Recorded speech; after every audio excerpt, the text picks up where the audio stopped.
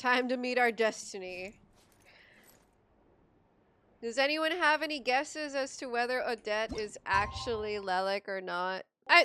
They're trying to convince us that it could be her. I kind of feel like it's a trick, though. I don't know. You're back! Paimon! Oh, shit! Oh, Paimon's just doing the crossword while we're gone. That's so cute. I kind of think that they're trying to fool us, but it's not actually her. I feel like it's gonna be someone... Maybe someone less expected? Maybe someone that's gonna surprise us more? Oh my god, why are we zooming out? Monka W. Oh wow. Ooh, it sure is cold today. I wonder how much heavier the snow's gonna get. Here to see Odette? I just need to see your tickets for the preview. Perfect. Thank you. I'll hold on to your tickets. Come on in. It's freezing outside. Thanks, man. Stay warm.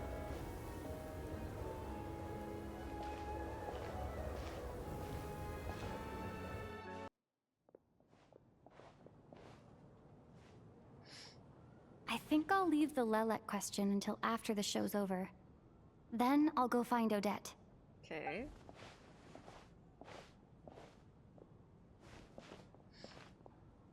Oh. Child said he was originally Mitya and going to come Valeria with Tonya. here.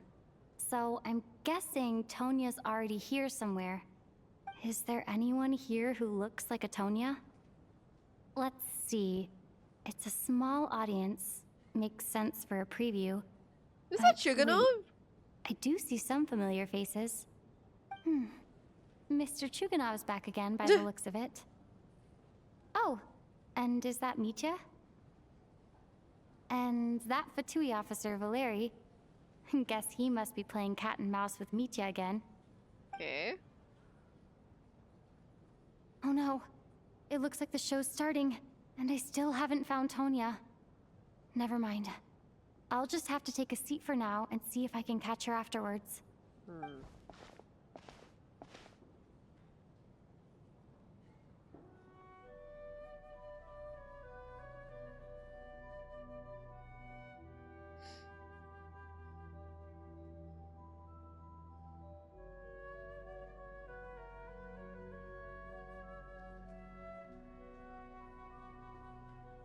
The scarf.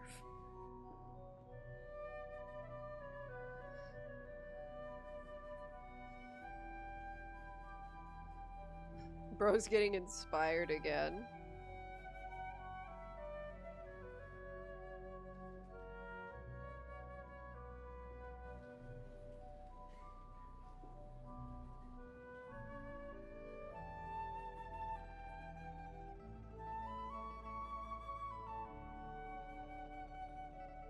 Is it Mitya who does it? Is Mitya Lelik?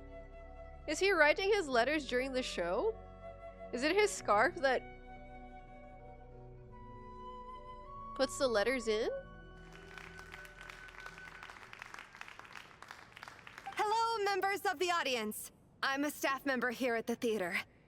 Today's performance was a very special one for us, as it marks the first attempt in a long time to revive the classic snezhnaya ballet, Spirit Seeker. To commemorate this occasion, we would love to take a group photo of the cast, crew, and audience members present today. Could I kindly ask the audience to please come up onto the stage? Where's Tonya?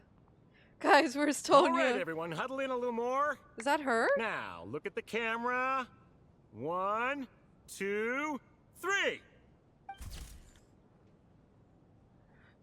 Is that Tonya in front of Traveler? Since the coming versions will be pretty busy banner-wise because of all the new characters, money management might be a bit of a challenge. Which brings me to this video's sponsor, Rocket Money, a personal finance planning app that can do anything from being your budgeting buddy, to your all-in-one subscription management dashboard, to your goal-setting coach. I personally have a hard time tracking my expenses in different categories such as rent, groceries, food, subscriptions, games. Gotcha! But Rocket Money can help me track all of that, and even better, can give give me insights on my spending habits. And if I want to set my goals for better budget allocation, Rocket Money will help me stay on track. Also, I think their in-app subscription management dashboard is an insane perk. All your subscriptions on one page where you can unsub from them instead of tracking down those email confirmations or those in-app pages for unsubscribing. Yeah, this is great for making sure you're not spending more than you intend to on those subscriptions. So if something's threatening your wallet, maybe new merch, maybe a 2D character, or you know, the general state of the economy and financial insecurity, then maybe Rocket Money will make your life a little bit easier. Use my code or link for a free premium trial of the app to see the cool features that Rocket Money has to offer. Thank you, Rocket Money, for sponsoring. Now let's get back to the video. Are you quite satisfied, Mr. Energy Scientist? I rather hope you don't have any other escape plans to add to my workload today. Bruh. What are you talking about, Sarge? This was simply my way of inviting you to watch Miss Odette's new show with me. And wasn't the performance spectacular? In the future, I heartily encourage you to take a leaf out of my book. Find some soul-nourishing pastimes to enrich your time outside of work. It was indeed a fine performance, but I must correct you on one point. This is not time outside of work. These are working hours. Working hours and non-working hours are just a social construct. Human technology can never advance if we're too rigid in our thinking, Sarge. May we leave now? Already? I mean, I was kinda hoping to soak up the atmosphere for a little longer, but... No? Okay, guess I'm pushing my luck. Didn't seem like too much to ask, but fair enough. Off we go then, Sarge. Back to the land of working hours. Lead the way. Oh my gosh, it is Tonya! She's so... She's all grown up. She's the only person in the audience around Tonya's age. I thought she'd just be a little girl. Excuse me? Are you Tonya? Oh. Oh. Your brother's busy today, so I took his ticket. Don't worry about him. He's fine. Oh, okay. Sorry for the trouble. Oh. What?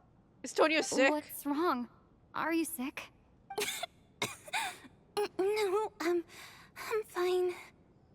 It's nothing. Maybe she caught a cold on the way here because of the weather?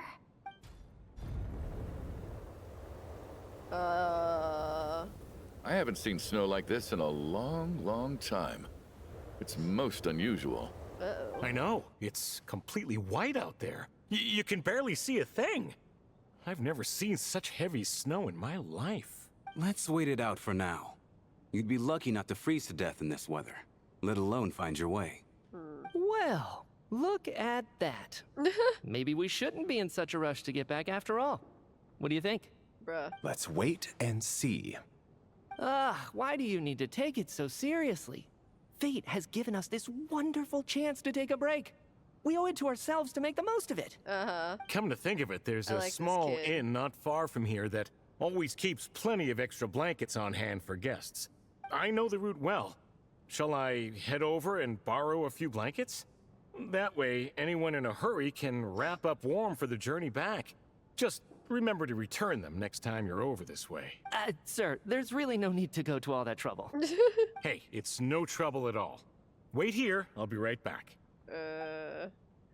Bro's gonna freeze out there. What a kind gentleman. Very good. My wife and daughter are waiting for me at home, so I shall be heading back as soon as I get my blanket. So... are you expecting us to go back to the Armory Palace wrapped in blankets too? Don't worry about that. I made arrangements in advance.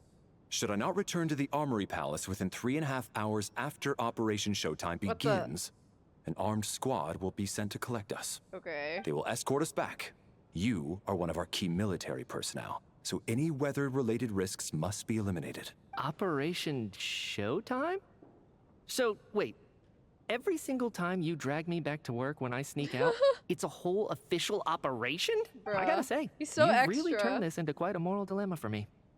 It's snowing pretty hard out there. I think you should stay here for now. You seem a little under the weather. Sure. My brother might come pick me up in a bit anyway. Aw. Time to get to work. I should head backstage and find Odette. I need to look her in the eye and ask her about Lelek. This is gonna be fun. Excuse me, are you looking for someone?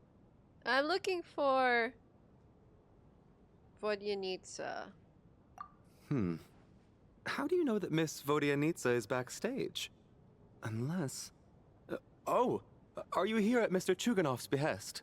Yes. Sorry, but that area is currently off limits to everyone except the cast and crew. Huh. Bad timing, I guess. Well, I might as well stick around. I doubt Odette will be leaving before the snow lets up in any case. Should I have said I'm looking for Odette? What happened to the gentleman who went to fetch the blankets? How has he still not returned? He died, bro. I was thinking the same thing. It's still snowing very hard. Do you think something might have happened to him? Whatever the reason for his delay, I must say I hate nothing more than people who make empty promises and fail to deliver. Oh my god, so Well, dramatic. I have to treat my employees like that on occasion, but that's different.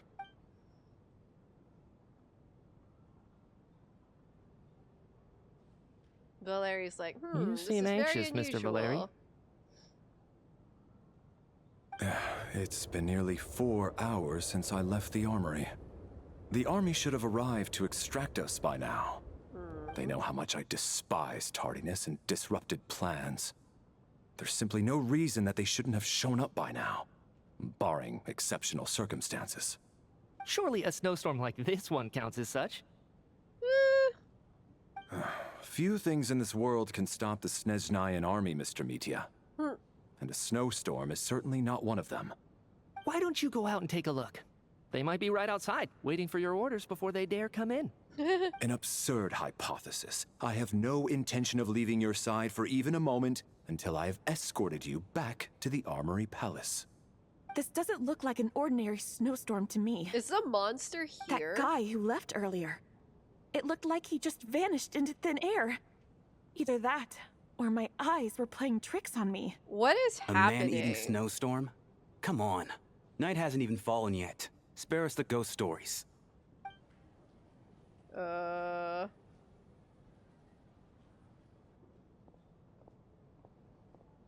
Traveler, didn't know you were coming today. How come you didn't say anything? Oh, right. I assumed you were looking for me and Vodyanitsa. Odette's still backstage. Whoa, that's quite a snowstorm out there. I've been working backstage this whole time, so I didn't even notice. No wonder the audience hasn't left yet. Huh. Is weather like this rare even in Snezhnaya? Yeah, snow like this. I'm sure I've seen it out in the wild before, but never in the city. Actually, I take that back. I don't think I've seen snow this bad even in the wild. Wow. This is something else. It's not normal.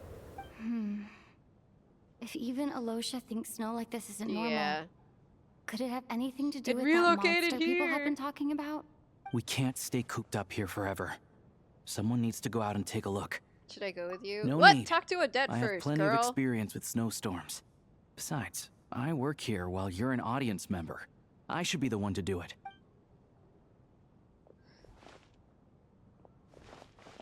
Everyone by the door. Careful not to let the snow soak into your shoes. In a snowstorm, you gotta look after your toes above all else. Heading out, my man? My Be man. careful. I've been told the snowstorm eats people alive. Thanks for the advice. I am planning to be careful. I just want to take a quick look at the situation out there.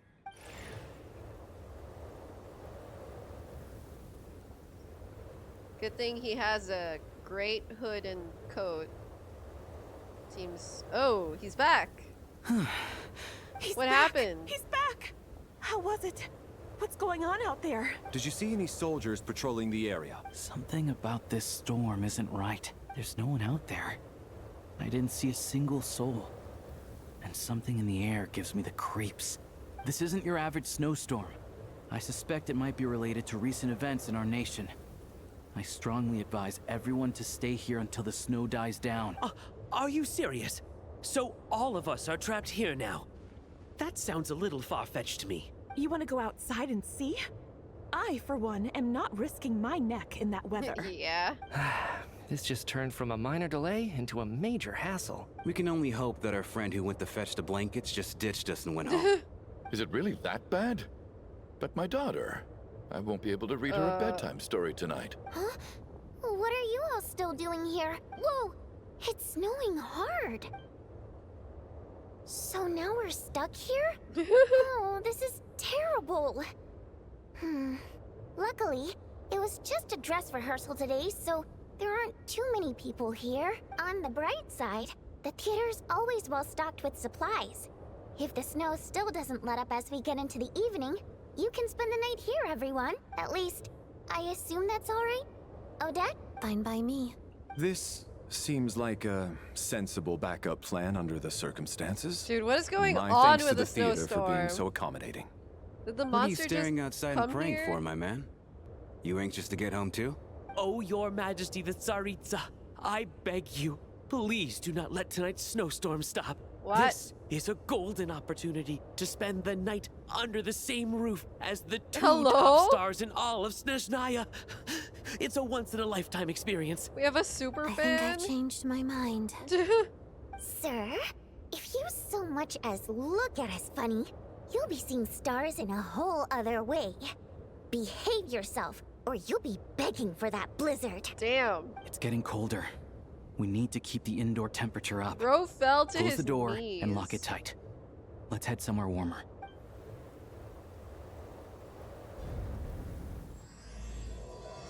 Wraith's Nocturne? Interesting. That's a cute photo. See what is going on. Okay, so we have to talk to... Oh, they all just moved backstage. Okay, that's kind of them.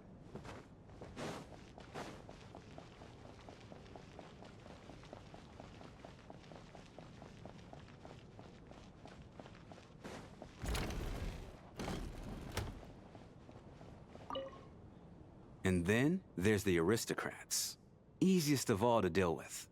You don't need to use any force whatsoever. All you have to do is show them the rope you plan to tie them up with. Do you know why? I don't. Do tell. Because nothing horrifies them more than the thought of a cheap, coarse rope leaving creases on their precious million more coat. They'll do whatever you ask to avoid that fate. Unexpected, but funny nonetheless. Tell me another one. Well, look at that. I got myself a new listener. Hey there. Let me introduce myself. The name's Shram, and I'm a mercenary. The kind that gets paid to do odd jobs for rich folks. And I am Chuganov, an entrepreneur. If my name is unfamiliar to you, you will no doubt have heard of my factory, the renowned Iskra manufacturing plant. Sure. Are you really that famous, Mr. Chuganov? How come I've never heard your name before? Excuse me? Is that a joke? Or are you being serious? Oh, I'll have to ask my rope later. He's probably tied up more entrepreneurs than I've ever heard of. This guy's funny. My husband has major trust issues. To him, I doubt even this snowstorm is a good enough excuse for me to stay out all night. Oh, my God. That's the price of marrying into wealth. You'll get used to it. I'm not about to stop you if you want to leave, but don't drag me along. Why is this a drama? Hello? Can I help you? No, honestly. I don't really want to get roped into that How are you either. feeling, Tonya? I'm fine. Sorry to worry you. I'm used to it by this point. I take medicine for it. My brother usually helps to get it ready for me. Child must take great care of his sister. He's never mentioned Tonya's illness, though. You know, I actually find this whole thing kind of exciting. Stuck in a strange place thanks to a snowstorm. Having to spend the night with a bunch of interesting characters. It's pretty cool, don't you think? Exactly. It's like one of those stories where an ordinary school trip turns into a magical adventure. I've always wanted something like that to happen in real life. Oh. I'm fine, really. Just got a little overexcited. Look after yourself. Otherwise, your brother will come after me. Like, interchangeable? I am here to ensure Mr. Mitya's personal safety. Please let me know if I can be of any assistance. Miss Traveler, I cannot help but notice that Miss Odette is stealing glances at me. Any idea what that could be about? I've racked my brains, but I can't think of anything I might have done to offend her. Perhaps she noticed me spacing out during her performance? Keep racking those brains. What? You mean I really did do something to upset her? Well, thanks for letting me know. So, Mr. Mitya, is your work related to Project Suja? Yes, that's right. Brave. The higher-ups in the Fatui transferred me from the Energy Commission to the Armory Palace because they wanted me to... Really? I can't even talk about that? Pretty sure it counts as part of my private life. All right, I won't say anything. Sorry, Traveler. As you can see, I'm afraid this pleasant chat will have to end here. Is that scarf really his, or did Valeri put it there? I have to say, even though today was a rehearsal and there were some hiccups along the way, Miss Odette's performance was one of the best I've ever seen, even compared to an actual show. I couldn't agree more, especially considering the weight of the subject matter. It takes a truly seasoned professional to do justice to a theme like love and regret. Do you think we were coming on too strong? Odette's ignoring us again. What about you? What did you think of today's performance? Consider me a new fan. Oh my, that's very flattering of you. Thank you. I'll make sure to save a ticket for you when the show's performance ready. This doesn't seem like the time or place to bring up the subject of Lelek. I need a chance to speak with her in private. So unfair. Talk about double standards.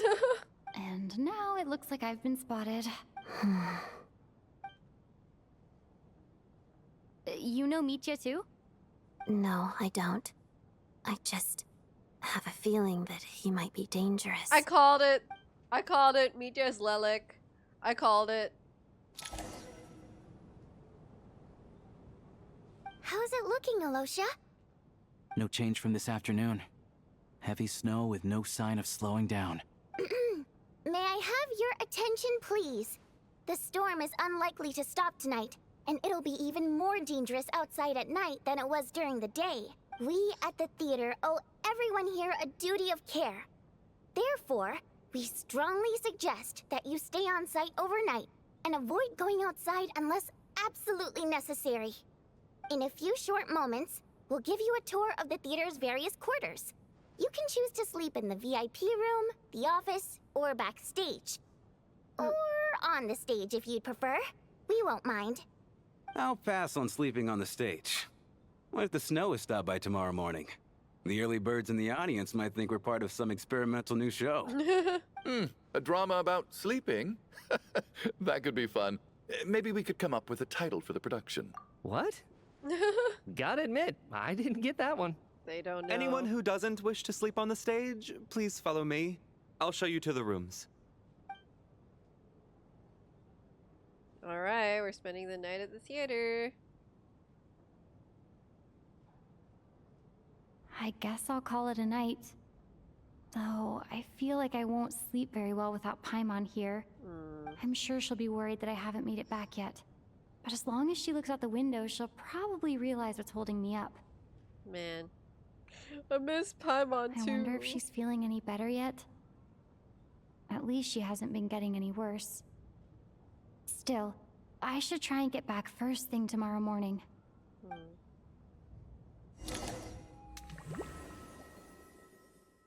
What?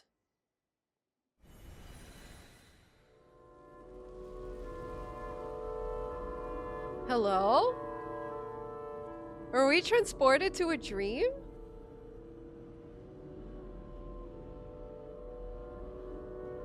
Ah, finally. Welcome back to the world of the living, lazy bones. I was about to wake you. The black mist is almost on us. What is happening? What is he doing? What black mist? Are you Lelek? Still waking up, huh? You know, the black mist. It's been chasing us from below ever since we were born. You're just dozy. There's no way you've forgotten. Come on, let's keep heading up. Onwards and upwards is the only way to survive. Don't listen to a word those black mist cultists say. What is he saying? Here we go again. The endless march toward survival. What's going on? That black mist down there is creeping me out. And it's rising. Guess I should head upwards and get away from it. The Black Mist cultists believe that being swallowed by the Black Mist leads to everlasting peace. But if you ask me, they're just lying to themselves. This is suddenly very creepy. We're the only heretics left. The only ones who refuse to give in. We have to keep going. But how do you actually know that they're wrong? Dangerous question there, Torgov. The moment your faith wavers, you start a chain reaction that ends in the collapse of your will. Put the question out of your mind. Stay strong and believe that the Black Mist means certain death. This is so out of nowhere. But it's not my mind that's the problem. I can't do this anymore. I've had enough of being forever on the run. What's the point of it all? Is this a dream? All this will pass eventually, I promise. Keep fighting. It will be worth it. Okay. You accuse the Black Mist cultists of being liars. But you're lying too. There is no end to this path. It keeps going up forever. There was never any hope to begin with. The cult of the Black Mist has poisoned your mind, Sobolova. Are you thinking of giving up as well? I am. I think I'll take my chances with the Black Mist over this perpetual torture. As much as I detest the Black Mist cultists, I'm just too weary. Then I bid you both farewell. Let me put my personal opinions aside for a moment and say, I hope that you both find peace within the Black Mist. What? Fate always appears so impossibly complicated. But at moments like this, its raw simplicity is laid bare. Oh my Their fate God. was sealed from the instant they entertained doubt. From then on, the outcome was both inevitable and irreversible. Let's go. Alright, I guess let's just keep following Mitya. Torgov and Sobolova are gone. I never thought the day would come when even they would be swallowed by the Black Mist. It's just you and me now. Has the Yes, Black Mist stopped it looks like moving? it's satisfied. For now. This happens from time What? to time.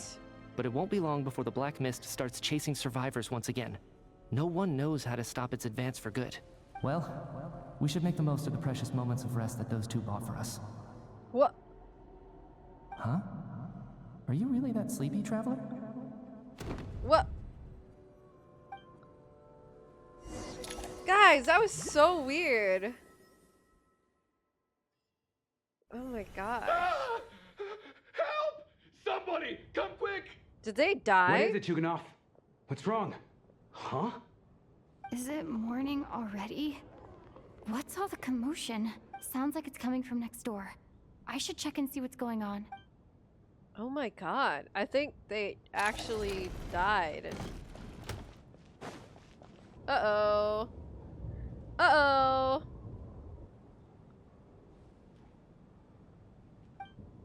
Don't look, Miss Tonya. Stay here. Okay. What happened to them? Oof. Ooh.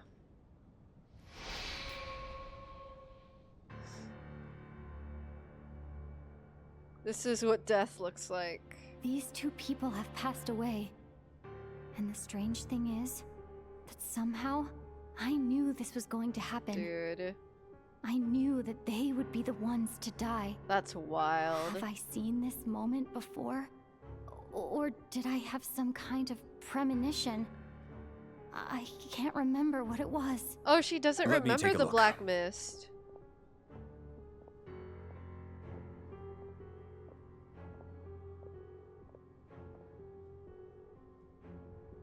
I mean, the Black Mist can't be the Abyss.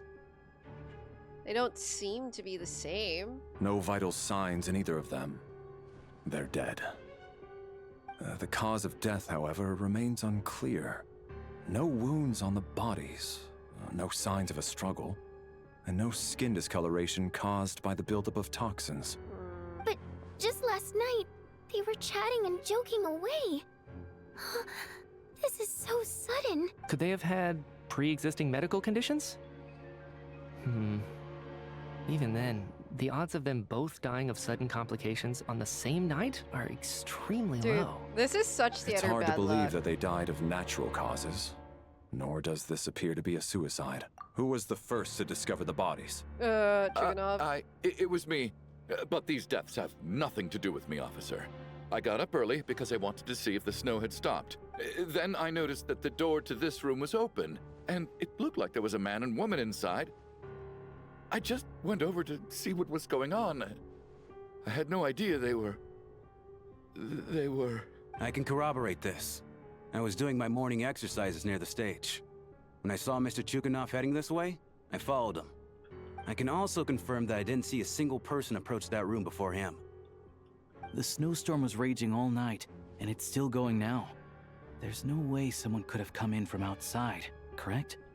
You mean an intruder? No, not possible. I slept by the door last night as a precaution. There's no way I wouldn't have noticed if anyone had tried to open it. Everyone, split into pairs and search the theater for anyone in hiding or any signs of suspicious activity. I'll follow up with a full search of my own shortly. Go. There is no time to waste.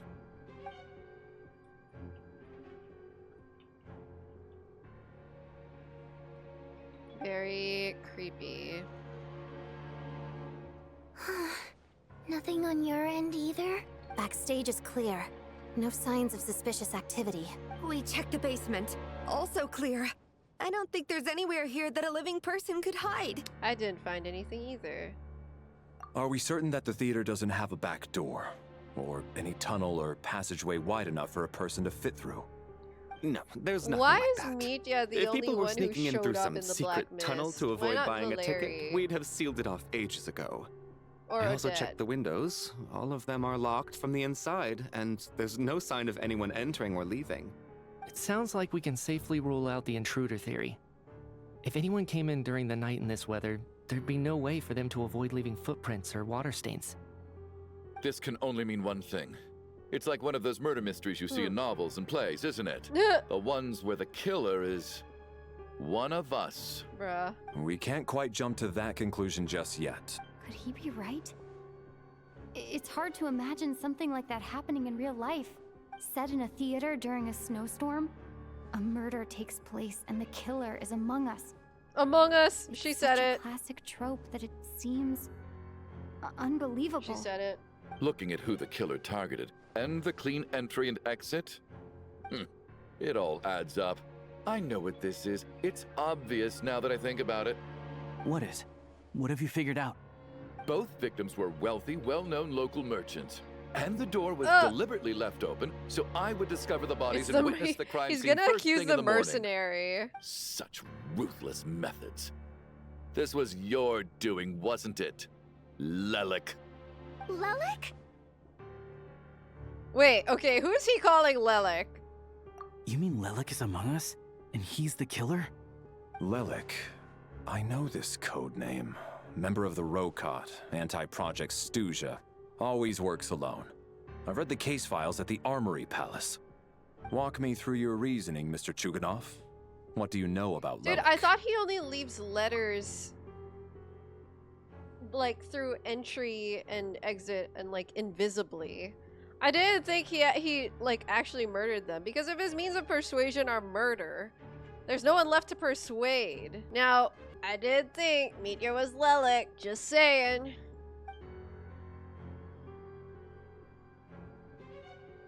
What now, huh? What now, Lelik? What more do you want from me? I already voted against Project Stuzha at the Snezhnaya. Oh. Okay, caught.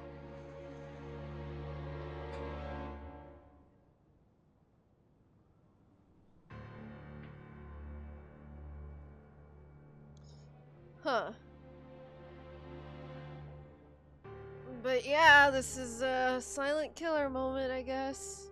You snuck into my house the other day while I was asleep. Left a threatening letter. And I did all that you asked.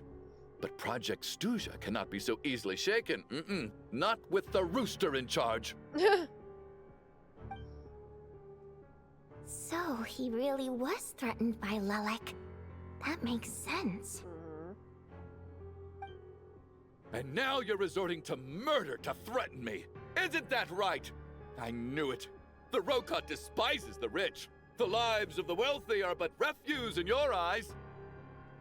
Show yourself! Which one of you is Lilac, Tell me! I'll do whatever you want! Just stop playing these mind games! Oh my god, bro's lost it.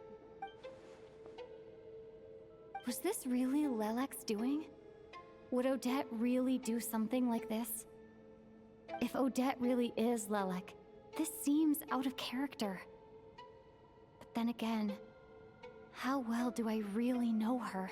It's Mitya! I'm probably the only one here with a compelling theory about Lelac's true identity.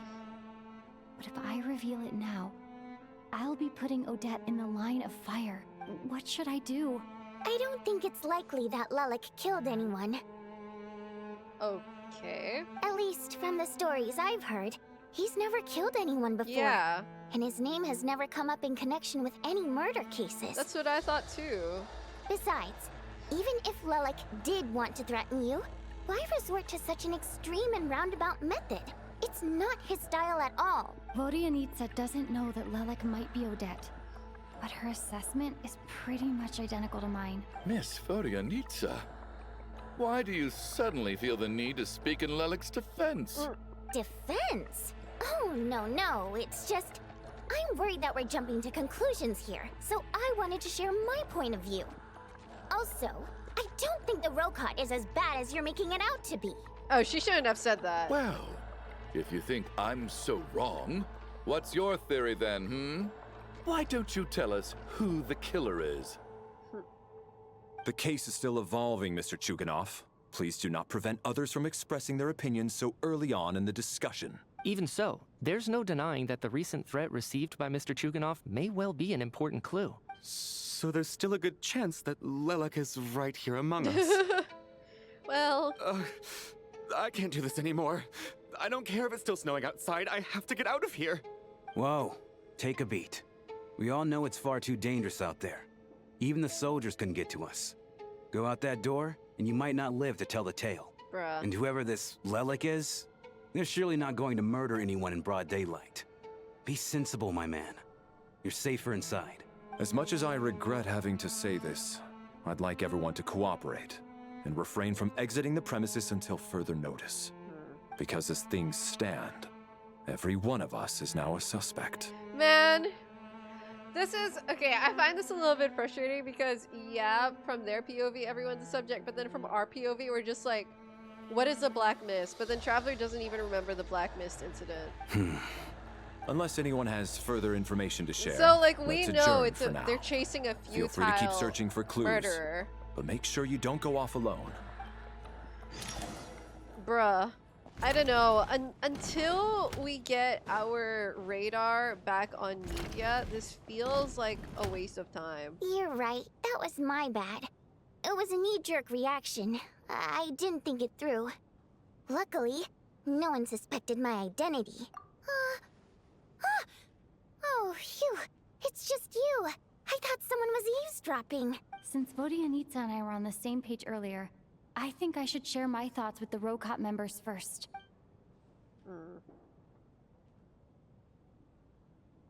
Okay. Whoa. Are you serious?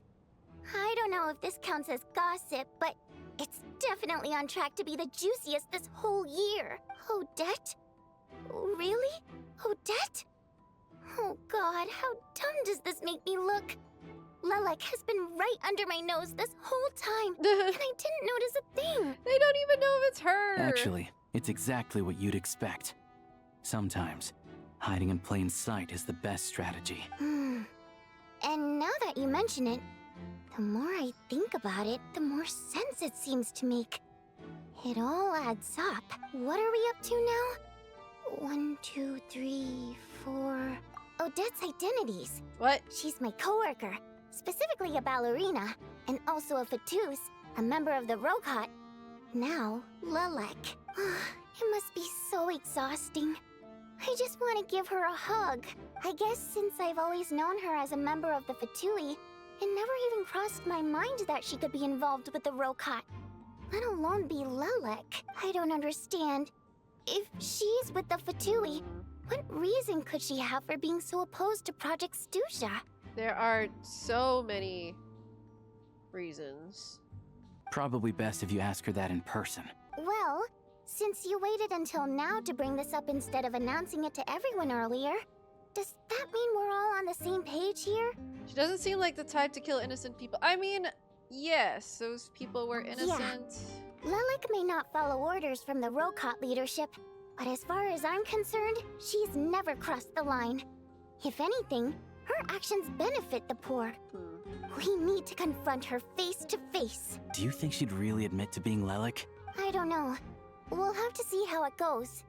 For now, we'll work on the assumption that she didn't kill anyone and see how much she's willing to tell us. Yeah. Okay, Odette. Now's her chance. This is so cute. Odette's alone. Let's go. Hey, Odette. What is it, you guys? Shh. Keep your voice down. We need to talk. So, you're Lelek, aren't you? That. Alright, fine. You don't have to say anything or explain yourself. Just hear me out first. None of us believes you kill innocent people. Whoever murdered those 2 people last night, it wasn't you. Traveler was the first to figure out your identity, but she kept quiet during the discussion just now. Still, it's clear where the group consensus is heading. Everyone believes Lelek is the culprit. If your identity is exposed, you'll be in a really bad spot. She's giving a what the fuck face. We're your colleagues, and we know what kind of person you are. I don't want anything bad to happen to you. So, can you clue us in? Tell us everything. The more we know, the more easily we'll be able to cover for you. Alright. Yes, I'm Lelek. What? And no, I'm not the murderer.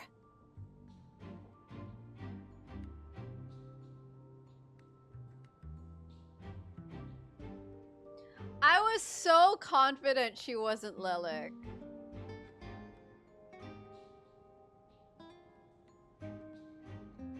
I was so confident she wasn't Lelek.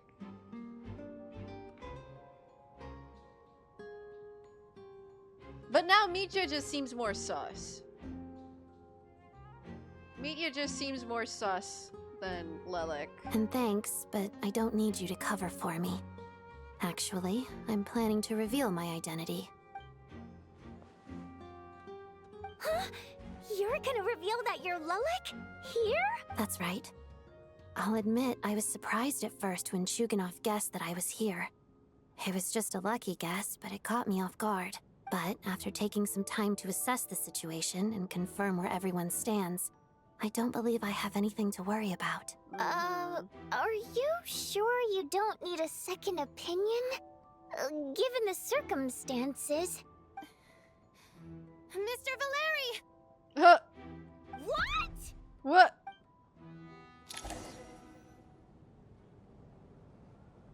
Wow. So... Odette is Lelek?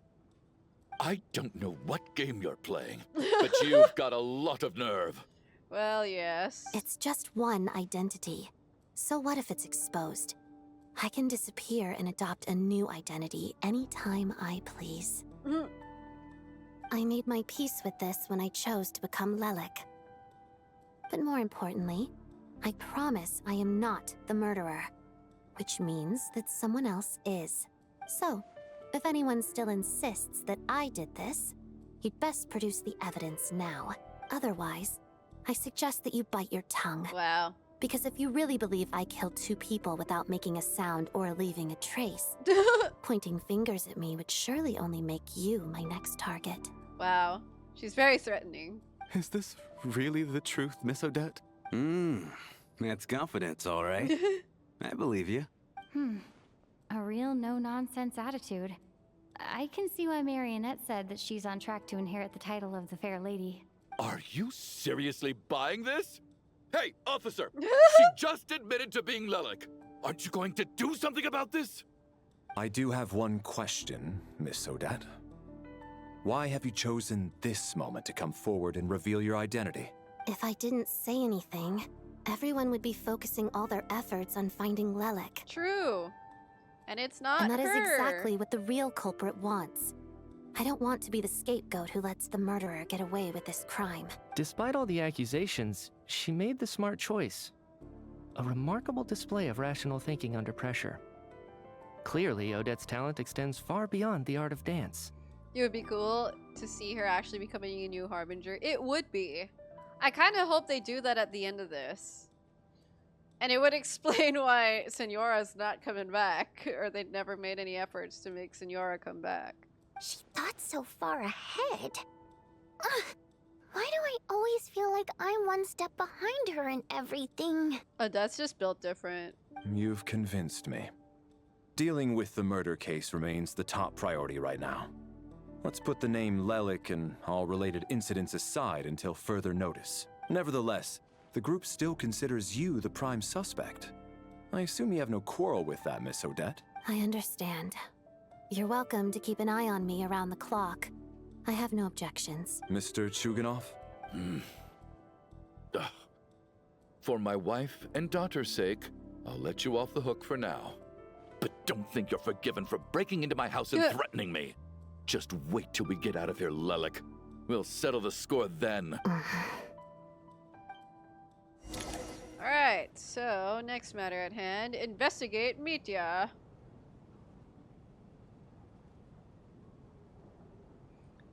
Valeri's giving Good night work, mode Japard. Lelik I 14, agree. And Lelik too. Here, have some hot water. Turns out Valeri knew about my exploits, so now I've been told I have to guard Lelik with him. Shouldn't you be facing my way if you're guarding me?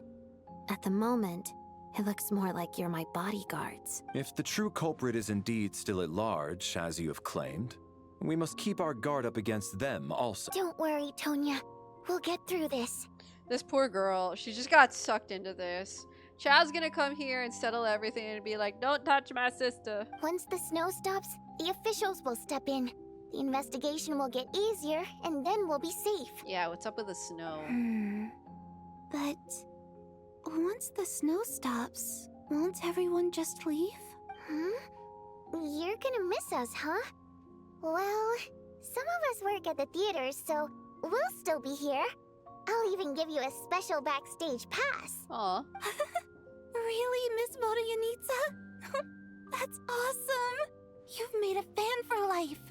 Aw, you're so cute, Tonya. Aw. All right, let's swear to it. I promise to give you the pass, and you promise to never change your mind about being my fan. Oh my god. Promise. Don't indulge her, Tonya. You don't have to swear an oath over things like that. You really do get carried away sometimes, don't you, Miss Vodyanitsa? Hey! Mind your own business!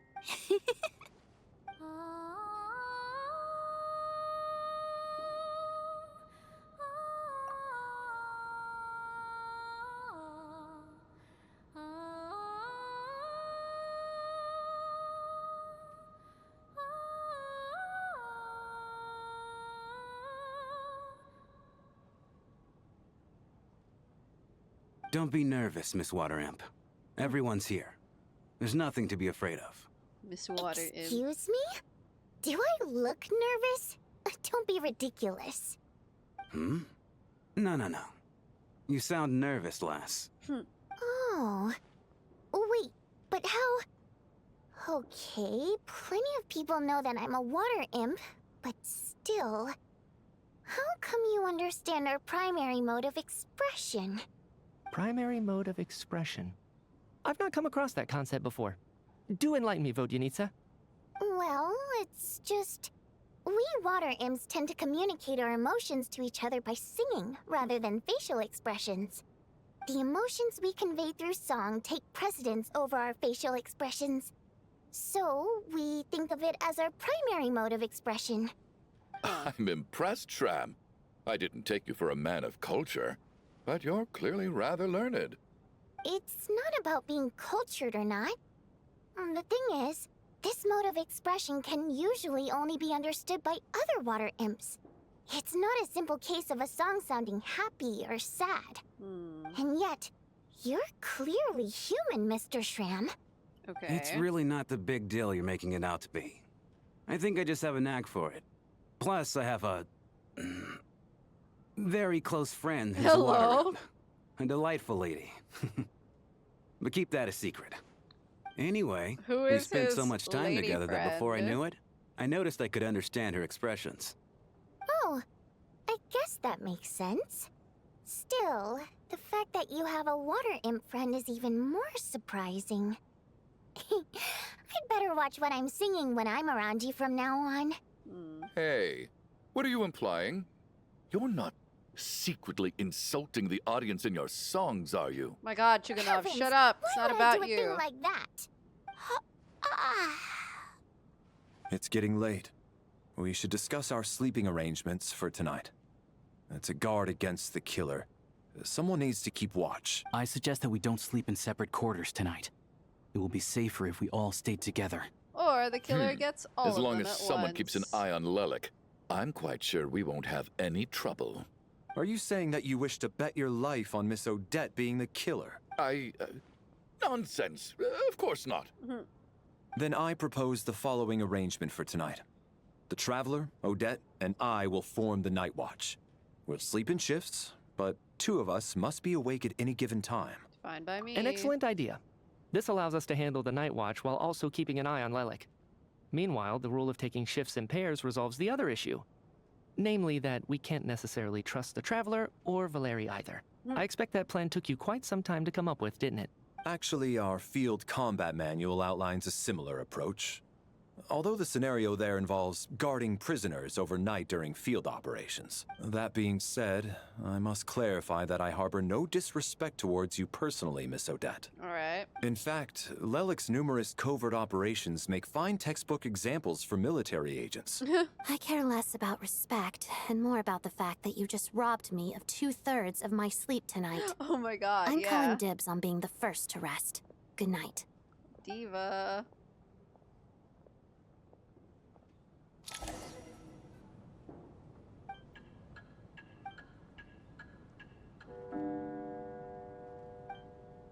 It's almost time. We should wake Odette. How are you faring? I'm not sleepy. Not going to argue with that. I'll take a quick nap. If you start to feel sleepy, wake me up anytime. Night mode, It's finally time for Odette and I to share the Night Watch. I should wake her up.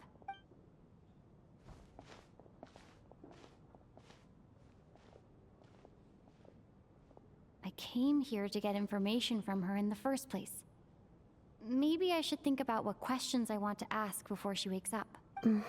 Does she know what How Project long are you Stooge gonna is keep for? staring at me? Couldn't sleep. My mind's been running haywire. Plus, there's something I've been meaning to talk to you about. I had a hunch that you wanted a conversation too. Let's take this chance to clear the air, shall we? Ooh.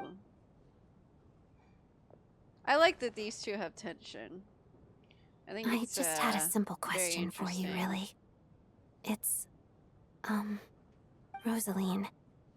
In her final moments, did she have any last words or anything? I see. Well, that was all. I have no other questions. No. She was utterly ruthless in pursuing her goals. That kind of person should be hard to miss. And yet, even though I never approved of her methods, and she was an abrasive person, the fact remains that I am indebted to her. Oh, she told you. I guess that makes sense. I think she and Rosaline were on pretty good terms. Yes. Rosaline wasn't the kind to gossip about this sort of thing.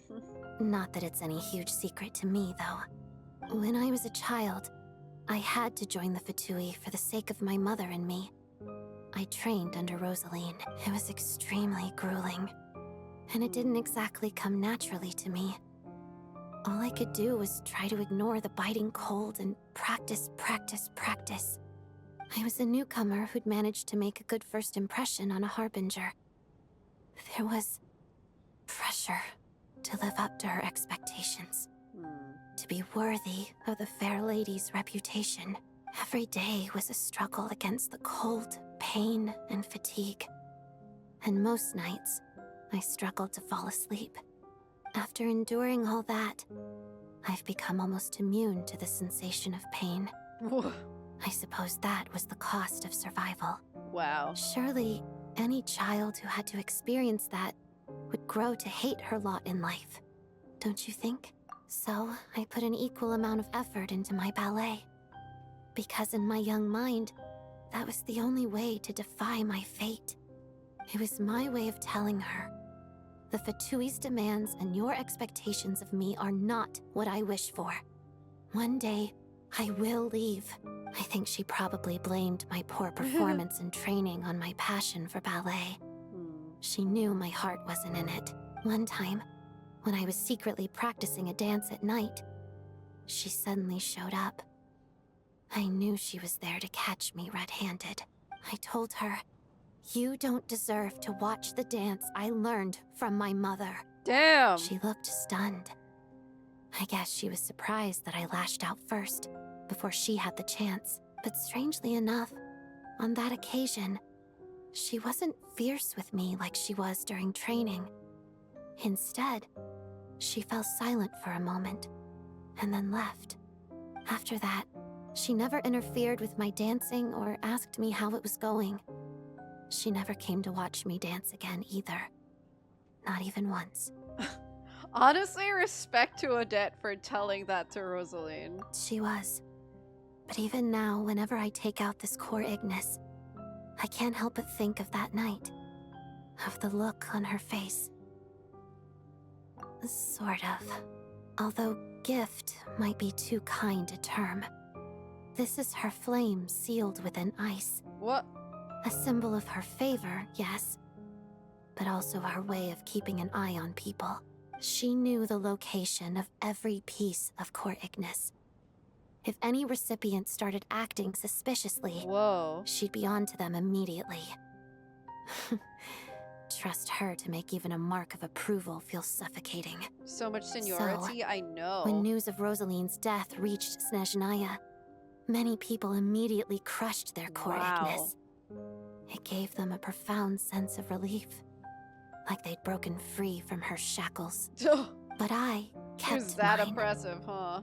With my sensitivity to pain being as dull as it is, the warmth from this core Ignis is one of the few things I can still feel clearly. I still wonder, did she really come to stop me that night? I wasn't sure, but I was scared, so I said some really awful things. I guess she didn't leave anything behind. Not that I expected her to. It's fine. It's just a bit of a shame that we couldn't settle our differences before the end. Oh, Sanjona told me you two had settled things. She did. Are you sure she was talking about this event? No, she didn't. I didn't even find out that she'd gone to Mondstadt until a while after she'd left. What? Wait. In that case... I think you should go and see the name. Okay. I will. Thanks for letting me know. Whoa. There's something I'm trying to figure out.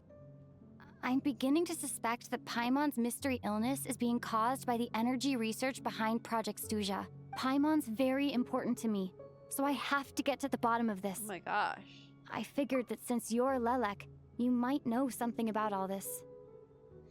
Good night, Dale Murph. Hope you have a good rest. The ultimate goal of this energy experiment is to create a weapon for the final battle. Oh my The god, weapon's they're gonna make a construction was huge completed sword. in Notcry. Now, all that remains is to arm it with a sufficiently powerful energy. Wait. Sorry, it's probably not gonna be a huge sword. They're gonna make some... Imagine they make a Death Star to blast through the Heavenly Principles. They take the Death Star from the moon. No, I'm kidding. I don't know, but okay, a weapon makes sense. All right. You think what snezhnaya was getting at was more that some disagreements seem a lot smaller next to the shadow of death? I think it was more of like when she said that some conflicts get resolved by death. I think it's just more like you can't argue with a dead person. But yeah, I like Odette. She has very complex emotions towards Rosaline. That's what they were doing at the Experimental Design Bureau. Yeah, so I mean that means Marionette should know, shouldn't she? If she was helping develop it, but yes. The weapons development and all the related experiments are overseen by Lord Piero, the Jester. Oh. And the lab is located deep within the Armory Palace. I'm not sure why this experiment would be making Paimon feel unwell, though. The best way to get to the bottom of it would be to go there in person. Once we get out of here, I'll help you apply for an entry permit. And I'm hardly the organization's proudest member, as you know. You answered my question about Rosaline. I want to do you a favor in return. It's that simple. Wolfage. Huh? What's wrong? Are you not feeling well? You two seem to be hitting it off. I thought you were sleeping. Of course I was. In the military, one learns to fall asleep quickly, even in the most inhospitable environments. It's vital to staying alert and energized. Yes. Why?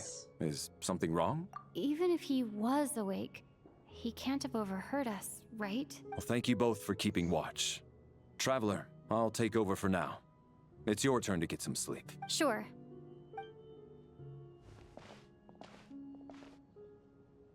This is our second night here, but at least I found out a little more about Paimon's condition. I know. What is up with I the hope she's been storm? No sleeping one's well the answered past that couple of question days. yet. Huh. Why do I feel like I'm being watched? Bruh. Seriously? Is this payback for when I stared at her earlier? But I thought she was asleep. Hello? May I help you? Never mind. I'd better try and get some sleep myself. Okay, we're going back. Say hi to Mitya.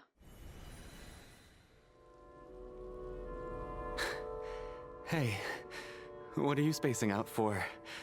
Are you reaching your limit too? No, not them! No! How long have we been walking for? Do you remember? Time's lost all meaning. Ever since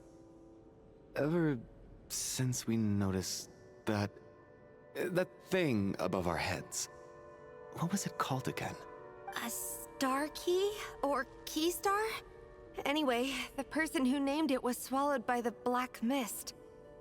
Whatever it's called, ever since we noticed it, we've been walking up and up, hoping that as long as we reach it, we can find a way out of this place. But it seems like no matter how far we walk, we never get any closer. Well, we've come this far. You never know. Maybe we're almost there? Come on, enough moping. Let's go. The black mist is catching up.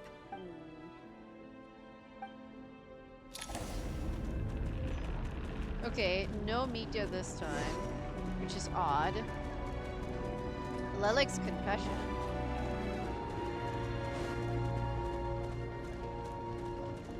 All right. Monsters! Watch out! Not again! I've lost count of how many times we run into them. Be careful. Hey, tough guy.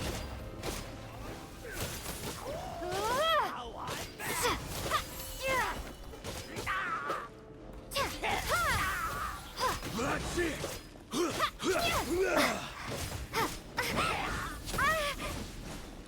Hey, tough guy. Why do they sound like that?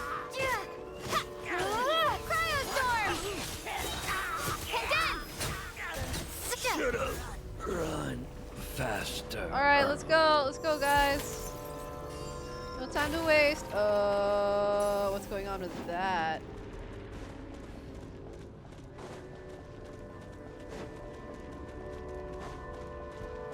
That's kind of weird. No, Here they come again! Get ready! Go.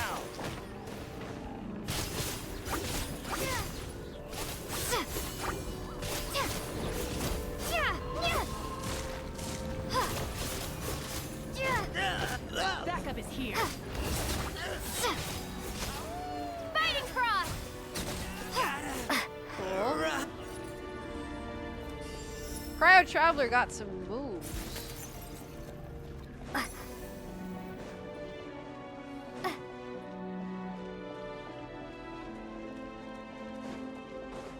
Okay, Monsters ahead of us. You. The black mist behind us. It feels like there's more. Ow.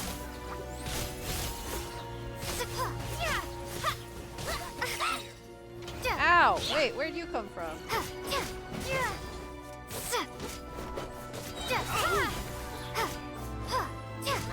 Are you a rabbit? What the heck?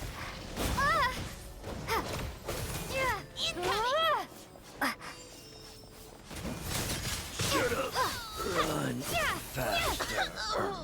Oh, goodbye.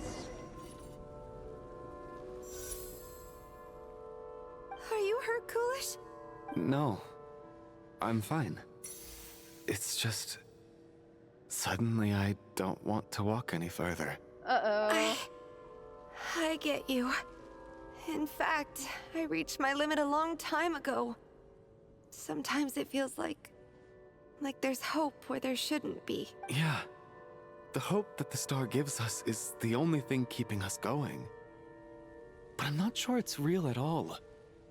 It may just be a collective illusion. Uh-oh. Otherwise, why would it always be out of reach? Are you really going to give up like this?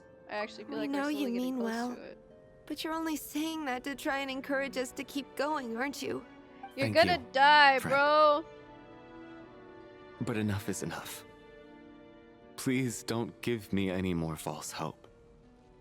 Hope is poison in this place. You're going to continue, aren't you? I admire that. I've given up, but I wish you the best. May there come a day that you catch up to the star and leave this godforsaken place.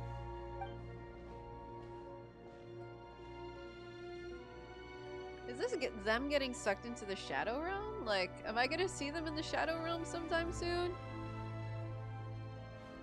Oh. Wait, is that It's it? not an illusion.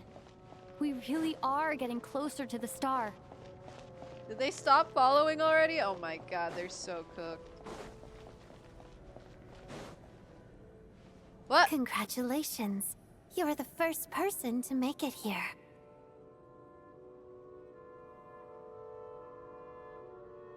Chat, I'm scared. What is this? I'm the star's envoy. The black mist has stopped rising. Its hunger is satisfied for now, having devoured your two companions. Don't like this is a good opportunity. I'll let you get some rest before we continue. What do you mean, leave? The star represents the starting point. It's the waypoint for the beginning. What do you mean? Congratulations on reaching the starting point. Once you are ready, we will head out and walk upwards. I will be right by your side the whole way. What? Get us out of here! Huh? What's wrong? Hey, don't give up before the journey's even begun.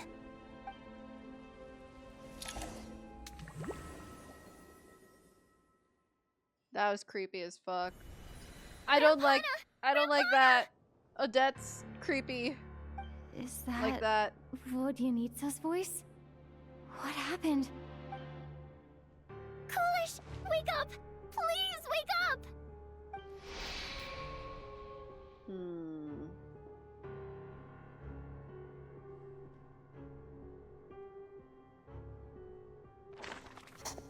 Oh, what the hell? Man. The situation is identical to that of the 2 casualties yesterday. We cannot ascertain the cause of death. At least there are some elements that we can rule out this time. They slept on the stage with everyone else. So I suppose the surrounding environment can't be a relevant variable. Rampana. Coolish. Weren't some of us keeping watch last night? 3 of us, in fact. How could you not notice something was wrong? I'm as confused as you are. Certainly nothing unusual happened on my watch. Likewise, and from what I've observed so far, both Miss Odette and the Traveler can be trusted. To be honest, I didn't get a wink of sleep last night. I couldn't help but think I was the target, so I just laid there with my eyes closed. I heard the Traveler and Lelik chatting, but otherwise I don't recall hearing any commotion during the night. Me too. I didn't want to wake everyone up, so I was concentrating hard, trying not to cough. I hardly slept at all. If anything had happened, I'm sure I would have noticed. Then, what could possibly be causing this? Once was bad enough. I can't believe it happened again. I worked closely with Rampana and Coolish for so long. No. I never imagined that one day they'd... And on this stage of all places... Yeah, I feel bad for these 2.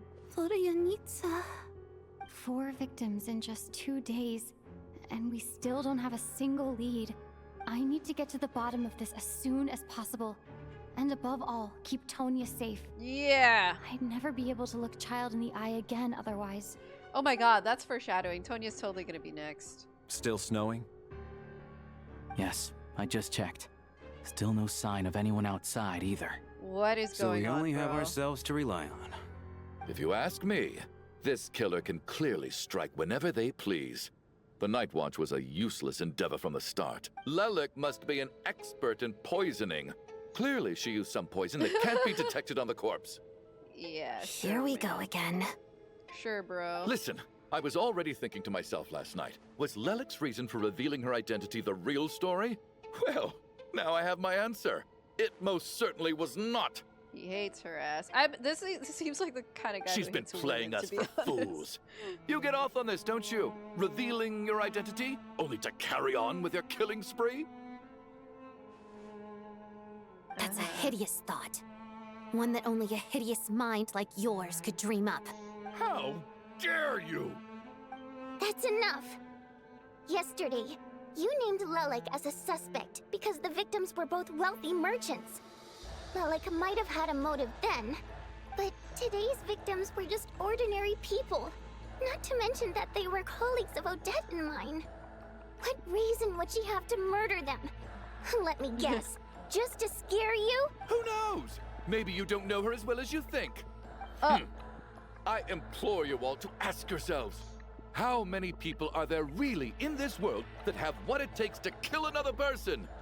Not many, I'd wager. This guy's tirade. He's a Lelik piece is of well work. known to be a ruthless operator, and now she has revealed her identity. How could it be any more obvious?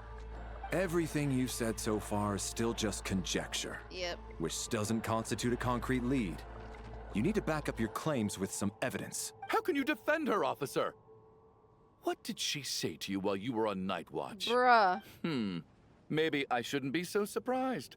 You military types are always colluding with criminals to target the rich. Excuse me? All so you can get your grubby paws on our hard-earned fortunes. Then tell us to fall in line. The Fatui, the Druzhna, and the Rokot. Thugs, the lot of you. Knock him out. Don't you dare. Valerie, take his balls. Sir, but... You were the one who told us not to stop other people from expressing their opinions yesterday. 4 people have already died. Only yesterday I was chatting with Mr. Coolish. Then we woke up in the morning and he's... Turning against one another is the last thing we should be doing right now. Tonya, he started it. Little girl. Even if Mr. Chuganov is a puffed-up, pig-headed windbag who doesn't have a clue what he's talking about, Yeah. He's still one of the victims here, isn't he? Rip him a new one. Quite. I had no intention of resorting to violence. But you're right, Miss Tonya. I ought not prevent him from speaking his mind. In any case, I believe Mr. Chuganov has calmed down a little now. We may resume our discussion. I don't think there's any need for that. What is there to discuss? Nothing about this situation is normal. Did you have an idea, Mitya? You're the brainiac here, right? Come on, clue us in. I've been mulling something over. All the leads we have so far concern things from outside the theater. Miss Odette's alter ego, the threats Mr. Chuganov received. But then there's the 2 double murder crime scenes themselves, which have given us absolutely nothing to go on whatsoever. That's highly unusual. Even with the most careful killers, there's always some evidence left behind. Okay. So what are you suggesting? I think this could be a supernatural event. It isn't characteristic of human-on-human homicide at all. Oh, so someone believes in Correct me if I'm supernatural wrong, but events. aren't you supposed to be a scientist? That doesn't sound like a conclusion someone like you is supposed to make.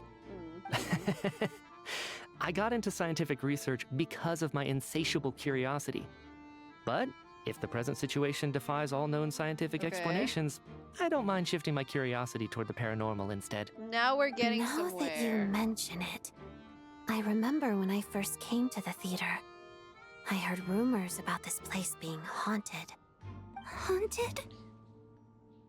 Maybe no one's supposed to sleep here. Yeah, I think I heard the same thing. But I mean, they're only rumors, right? We've worked here for years. Surely we would have noticed any spooky goings-on by now. Well, this has taken an unexpected turn. A haunted theater? If Paimon were here, she'd probably be hiding behind me in fear right now. Why don't we take this opportunity to look for clues again with a more open mind? Maybe a different perspective will help us see something different. Very well. Whether it's criminals or ghosts we're looking for, the same rules apply. Everyone needs to tread carefully. I'll move the bodies into the same room for now. Okay. I guess we're getting somewhere now. Hello, Odette? Valeri, come take a look at this. You too, Traveler. Some sort of notebook. What is it for? It's the on-duty logbook for the theater. Kulish was the main person to use it. He mostly used it to record any unusual incidents during a show, audience numbers, exit times, and so on. Okay. Yes, he'd always have this logbook with him when he checked tickets at the entrance. This should confirm a lot of key details about the recent show. So, you find anything unusual? Yes. The number of people. I've checked and double-checked, but the numbers just don't match what's recorded in the logbook. What? Apparently, we have an extra person among us. Are we certain that logbook is accurate? Could someone have sneaked in without buying a ticket or something? Oh my god, wait. that was not in any of my theories. We have an extra person among us, guys. We have an imposter among us. Hi, Desiree. Exploring this region is pretty fun. It looks so cool. I'm excited to explore it after the Archon Quest. That being said, I'm like probably halfway through Act 2. It is long. Unlikely. Kulish took his duties very seriously. I've rarely seen any errors in his work. Not to mention that this was a dress rehearsal, meaning smaller audience numbers and tighter ticket restrictions than usual. Everything would have been well within his control. We no longer have our tickets with us, do we? They got collected on entry. I assume there's no way we can check them again. Unfortunately not. The theater recycles tickets. Once people are in the door, they don't tend to leave until the show ends. So we collect the tickets at the point of entry. Too bad Kulish is dead. Still, I'm inclined to believe that this discrepancy in the head count is significant somehow. I mean, there was a Did an dude extra who person went just out. materialize out of thin air? There was a dude who went out and disappeared into the snow. Ah, Traveler. Since you're here, come take a look at this. Alosha found it. We're both curious to hear your perspective. It appears to be well, an investigation report. And the focus of the investigation was the rumors of haunting we heard about earlier. Unless they're saying that a ghost has the ticket.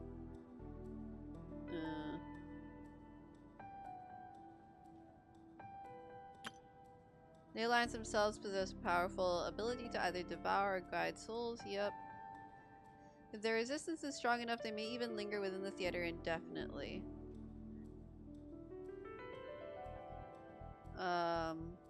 In theory, however, these souls within the theater are incapable of influencing the physical world. The existence of an angel civilization and its preliminary attempts at a ley line renovation. What? An investigation report, huh? Looks quite old. Huh. This person's name looks to be of Sumeru origin to me. Was the investigator from Sumeru? The theater manager must have hired an investigator once specifically to look into this issue. But it doesn't look like anyone ever looked at the report. Sorry, no links allowed in chat. But your timeout will wear out in a little while, don't worry. Presumably, the manager wanted to know if the supposed haunting was dangerous, while also being fearful of word getting out in case it affected the theater's business.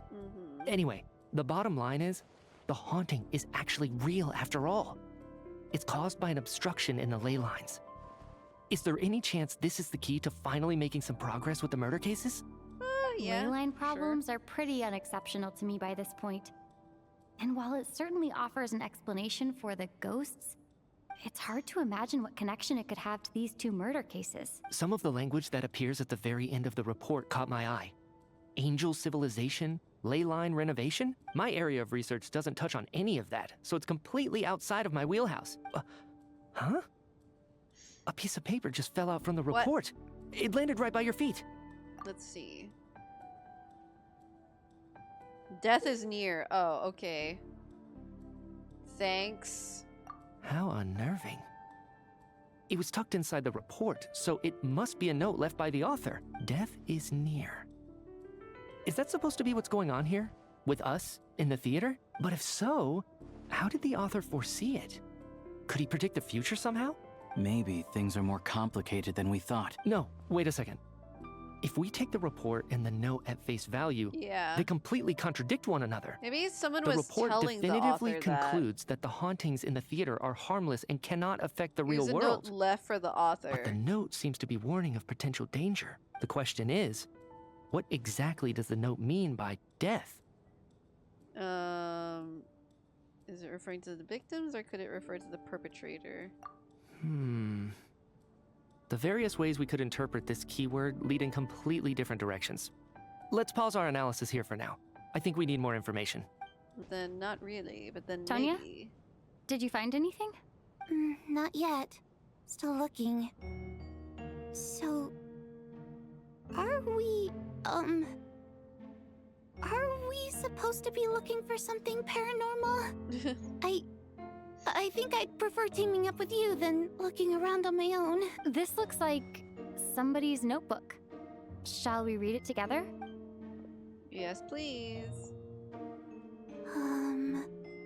Well, it doesn't look scary or anything.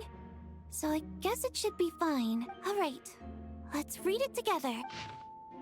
You once told me I wouldn't understand someday, but even now I still don't. Or that I would understand, but even now I still don't. She never considered the feelings of us water imp nobles. Huh.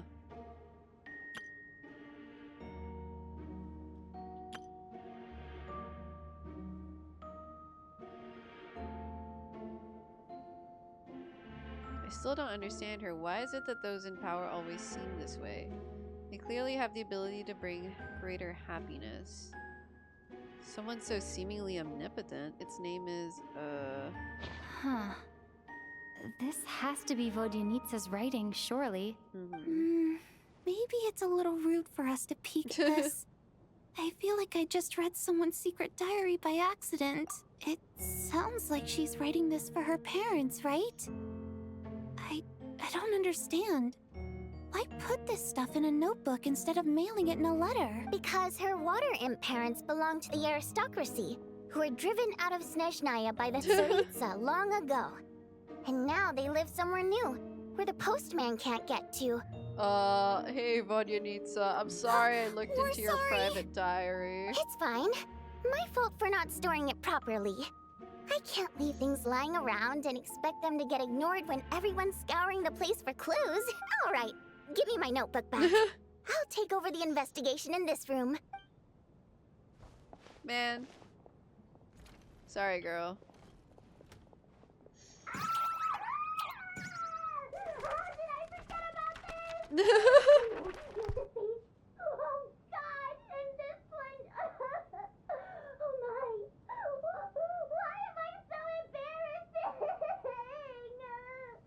Dude, the Vodyanitsa crash out is crazy. She's so funny, though. If we take all this together, it's not impossible, is it? If anything, it's the natural conclusion. Oh, I beg to differ. This sounds to me like a product of a researcher's vivid imagination. And perhaps it's because I'm still viewing this through the lens of a typical murder investigation. But still, I'm struggling to be persuaded by your theory. Does it really sound that far-fetched? Alright, well, let's treat that as speculation for now. I do agree with what you've said, so let's go with your idea for now. Good. Okay, now that we finally have some meaningful leads, I think it's time to reconvene. Let's get the others. Alright. What conclusions have you arrived at? So, that's about everything we've discovered so far. I'll share my theory first. Based on what we've learned from the logbook, I believe the extra person among us is most likely the killer. If the killer had simply bought a ticket, it would have greatly increased the risk of their identity being exposed. I expect he or she either hid in the theater ahead of time, or found a way to slip past the ticket inspection. They then blended in with the group and waited for an opportunity to strike. Wouldn't they remember seeing another person around? Investigation report. Any thoughts on how that fits in?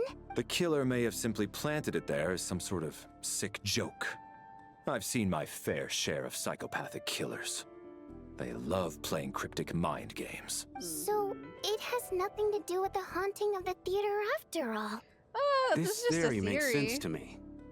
If we have an audience member unaccounted for, chances are they didn't come here to watch the show. Could it really be that simple? So, in other words, all we have to do is find out who got in here without a ticket, and all our problems will be solved? Shut up, man! Then let me make one thing clear. All the theater staff should be well aware that I came here for the rehearsal legitimately, yes? There's no way I'm the one who didn't have a Every ticket. crowd has to have It's one true. annoying person. I hear you used every trick in the book to get a hold of that ticket, too. Everything short of throwing a temper tantrum and rolling around on the floor at the entrance. I most certainly did not degrade myself in such a way. Probably a stupid question, but I might as well ask. Did anyone here get in without having their ticket checked? Guess it was naive of me to expect them to just admit to it. Especially after the unprompted Lelik reveal. Once was already a miracle. Twice would be unfathomable. So, what? Without a ticket?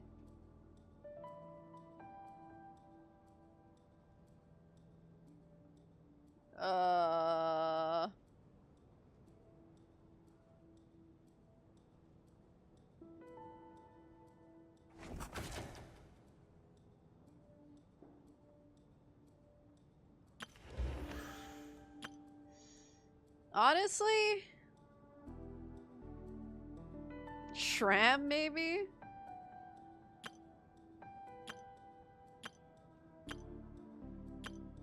I had a ticket.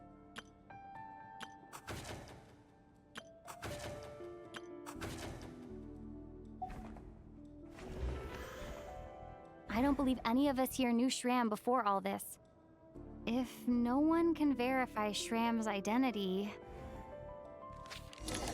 Mr. Shram, did you really go through the ticket inspection to get in here? Huh? Me? Why am I being singled out, my friend? Do I seem that suspicious? Sorry, man. It's not that you stand out as suspicious. More that everyone else has been ruled out as trustworthy. Okay. Well, we spent the best part of 2 days together now. So I'm sure you can all tell what kind of person I am. I'm a true gentleman. The only one I never without dream of doing sleeves. something like sneaking to the theater without a ticket. Yeah, I have no doubt that you're a good person. But the problem is, none of us here actually know you, so no one can say for sure that you are who you claim to be. Although, actually, what was it you said last night? Yeah, you're friends with that water imp. Which is why you understand our primary mode of expression. Last time I checked, there were barely any of us remaining in Snezhnaya, since most of the water imps left. Could you tell me a little bit more about your friend? There's a good chance I actually know her. And tell us I more. suppose it's also kind of a way for everyone else to get to know you a little better. Is she your girlfriend?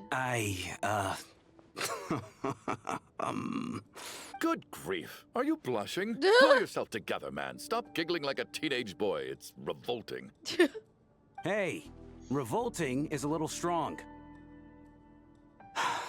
All right, fine. I'll admit it.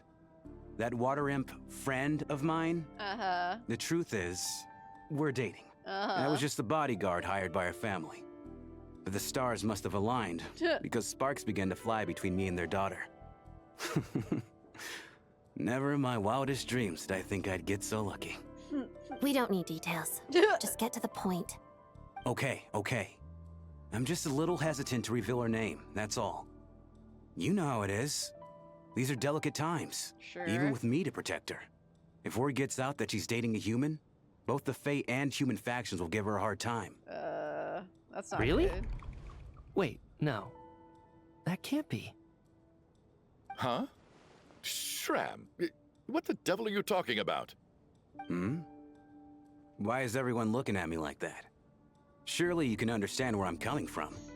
Delicate times? Factions? Oh my god. Is Shram a ghost from the past?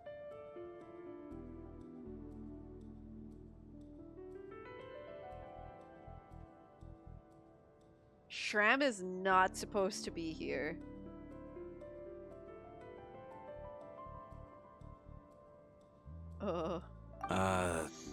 Yes? You know, the Civil War? Last time I Oh my checked, God. the Fae and the humans were still at each other's throats. If I'm not mistaken, the last significant civil war in Snezhnayan history was over 400 years ago, when Her Majesty the Tsaritsa had just taken the throne and was consolidating her reign. What do you mean, 400 years ago? What's going on here? Is Shram from the past? All right, Mr. Mitya, you win this round. As far-fetched as it is, it appears that your theory may be correct. I'm just as amazed as you are. I didn't even believe it myself, to be honest. Is someone going to explain what's going on here? From the look on your face, you figured it out too, haven't you, Traveler? He's from the ley lines.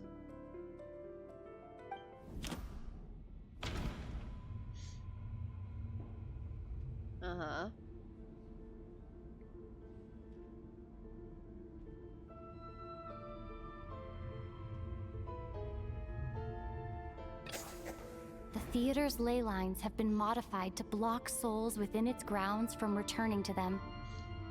Some souls can even wander this place forever. Mr. Shram's statement proves he's from hundreds of years ago.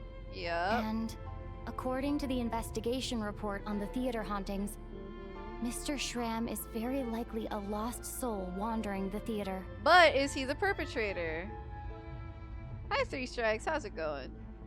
Yeah, ley lines again. I mean, it always comes back to the ley lines. But does that mean he's the one who killed them? The true nature of the extra person is the soul wandering the theater. For some unknown reason, the soul that has been wandering the theater due to the leyline issues has joined our group and blended in. Is the water fade here too? I'm not sure. That must be the immediate reason why the ticket count doesn't match the number of people present. Probably not. Death is near.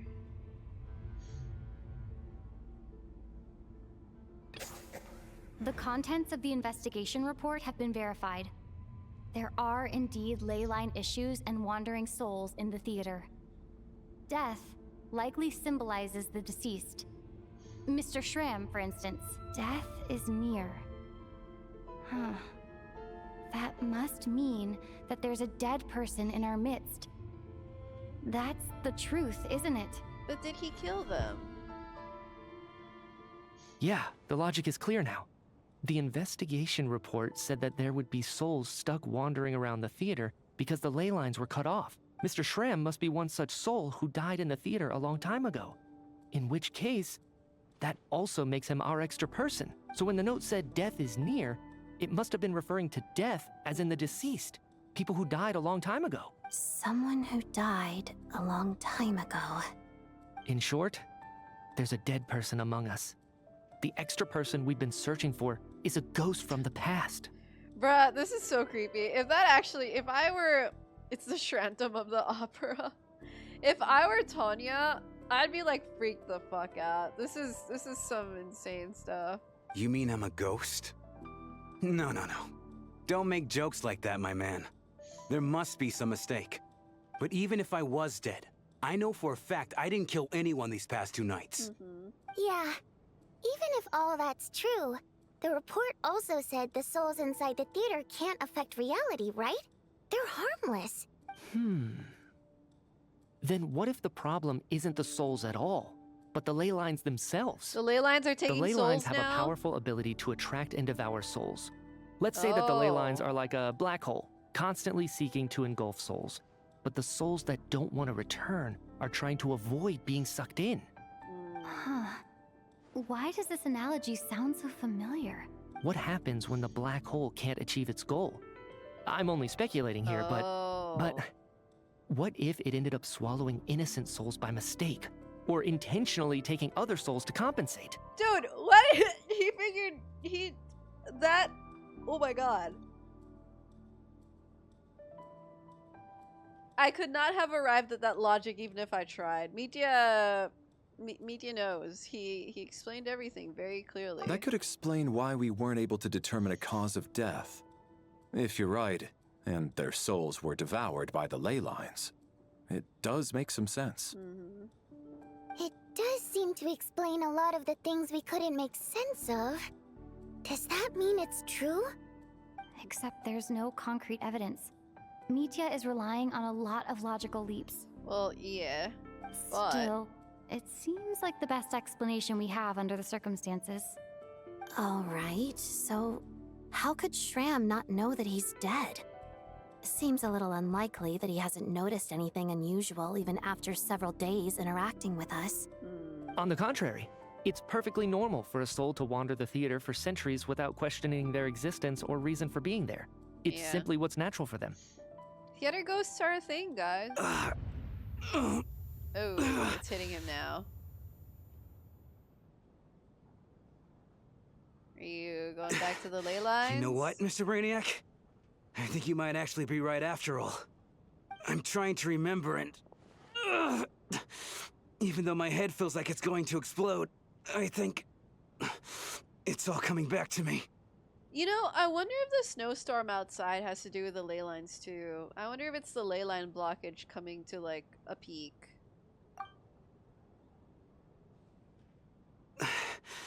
I was the one who didn't want to remember my own death, so I forced myself to forget. Oh. Well, I'm sure those are painful memories. My lady and I snuck out to go on a date one day. We bought tickets for the theater. It wasn't really my thing, but I was just happy to be together. All of a sudden, a group of people burst into the theater. shouting for all the water imps to get out. Performers and audience members included. It was clear the conflict between humans and Fae had reached a boiling point. This time, the extremists were even coming after the water imps who had nothing to do with the war. I thought I could pull one over on them. So I took off my jacket, draped it over my lady, and tried to sneak out amid the chaos. But I got caught. They started shouting, calling me a traitor to humanity.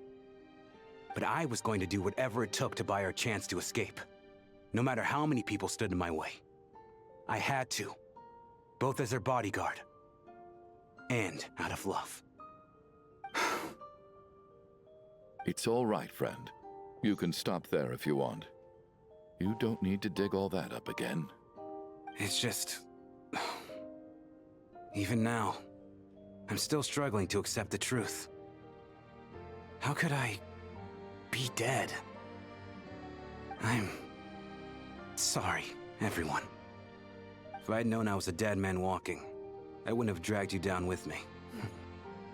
If I'm the cause of all this death, then punish me however you see fit.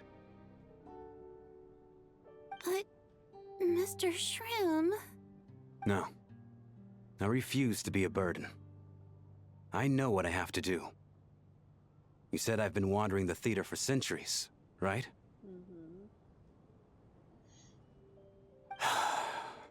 I guess it's high time I got a breath of fresh air.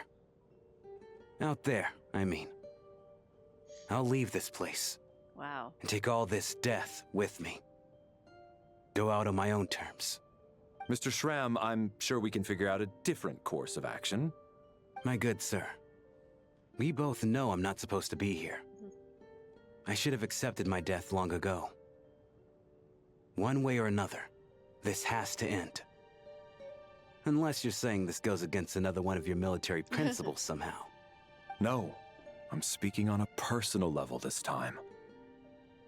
Let it go, man. Oh, wait. One last thing. Miss Waterimp. My lover. Her name was Litia. Litia Ozarova. Do you know what happened to her? Ozarova. Oh, Auntie Ozarova. That's what we all called her. I remember her as a very kind elder. She had a bunch of kids, too. I'm so glad she survived. And she had lots of kids? Good. That's... good. I could hardly expect her to stay single just because of what happened to me, right? As long as she went on to be happy. That's all that matters. Besides, I'm dead. My soul's been wandering around here for so long because I was worried about her. But now, I can go without regret. There's no need to see me off, my friends. I've enjoyed our time together over these past few days. Perhaps we'll meet again in the next life. Goodbye, Shram. You were a pretty cool guy, all things considered. The chillest Take mercenary. Care, my man. I knew Mr. Shram was already dead, but I still feel so sad. Death is cruel, no matter how we might try to make sense of it. So, was the conflict between Fae and humans really that bad back then? I was only little, so I don't remember much. It's terrible to think that so many innocent people had their lives turned upside down. Even the historical records about that time period don't say much about it. All people know is that the Tsaritsa founded the Fatui, drove out most of the Fae aristocracy without explanation, then used her terrifying power to suppress the humans. It seems to me like the Tsaritsa chose to make herself the enemy. She downplayed the conflict, directing whatever animosity both sides had for each other at herself instead. That's also why, despite how brutal the conflict was at the time, there hasn't been much lingering tension between humans and Fae since. Things have been fairly harmonious for the past few centuries. So, Did Tsaritsa banish the Fae to protect the Fae living in the city?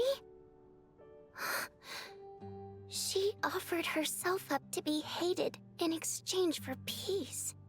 Maybe it's not quite as bad as it sounds. I don't think Her Majesty is too concerned if mortals hate her or not. And besides, she there are banished the very Fae few to who protect truly the do. ones living in the city.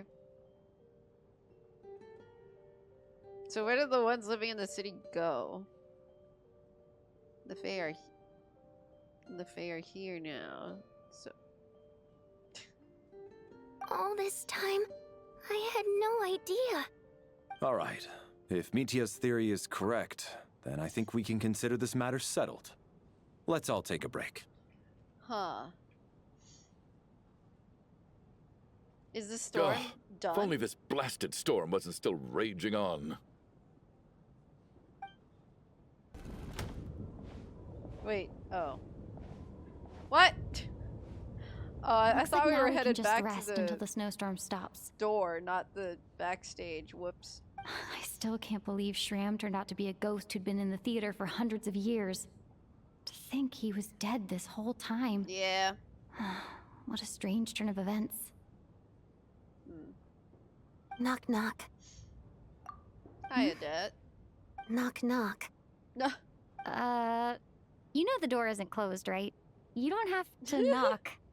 Think of it as a signal then. When I'm entering someone else's room and I knock, I'm here as Odette. If I don't knock, it's Lelik. Sure. Thanks.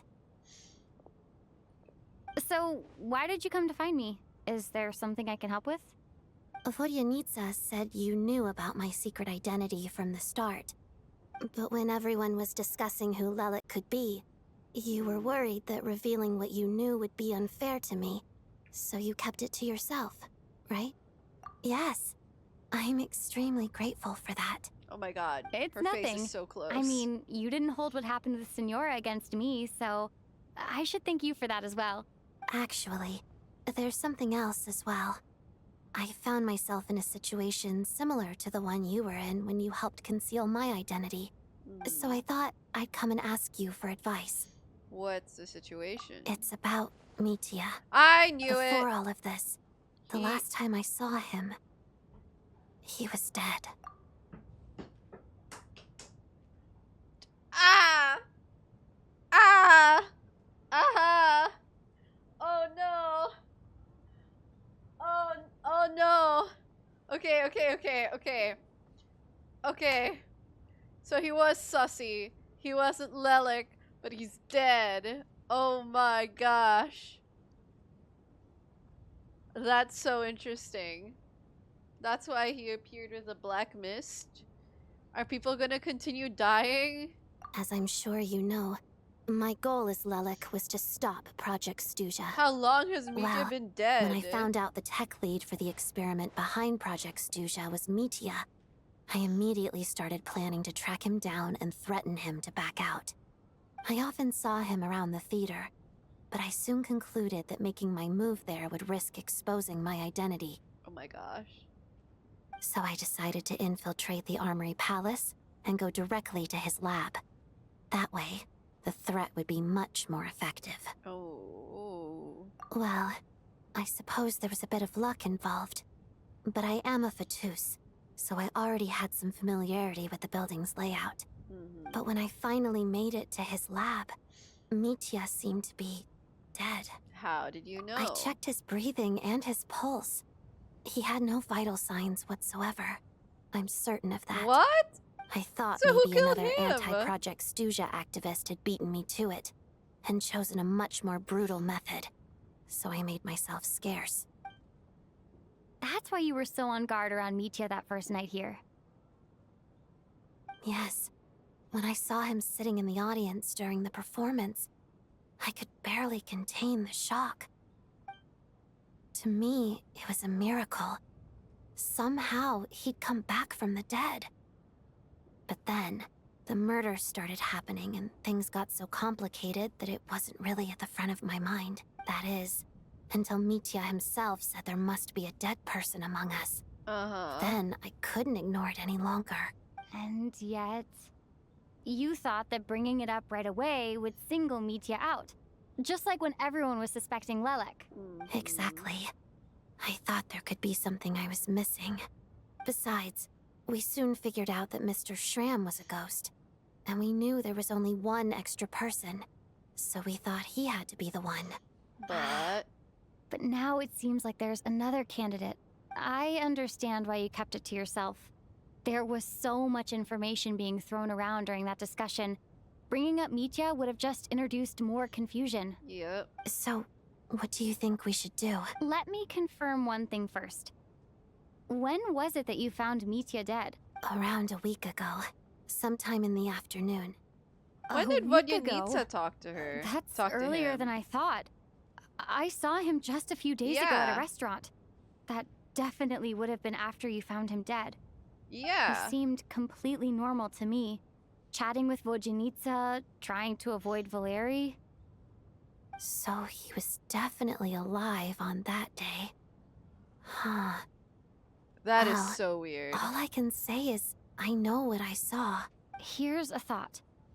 The reason we even suspected a dead person could be among us was because of the problem with the theater's ley lines. But Mitya's death happened inside the Armory Palace. The ley line issue affecting the theater shouldn't reach that far. You're right. I guess he doesn't fit the profile of the person we were searching for. I think the chances of it being him are very low. Surely he can't have died for real in the Armory Palace. Unless what? They figured out how to revive dead people? He really did come back from the dead. Yeah. You're right. Do you think we need to disclose this to the others? Huh, what's this? A private meet and greet? Bro? Where Does do I bro line up? know he died? That's not what's going on here. Wait, does he have a geo-vision? Well, I was just making the rounds. Thought I'd try to lighten the mood a bit. Vodyanitsa's handing out food if you're hungry. Or is that just one of his yellow jewels?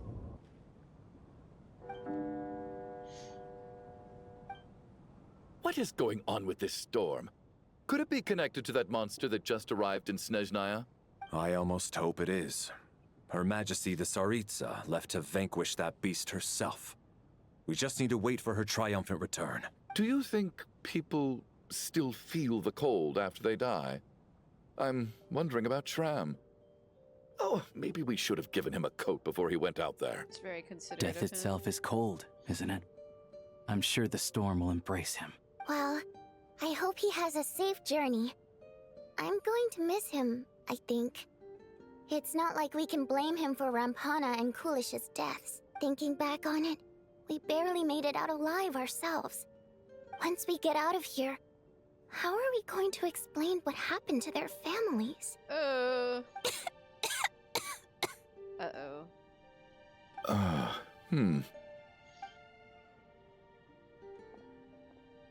Are you okay? Here, take this. I've never used it. What is he giving her? Thanks. Look who's Mr. Nice Guy all of a sudden. Is it because Tonya stood up for you this morning? At least you know how to return a favor. Yeah, without Tonya, who knows how badly he would have been hurt. I told you already, I never intended to resort to violence. Bunch of rascals. Little girl? I was rather surprised when you spoke up for me this morning. I didn't think I had many admirers here, so, thank you.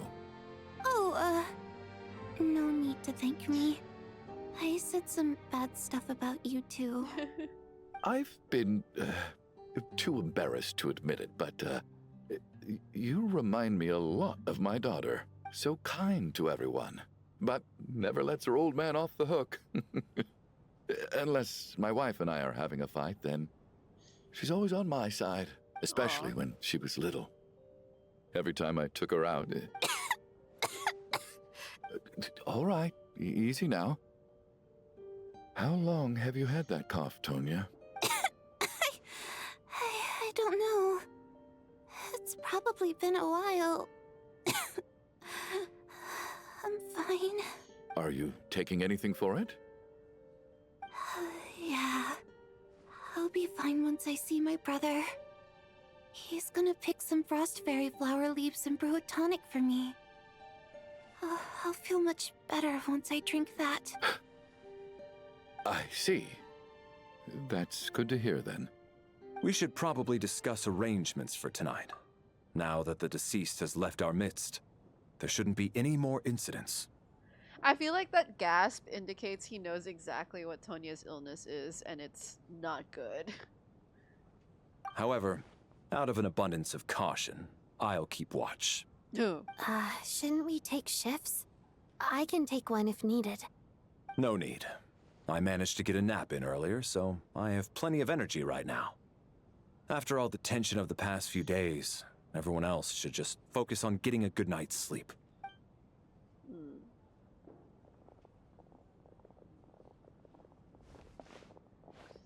What a long day. This whole situation turned out to be way more complicated than I expected. But Valeri's right. I should just try to calm down and get some rest. The last thing I want is to give myself nightmares. She's gonna see the black mist again. It's time. Hey, Mitya, explain yourself. You were dead. She's awake! Get over here, you big lug, and take a look! If you must call me something, call me Mr. Door. The black mist is coming. You need to go. Mr. Door? Are you all right? Can you walk? We just got attacked by monsters on our way up. That Mr. Door fellow protected us. He just seemed to come out of nowhere. Not much of a talker, but when it comes to taking down monsters, that man doesn't hold back. What? Curses! The black mist is catching up to us. We need to keep going. What? Mr. Door, I don't believe I've ever seen you around here before. Why is that? We can play Valeri? Oh. There's no need to try to get to know me. I'm just Mr. Door. I have to find the door that belongs to me. Mr. Door! Monsters! Get rid of them! I can just push these ones off. Oh, well, anyway, we're lucky to have you here. Thanks for saving us earlier. No need to thank me. This is where my duty lies.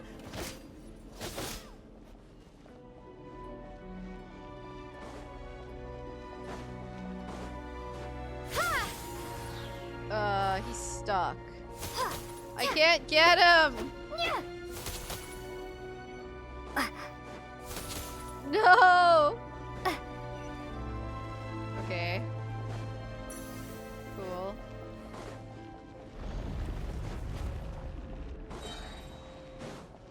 So we're doing this the hard way. Fighting frost! Remarkable work, Mr. Door. If I had your muscles, I'd do the same.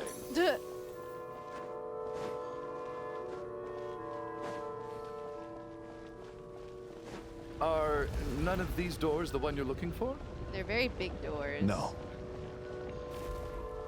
He was like, no.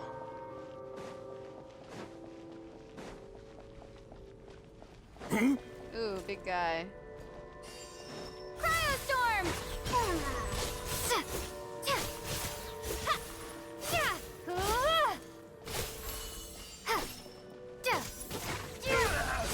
Come closer. Impossible. Oh, goodness! I'm so exhausted. And the black mist is still rising. Oh. Wait, look!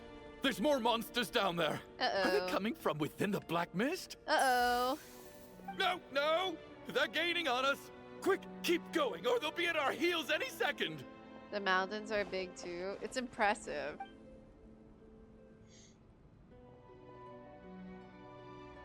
Mr. Door, what are you doing? We need to get out of here. They're coming!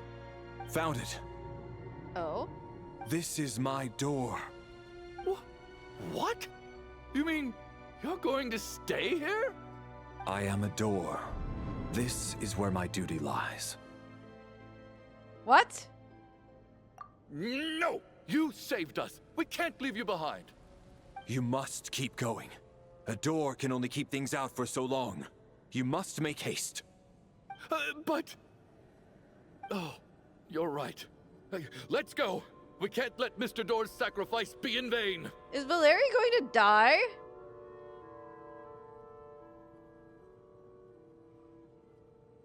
The black mist isn't moving anymore.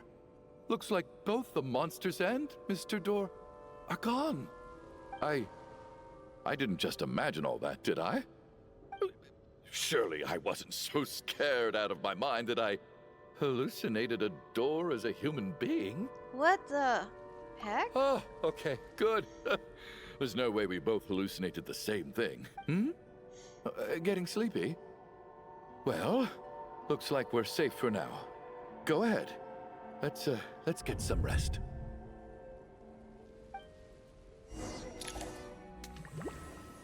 If Valeri dies, I'm gonna be like, what shocked. time is it? Is Gagged. it morning? I think I had a nightmare. Oh, I guess everyone's still asleep. These past 2 days have been exhausting. Valeri's keeping watch though, so he's probably the only one awake. Valeri? No! Are they going to bring him back the same way they brought back Media? Wraith. Oh my god.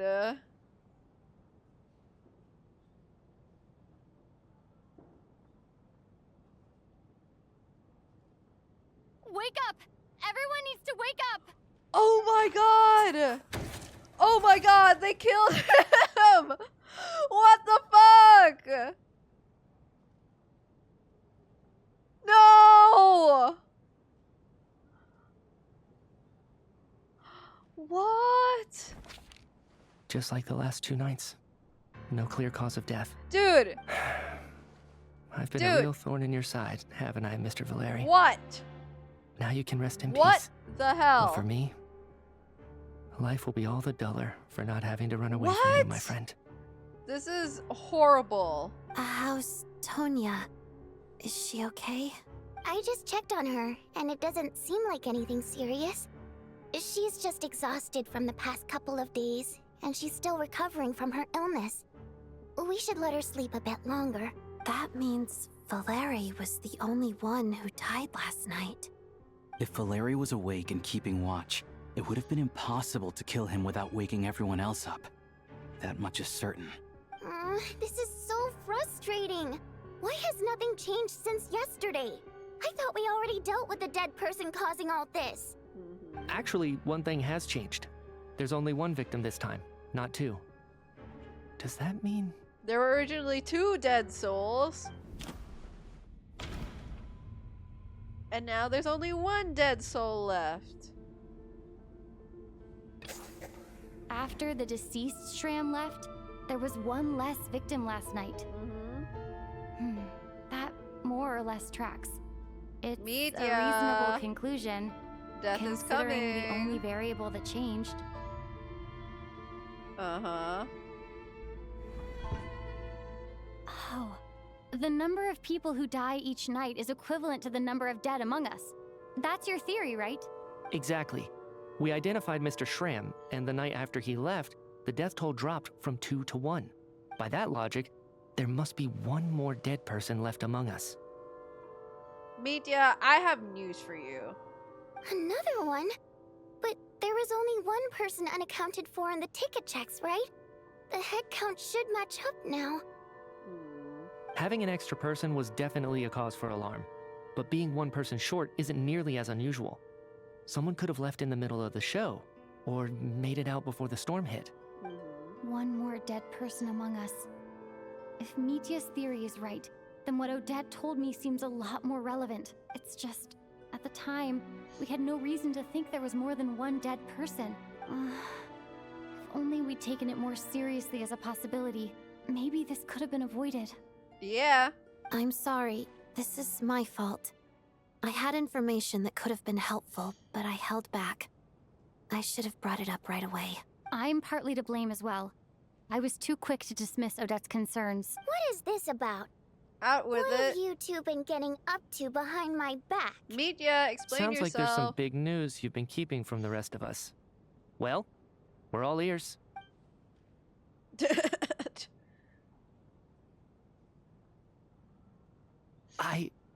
I'm the dead person? Wow.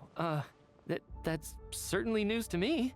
Odette and I talked about it yesterday, but we thought it just wasn't possible, so we left it at that. Yeah, I don't blame you. If I'd been there, I probably would have reached the same conclusion. It just sounds too unbelievable. Let me just try and verify this. I just scoured my memories trying to think back to the afternoon Miss Odette mentioned. But I honestly have no recollection of dying. That's where I'm different than Mr. Shram.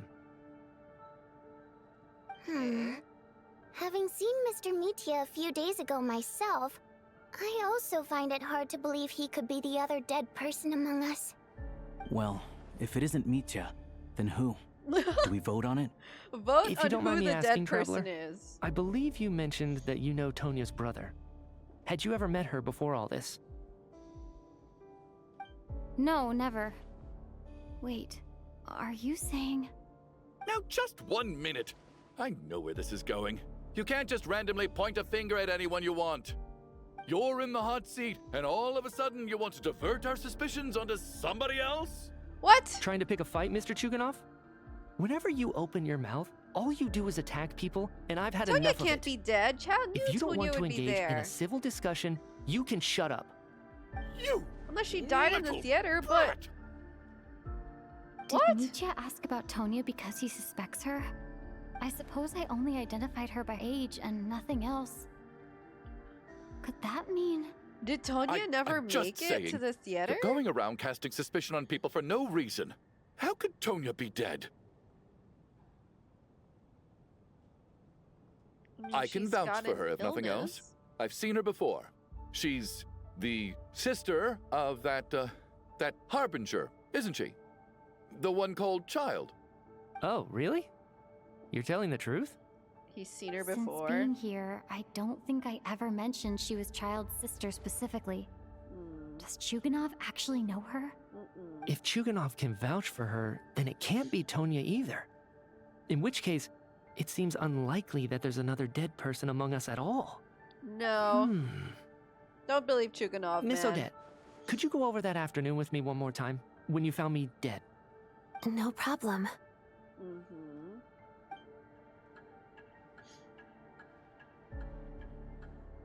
Dude, Valeri's still there, dead, on the chair.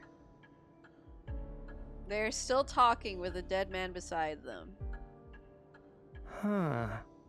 No matter how hard I try, I just can't remember anything about dying.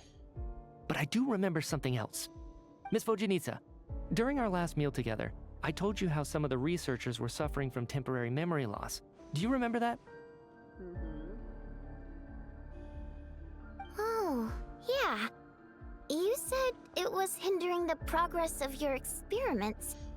You thought they were just under too much stress or something. Right. And even though I don't remember dying that day, I'm pretty sure I experienced something like amnesia. Some of my memories from that afternoon are missing. Are you suggesting you're missing the memory of your... Death? Of course. How am I only just realizing this? Humans aren't necessarily aware of their own death. You mean being silently assassinated, or dying in your sleep? Situations like that?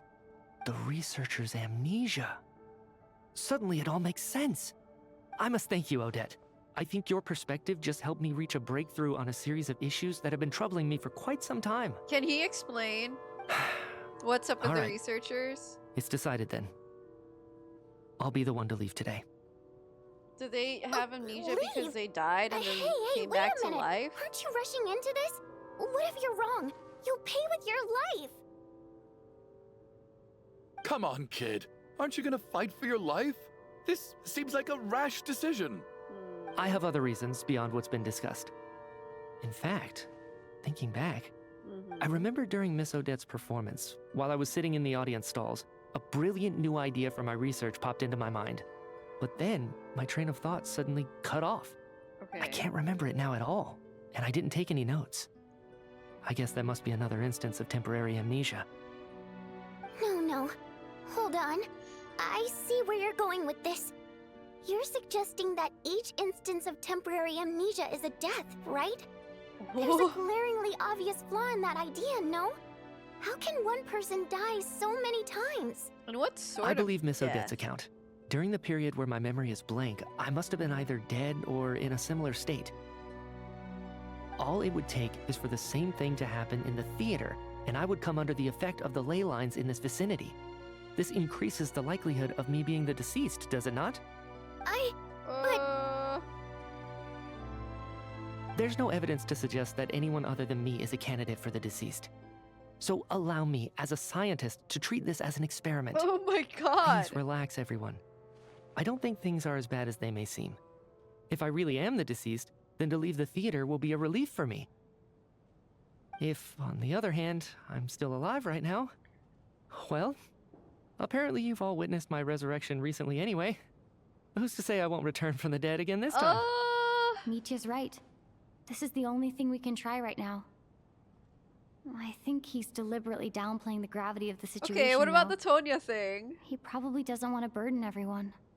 What is a scientist if not someone who gambles on experiment after experiment in an attempt to obtain the truth? Okay, gambler. With this snowstorm, the ley line phenomenon, ghosts of the dead, and my amnesia, we've been paralyzed by not knowing and powerless to do anything about it. It's a terrible feeling. But if I do get resurrected, you can be sure that I'll come back with the truth of all this. Just you wait. Okay, man, whatever you say.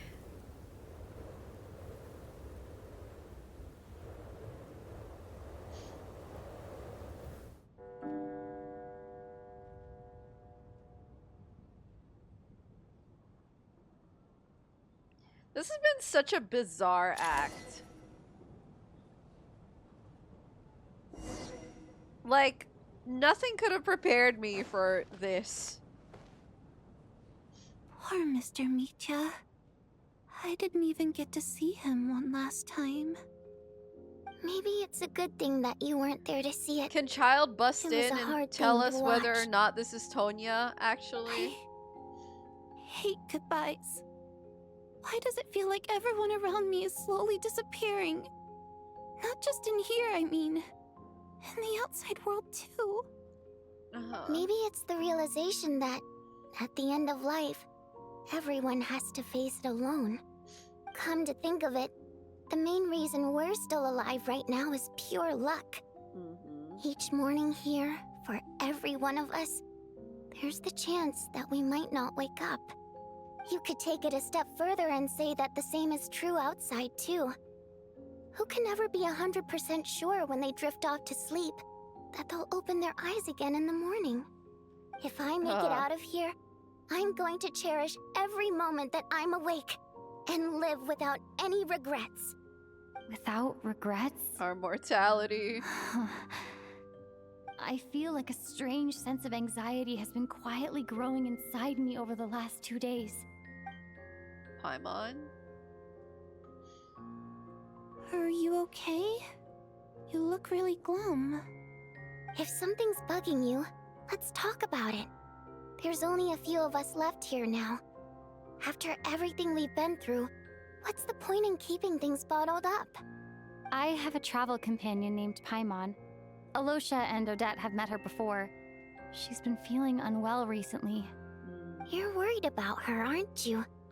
That makes sense. We've been trapped in here for days. To be honest, I used to feel like I was just a spectator in this world, watching everything that happens from the sidelines.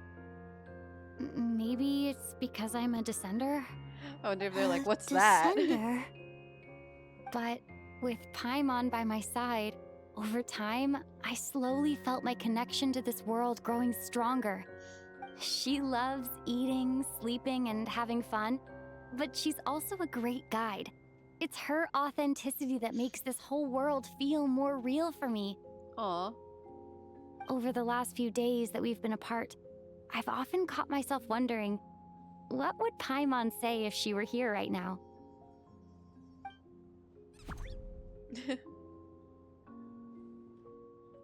But by the time I snap out of it, the conversation has already moved on and I'm still in my own little world. I'm trying to overcome this sense of detachment, but I really miss Paimon. I guess, in a way, she means the whole world to me. Aww. I bet she misses you when you're not there as well.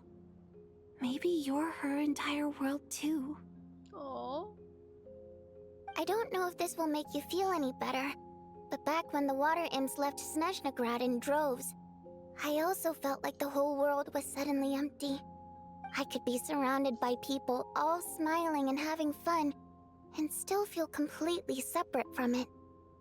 So, I totally understand how you feel.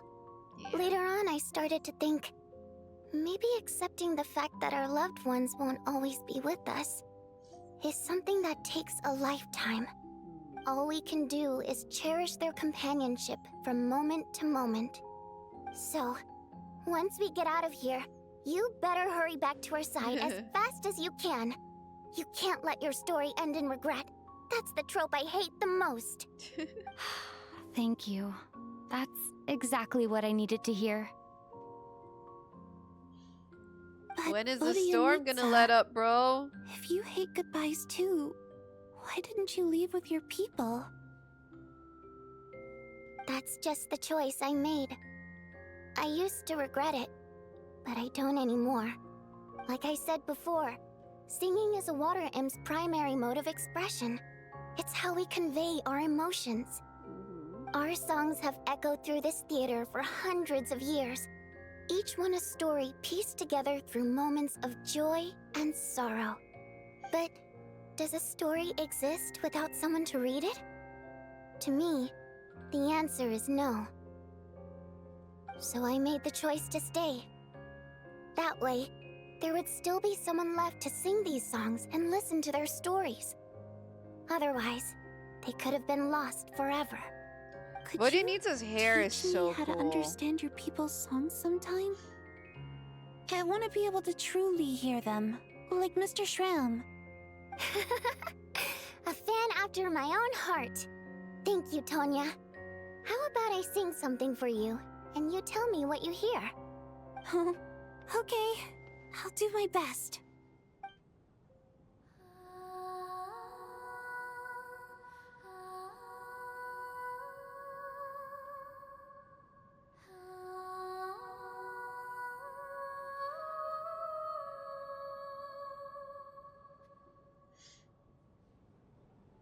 I've never heard that one before. I feel like I can hear a sense of longing somehow. I wonder why that is. Color me impressed, Tonya. You're a keen listener. Most people can only tell if a song is happy or sad. I didn't think you'd be able to pick up on such specific details. So, what's the song about then? Come on, tell me! I've actually never performed this song in the theater before, because it has more of a ceremonial purpose for our people. It's not meant for the stage.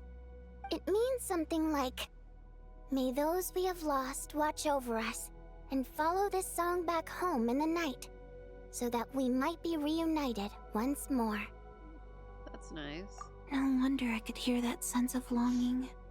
You sing it for loved ones who have passed away. Valerie! I hope it reaches them. Valerie, come back! It's getting late, Tonya, and you're not well. We should all turn in early. I suppose there's no reason to keep watch tonight. Okay. But, before I go to bed, could you sing that song a couple more times for me, Vodyanitsa? Of course. Anything for my #1 fan.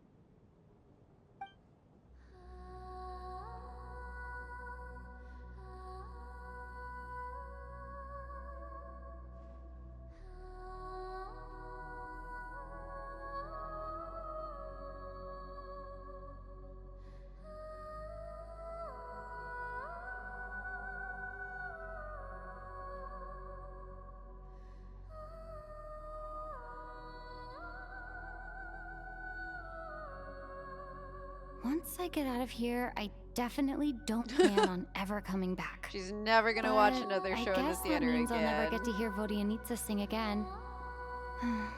That's a sad thought.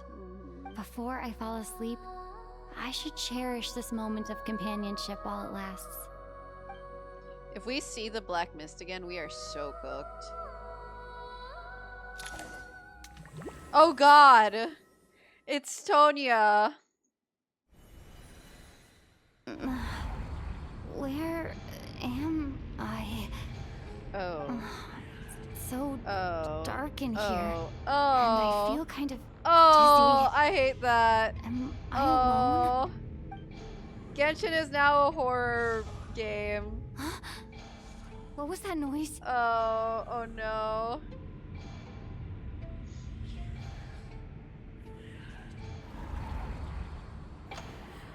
Oh no. Bro.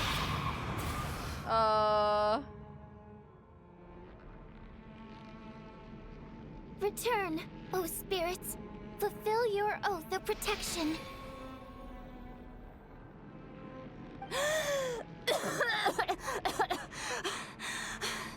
Did I die? I'm alive? What just happened? No time for questions. Quick, over here. Turn on the switch. We need to bring back the light.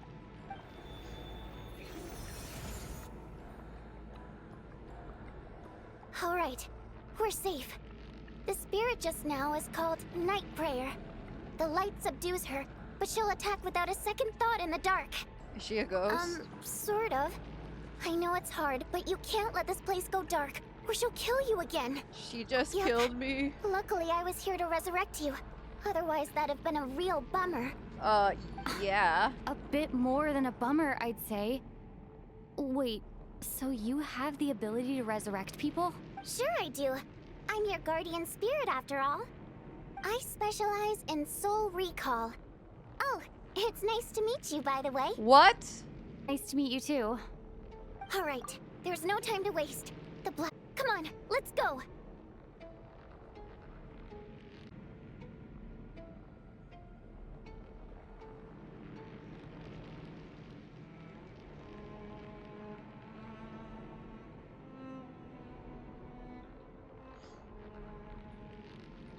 Sorry, guys. We're back. She's our guardian spirit, according to her. Sorry, we had some frame drops just now.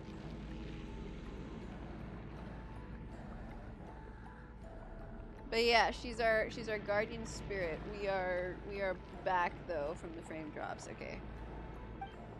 We need to reach the next switch before the place gets too dark. If we bring the light back, Night Prayer won't be able to get to us.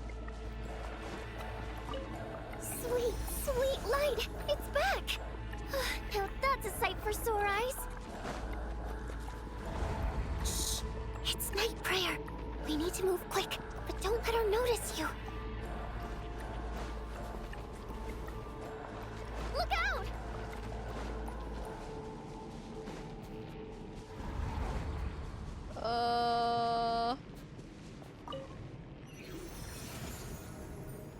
Okay.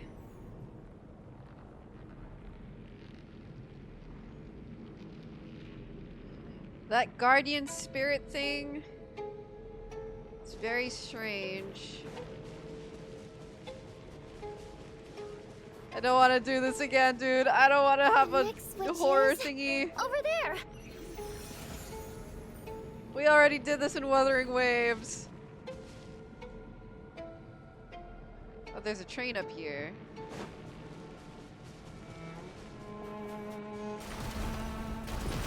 Ah!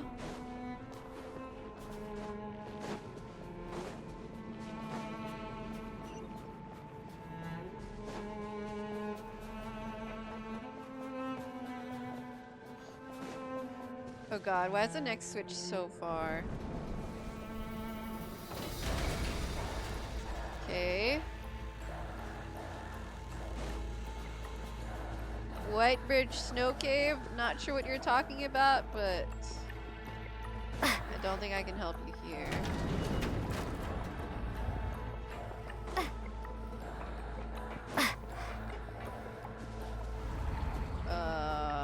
Okay, so night prayers in there. The switch is just up ahead. Hurry! It's too dark. We're not gonna make it. Come on, faster! Oh my gosh. Oh God! Traveler!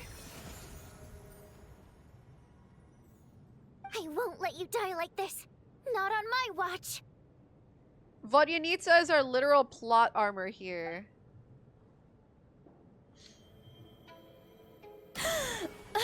We have a guardian spirit? What? Even though it's not permanent, dying is definitely not a pleasant experience. Great. You're back. Yeah, thanks to you. Time for you to get out of here. Quick, before the light runs out.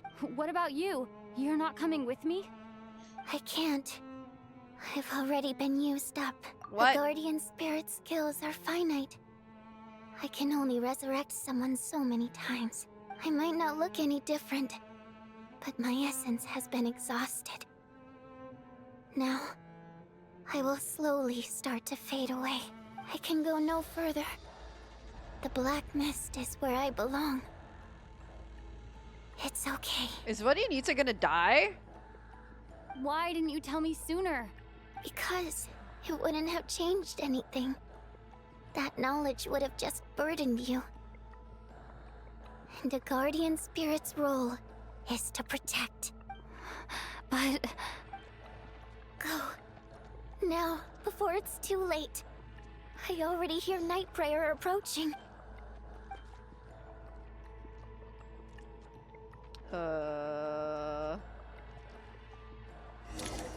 Are we gonna lose Vodyanitsa? No way, man. What? Vodyanitsa! How could this happen? What the f— Oh my god!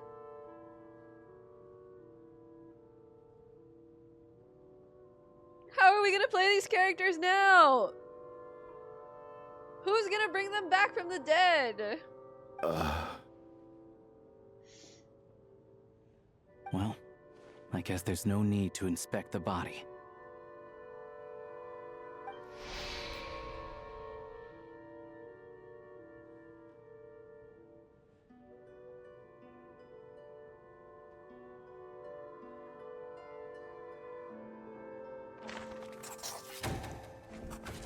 What? This wasn't supposed to happen. You lied to us, didn't you, Chuganov? You've been lying from the start. Take a long, hard look at yourself before you go around accusing other people. I suspected you on day one, Lelik, and now look where we are. By some strange coincidence, you've never been targeted. You just happen to have survived this long? No, you should be the prime suspect. I feel like I'm watching an episode of ReZero. And you, little hunter, ever so content with staying on the sidelines. Yet you were the one who stopped us from leaving from the start. Why are you trying to keep us here? Now you're just lashing out indiscriminately. That's either a sign of anxiety or a guilty conscience. Where was all this passion and bravado before? Decided to fight until the bitter end. Is that it? Is that a threat? Fine, bring it on. You think I'm afraid to die after all this? You want to kill me? Go ahead. I'd like to see you try. After all the trauma of the past few days, everyone's been pushed to the breaking point. Valeri and Nietzsche aren't here anymore. Someone else needs to step up and take charge. But first, I need to think this through. Considering everyone left, who's the most likely candidate for the deceased? Tonya.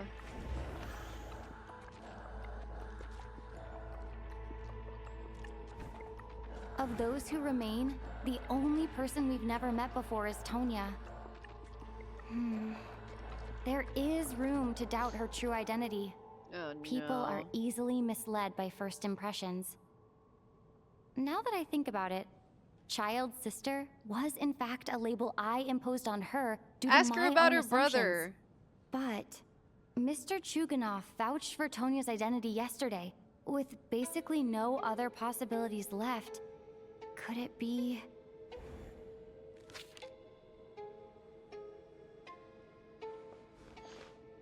Tonya, how's Tusser been lately? Tusser?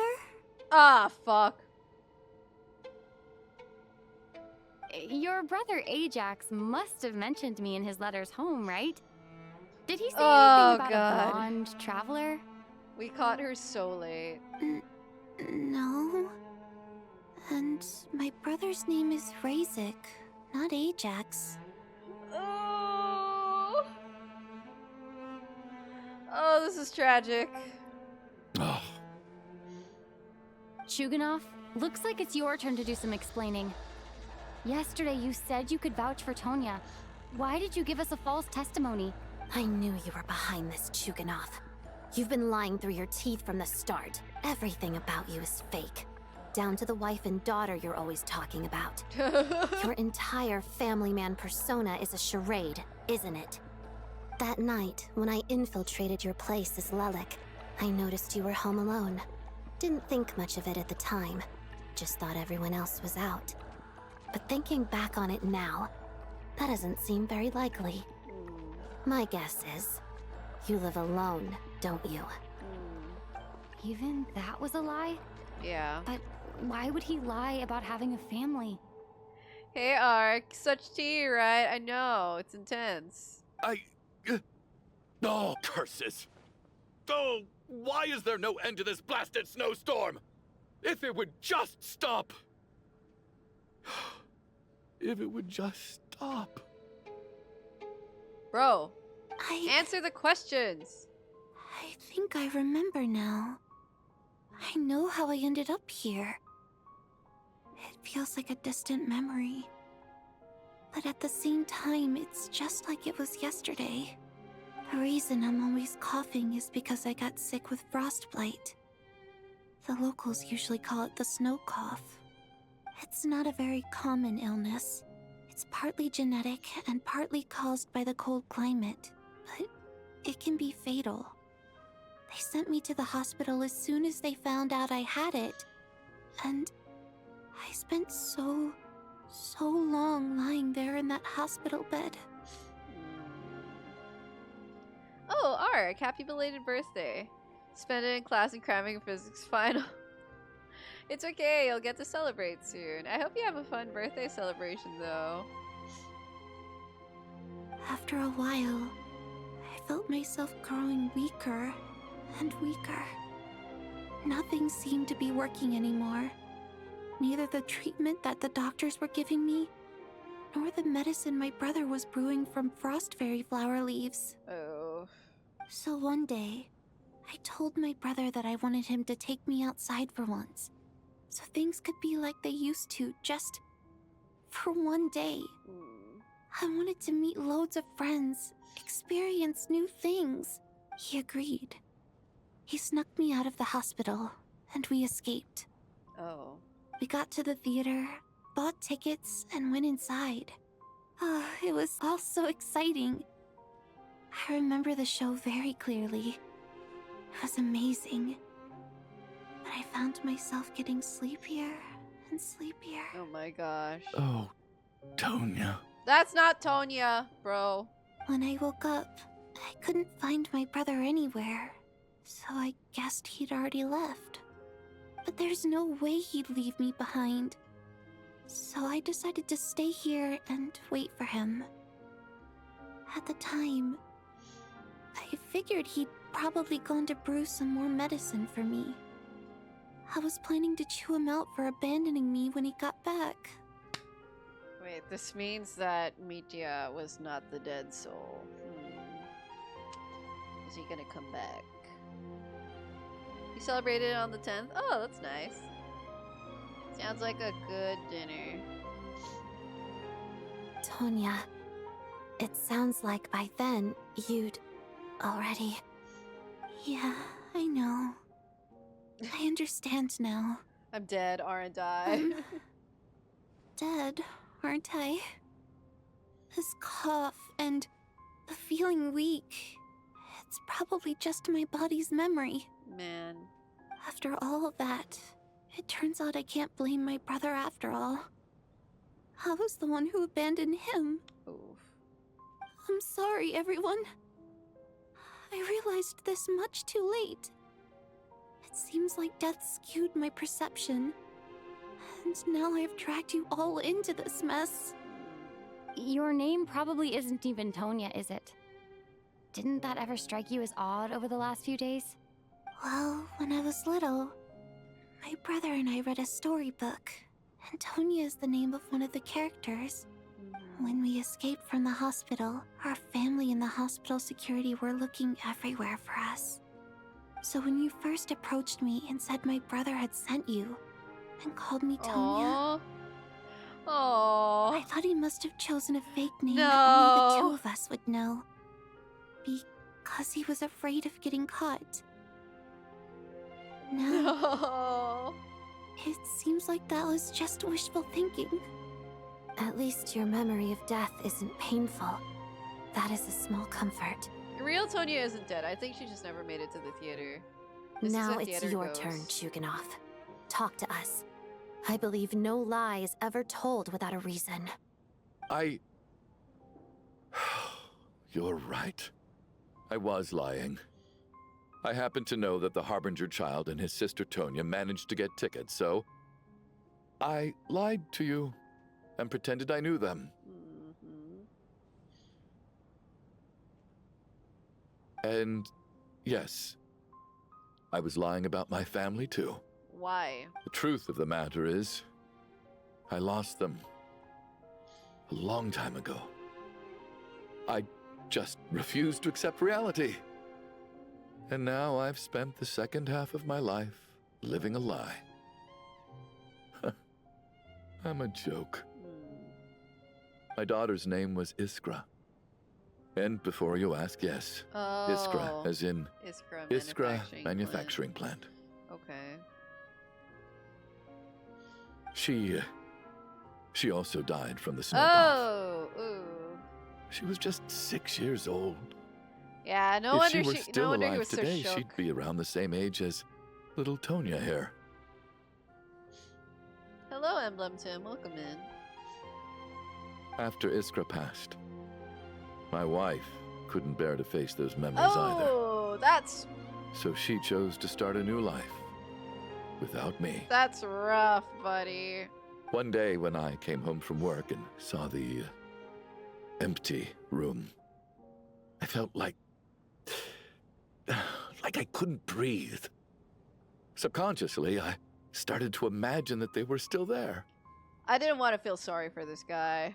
I soon discovered that this was the only thing that made me feel any better, so I just embraced the delusion. Nothing more than a pathetic means of escapism, I know. But at least it's not a crime. So explain your false testimony then. The night before last, when I was chatting with Tonya, she mentioned that her brother would brew medicine for her from frost fairy flower leaves. Yep. Combined with her various symptoms, I suddenly understood everything, including the fact that she was deceased. Oh, okay, so he figured that out sooner than we did. The snow cough used to be an incurable illness. I would pick frost fairy flower leaves to brew medicine for Iskra too. It took hours and hours on the stove. But the year after my daughter passed away, the jester of the Fatui announced that a cure for frost blight, also known as the snow cough, had finally been developed. It turned out that all previous treatments were completely ineffective. No better than random concoctions. Oh. That was the final straw for me. I just couldn't take it anymore. Just one more year. One more year, and everything would have been okay. So, more than anyone, I know full well that in this day and age, No one in their right mind would still be using frost flower leaves to brew medicine for the snow cough. Poor Miss Tonya, therefore, had to have been from an era when snow cough was still a terminal illness. So, you projected your daughter onto her? Even though you knew she was one of the dead? That protecting her could get you killed? That doesn't make any sense. You knew she was already dead. Yeah. What did you hope to achieve by protecting her? I just don't believe in your crackpot theories. What? Nor do I approve of your actions. That is a weak-ass reason. How can you just declare a living person dead and throw them out into that snowstorm? Dude, you knew she was dead. Nitia's gone. My good buddy Shram's gone. And now it's Tonya's turn, isn't it? The others I can make my peace with, but little Miss Tonya, here she is, standing right in front of us, alive and breathing, and fighting her own battles. Yet you're quite happy to say she's dead? I just want her to live. Once this snowstorm is over, the very moment it stops, I'm going to march out that door and find someone who can fetch the very best medicine for her snow cough. I'll be damned if I'm gonna let you cast her out into the snowstorm before I have the chance to cure her. I can't believe what I'm seeing. Not again! Not this time! Not when the cure is right within our grasp! I'd never be able to forgive myself. Mr. Chuganov, stop. I can't let you do this. Tonya. By the sounds of it, you've known I was dead since the night before last, right? Yeah. I really liked Mr. Valeri, Mr. Mitya, and Miss Vodyanitsa. And now they're all dead because of me. Yeah. I'm not happy about that. The reality is, you've been trying to fight your own demons through me. But all you've really done is trap me inside your delusion along with you. No! Listen to me. I want to save you. I do. Well, at this point, I'm quite sure that I'm dead. I don't need to be saved. The time I got to spend with all of you is more than enough for me. Despite all the bad things that kept happening, I got to meet so many interesting people and spend so many days and nights by your side. Since the day I escaped that hospital until now, this has been an adventure I never even dared to dream of. I'm very fond of you all. If it were only possible, I'd trade my soul to bring back the ones who died. Can she? It meant things didn't have to end like this. Can she? And that's why I'm not fond of you at all, Mr. Chuganov. Yeah, tell him. Tell him, Tonya. I'm sorry. Bro could not get therapy, and so many people paid for it with their lives. It's them that you owe an apology to, sir. Not me. Well then, I suppose this is it. It's time for my adventure to end. I've caused enough trouble. You're leaving already? It's still early. Don't you want to stay a little longer? No, thank you. Oh, and by the way, my name is Patashka. It was nice meeting you all. Goodbye, Patashka.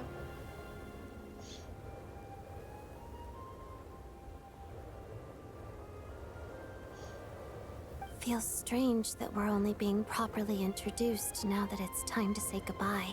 Patashka.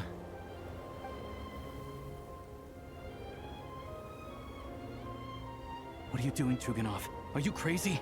Don't! Let me leave. I can't keep lying to myself anymore. In your dreams.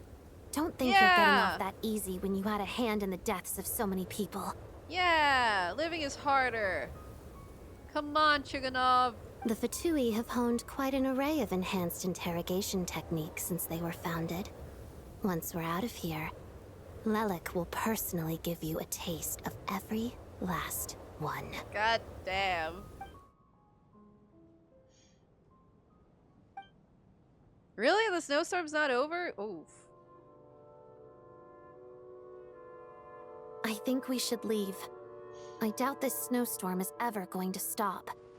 For all we know, this storm might have destroyed all of Snezhnaya by now.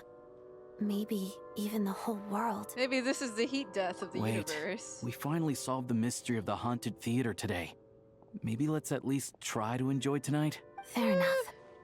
I don't particularly feel like dying in Chuganov's company anyway. And yet you won't let me die first. Hey, Chuganov, on a serious note, if we do make it out of here, you should close down that factory of yours.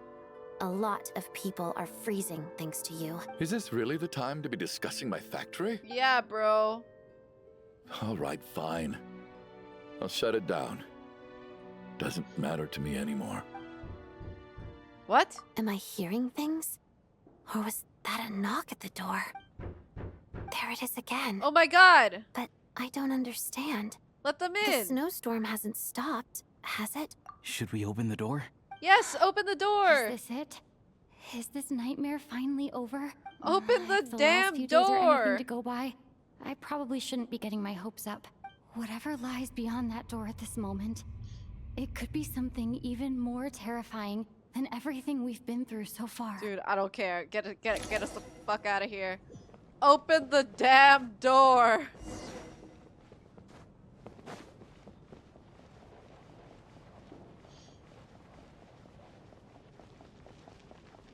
Come on, come on.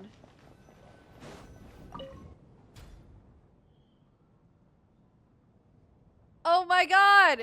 He made it back!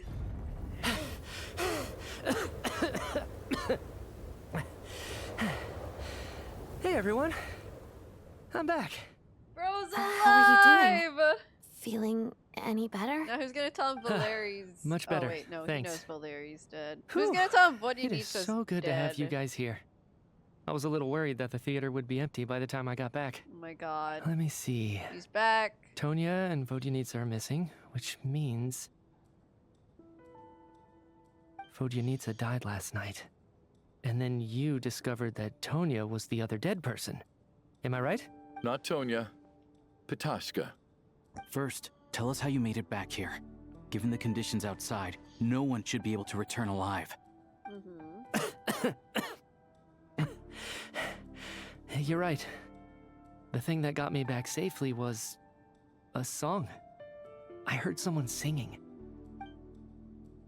After walking into the snowstorm, my mind grew hazy. I don't know how long I walked through the storm before my mind completely slipped away. Oh wow. Then, suddenly, I heard the sound of singing. The voice instantly brought me back to my senses, and I regained consciousness. So I followed the voice, searching for the source of the singing.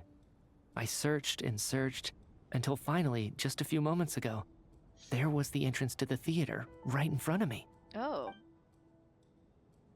I've actually never performed this song in the theater before, because it has more of a ceremonial purpose for our people. It's not meant for the stage. It means something like, "May those we have lost watch over us, and follow this song back home in the night, so that we might be reunited once more." Oh. That must have been Vodyanitsa's Requiem. Who knew it actually worked? That song is meant to guide the souls of the dead. Mitya, that must mean that you... Are still dead. No kidding. Huh, seemed like I guessed right then. This is what I've been so desperate to tell you about. When I first stepped out of the theater, I was still quite lucid. My memory of it is still pretty intact. I remember the outside world being completely different than what I'd expected. It was like this was a world where only the snowstorm existed. There wasn't a trace of any humans or buildings ever having been there. I don't know how else to describe it, except to say that it just didn't seem like the real world. And as for the Requiem, if I was guided here by Vodyanitsa's song, it can only mean that I must already be dead. And this is my soul, not my body. Are we all dead? Is this foreshadowing what Tsaritsa is trying to prevent? Or the state of frozenness that snezhnaya could become in the future? What is happening? But I didn't experience a clear moment of death while I was out there. Nor do I feel any different now than before I walked into the snowstorm. You don't seem any different to me either. In fact, this is something I've been wondering about for a while now. If souls aren't physical, shouldn't they lack tangible form? Both Shram and Patoshka were clearly deceased, and yet their souls didn't look or feel like ghosts at all. They were visible. Tangible. No different than you or me. This raises a truly terrible thought. Is that really what Mitya is suggesting? That we are all dead.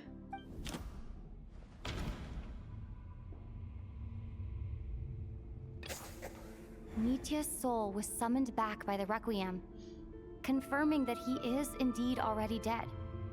And yet, he looks no different from us. Of course, if even the long-deceased like Mr. Shram can blend in with us undetected, then maybe we've all been dead from the very start.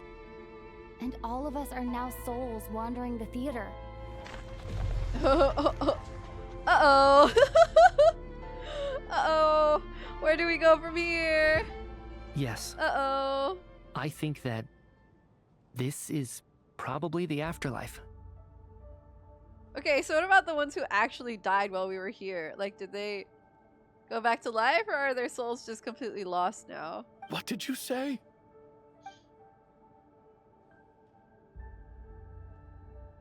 You heard me. We died in the theater. All of us did. But due to an obstruction in the theater's ley lines, our souls are trapped here, while an endless, infinite snowstorm rages outside. It's ironic, really. All that time, we were working so hard to figure out who the deceased among us were, when the truth was, we were all deceased. The only difference being some of us died more recently than others. Do you remember that note, "Death is near"? Seems like we misunderstood what it meant after all.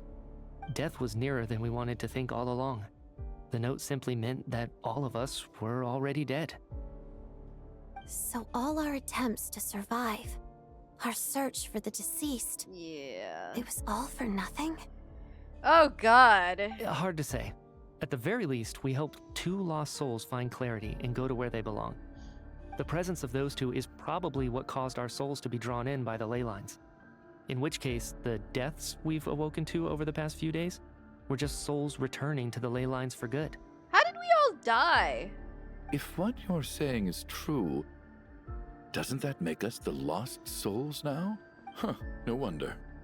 This afternoon, when I was moving Vodyanitsa's body, I noticed that the other bodies in the room hadn't decayed one bit after all these days. That's further proof that those aren't physical bodies at all, but merely our shells here in the afterlife.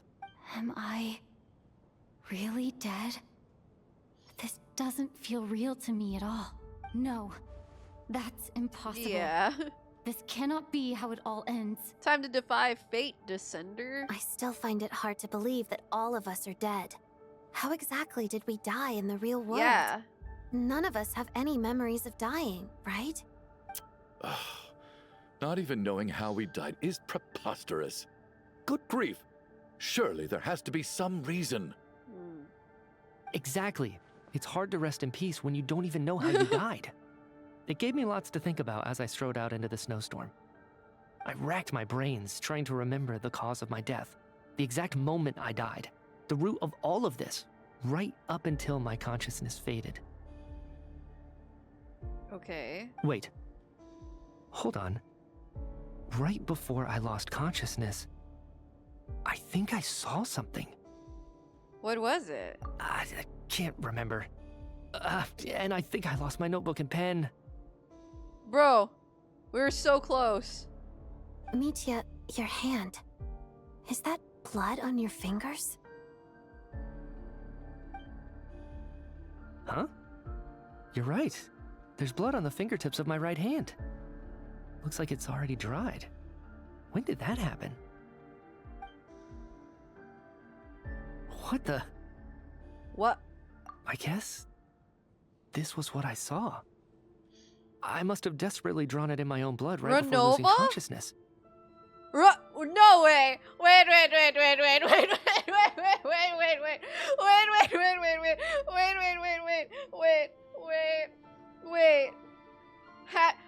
a W. Wait. Oh, shit. Oh, no. What's wrong? Do you recognize the symbol? Unfortunately, we do. RONOVA, the ruler of death. RONOVA been trolling us? Good God.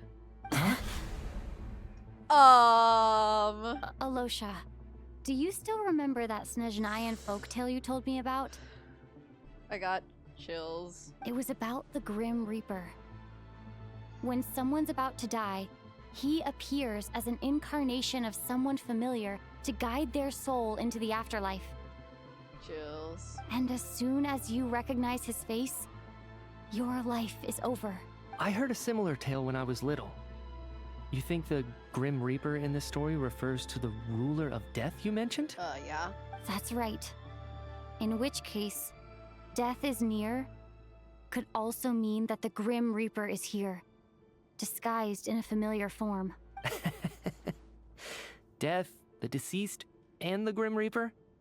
So it's a triple entendre. When I first saw this note, I thought it contradicted the investigation report. But now it seems like that was the whole intention. So the Grim Reaper deliberately misled us. Then, we started suspecting each other and searched for the deceased while they hid in plain sight. By that logic, the one person most likely to be the Grim Reaper incarnate is...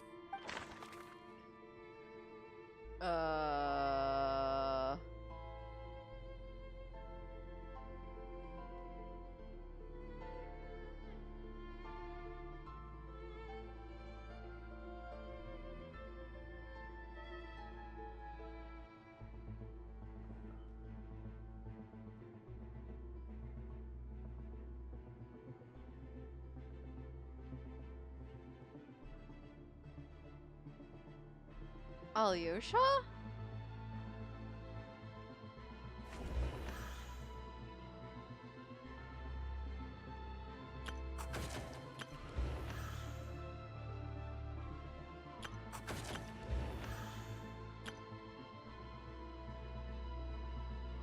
I'm gonna pick Alyosha.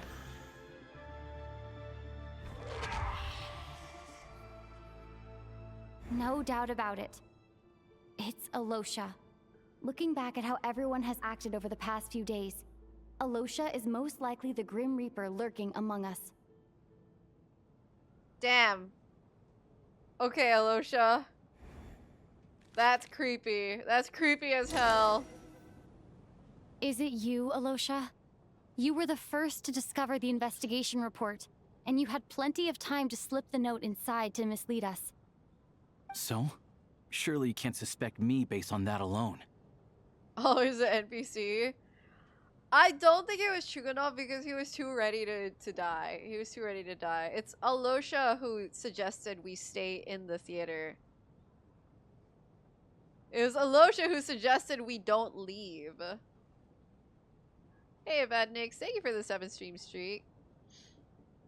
So, What if someone else found the investigation report first, slipped the note inside, and then put it back without telling anyone? Bro. There's no denying it. The note could easily have been slipped in much earlier than it was discovered. Ooh, Vinhelm, thank you for the 5-stream streak. Okay, but listen, Alosha's the one who kept us all in here, went out into the storm, and came back unscathed. That's not all. I've also noticed that, although on the surface, Valeri, Mitya, and sometimes I were the ones taking charge of the situation, looking back now, even though you didn't say much, you were always subtly guiding everyone from the sidelines. What do you mean? You were the one who emphasized how dangerous it was outside and insisted we all stay here. It was also you who suggested that we all sleep in the same place. And earlier today, you tried to convince Patoshka to stay. I don't understand why, but it was out of character. So, you didn't understand my intentions, and now you're assuming the worst. Seems pretty unreasonable if you ask me. He still won't admit it? Fine. Let's see how he responds to the most damning evidence of all. Where's your dog? The biggest question I have right now is, If the Grim Reaper is impersonating Alosha, then where's the real Alosha? When did they switch?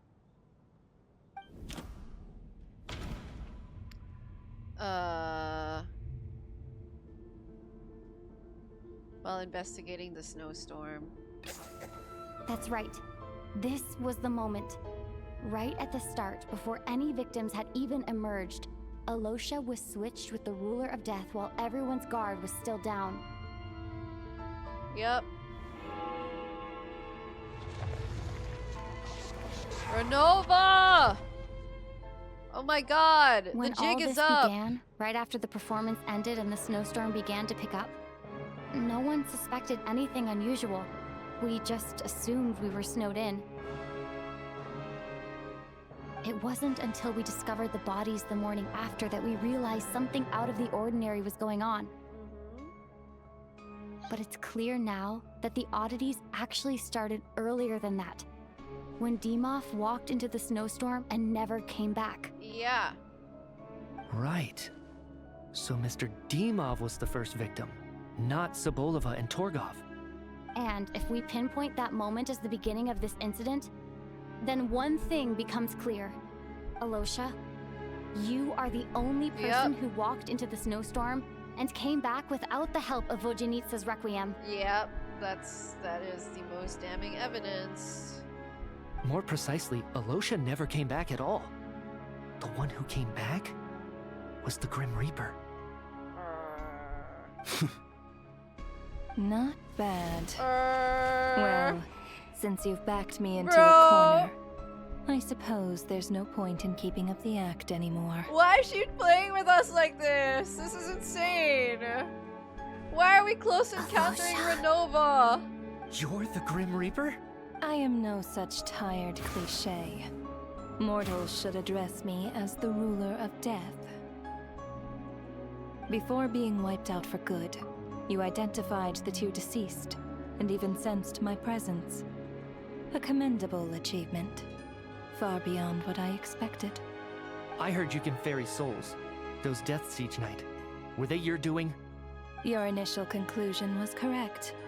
Due to the existence of the two deceased, the ley lines yearned to reclaim those long-lost souls. Every night they devoured an equal number of souls to fill the void. This required no intervention from me. Though, of course, ferrying souls is indeed my authority. Here, take a look.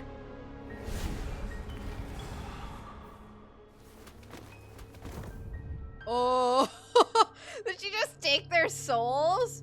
Bro. What are you doing? That takes care of today's two. Don't get so worked up. You are already dead, and your souls must return to the ley lines. I know we're already dead. You murdered us, didn't you? Murdered? No.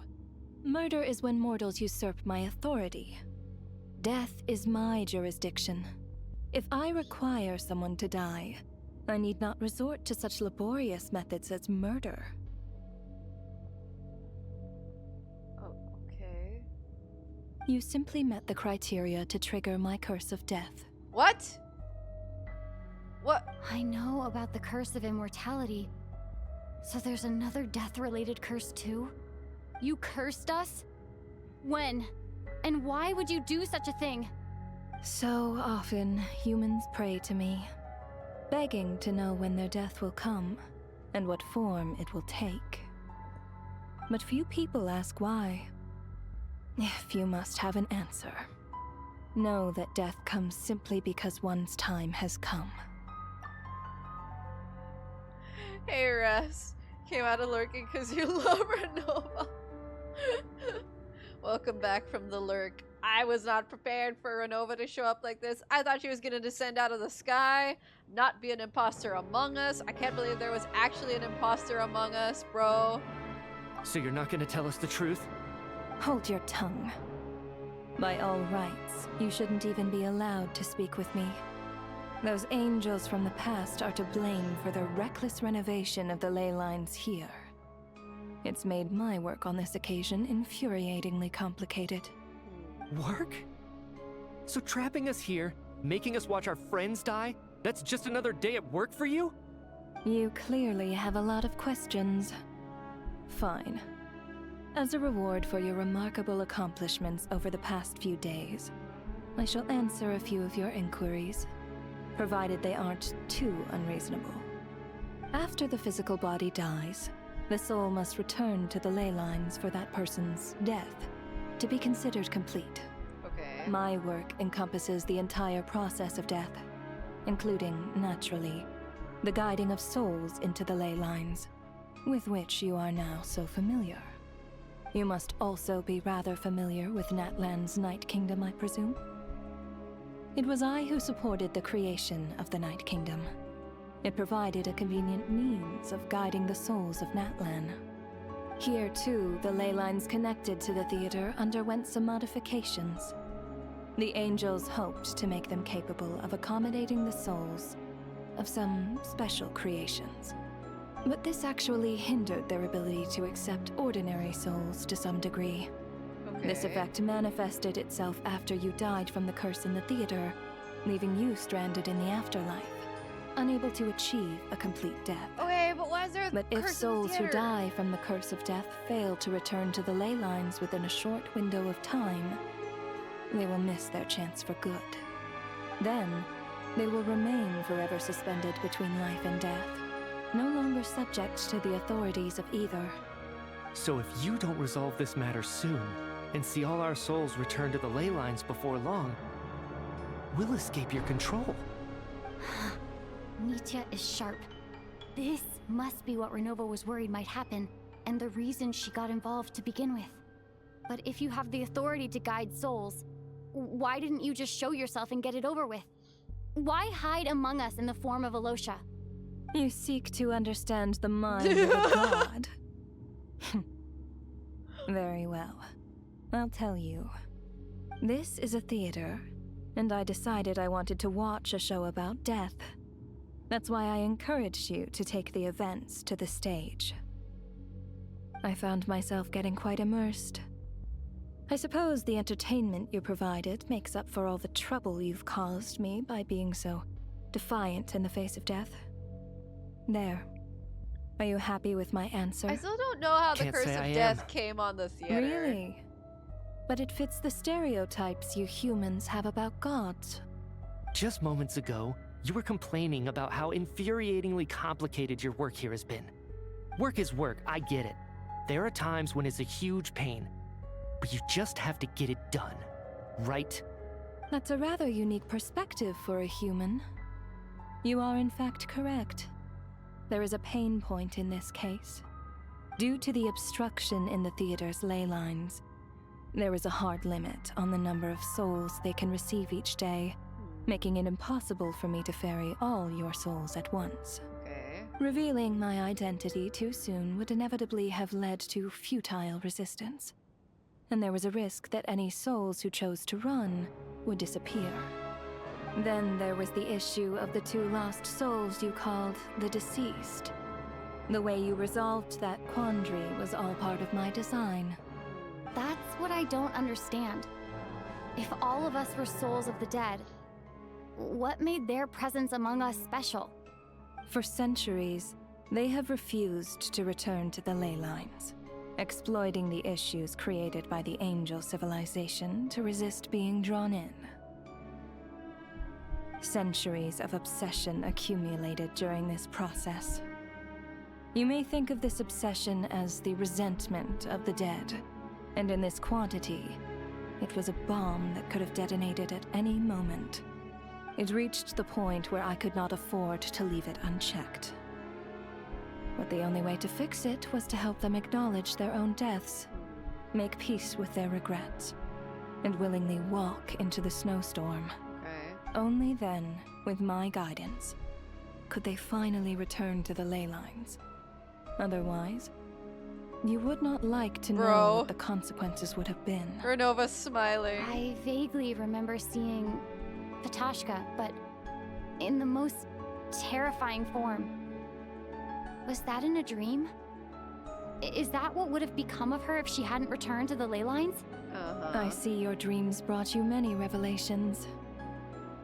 So you see, death in fact grants wisdom to mortals. Souls connect to all things in the world and see the chain of cause and effect between them. It's nothing unusual.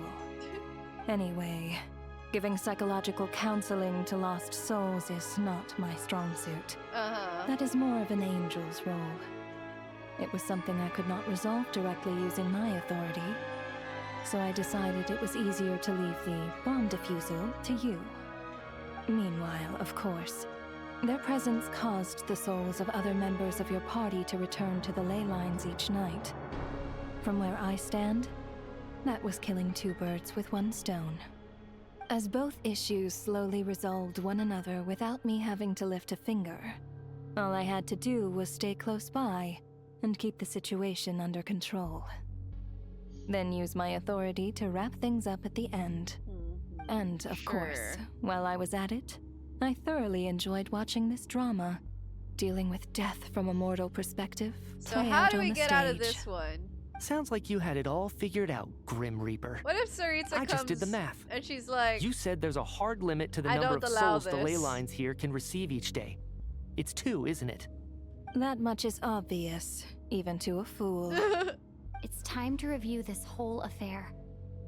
If the ley lines can only take in 2 people per day, I need to go over the deaths from these past few days again.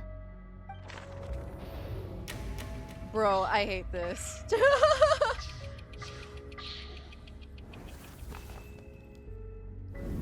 Select each day's deceased. Looking back now, none of us had the faintest idea at the time.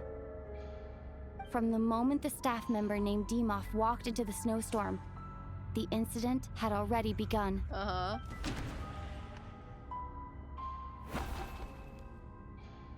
No. Let me go over this again.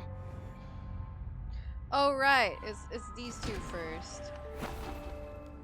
What? No. Let me go over this again. Day 1?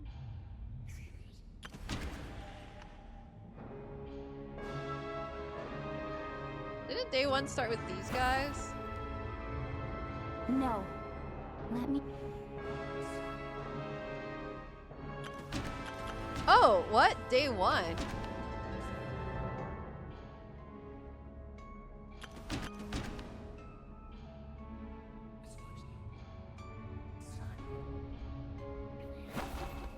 Oh, Alosha. No. Right, because Alosha walked out into the storm. Right, Alosha was the okay. second to walk into the snowstorm after Demoff to investigate. During this process, the ruler of death assumed his identity, making him one of the victims. During our first night in the theater, everyone was caught up in the novelty of it all. No one could have expected there would be victims the very next morning. Yeah. Despite all the confusion, and with the help of hindsight, we finally began to realize that something was amiss with the snowstorm. Then it was these 2.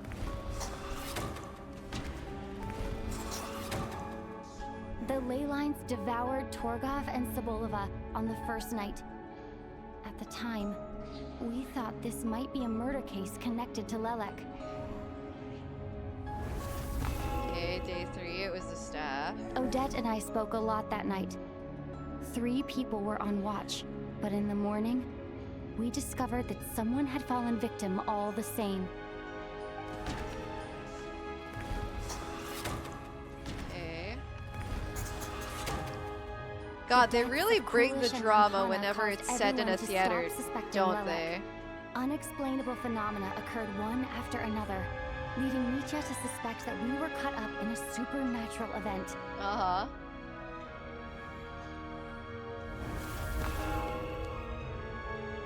Later, we discovered that there seemed to be an extra person among us, and subsequently discovered the existence of the deceased. Yep. Mr. Schramm realized he was the deceased and walked into the snowstorm to return to the ley lines of his own accord. It turns out there really was a dead person among us.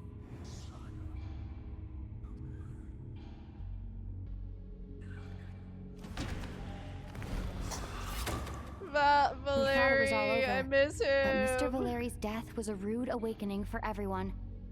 Once again, the ley lines consumed him during the night. A lot happened today. Mr. Valeri's death Does that mean we won't be able to play led us to discover him? the connection between the number of deceased and the number of victims during the night. Bro. The fact that there was more than one deceased seemed to bring us back to square one. Odette revealed some information she had been keeping to herself.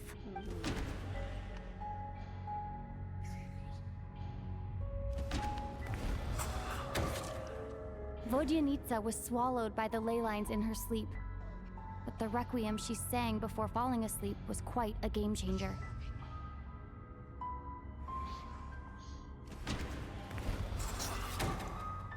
As it happened, Petashka filled the void left by Micha's return from the ley lines by walking into the snowstorm this morning. The girl I thought was Child's sister, Tonya, turned out to be another of the theater's deceased. Come to think of it, Petashka was about to walk into the snowstorm at that time, and RONOVA, unaware that Micha would return, was concerned that her soul would overflow from the ley lines. That's why she used Alosha's voice to try and persuade her to stay behind. Looking back, I suppose that was an early slip-up on her part. Oyo took the unkillable playables to heart. I think they just made unplayable killables, actually.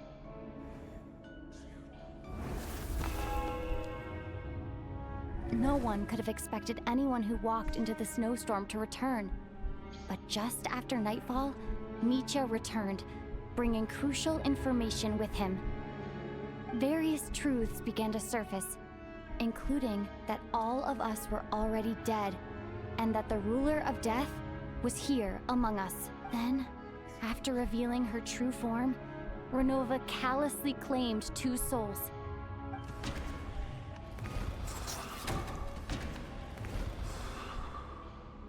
In fact, everyone was already dead by the time we took the photo. And in the days since, we've experienced many more partings in the afterlife. Now, only Mitya and I remain. And the true culprit behind everything still stands before us. In Mitya's eyes, I see the same anger and frustration that I feel. Yep. That covers everything. It's all clear now. Your work isn't finished here yet, is it? The Traveler and I are still standing here, safe and sound. Yeah, and you can't send us back right away. Threw things off a little, but it is of no consequence. The ley lines have already anchored your soul, and the first ray of light tomorrow morning will take you back. I, meanwhile, need to review my attitude towards the Water Imp race. So the reunion in the night that Vodyanitsa mentioned, I suppose that was never meant to be a permanent reunion. That just leaves you, Traveler. My power only allows me to temporarily separate your soul from your body. Oh. The ley lines of Tevat would not accept you. Oh. And your soul is firmly anchored to your body by your will. Oh, is that how For we a define descender death? like you, who is not bound by Tevat's rules. Your death can only be brought through the most violent of means, such as directly destroying either your body or soul. Wow. I have no interest in involving myself with Descenders. For now. Although, this may change if Asmodee remains missing, or you insist on interfering with our affairs. One last question then. All our struggles and sacrifices here, they were meaningless from the very beginning, weren't they? Death abides no reason. Besides, what you call sacrifice is merely a concept created by humanity. Okay. To me, it is nothing more than a self-indulgent charade in the face of death. Mere mortals fantasizing that their actions could reclaim something from my grasp. Man. A truly laughable idea. Oh, man. Okay, RONOVA. Grim Reaper, you really know how to get on my nerves. I'm not here to ingratiate myself with you. I kill merely because your deaths are necessary. Oh, you've made that quite clear. But humans don't take well to being scorned. Not even by the gods.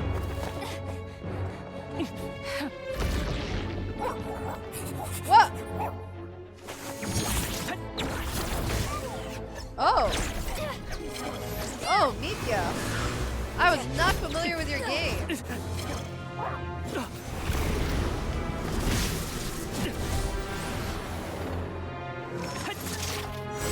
Ooh.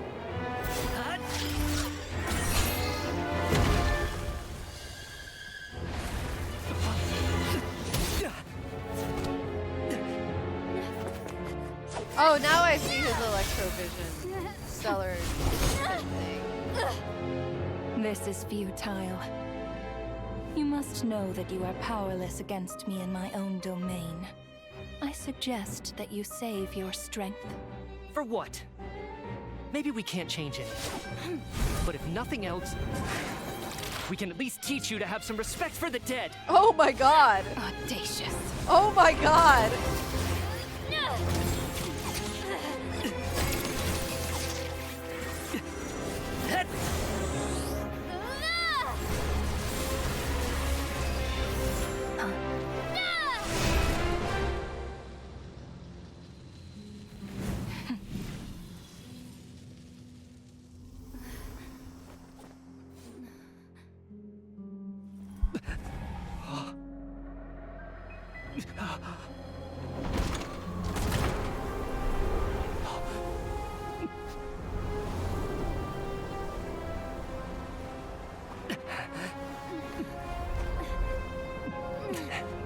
Are we? Oh my god!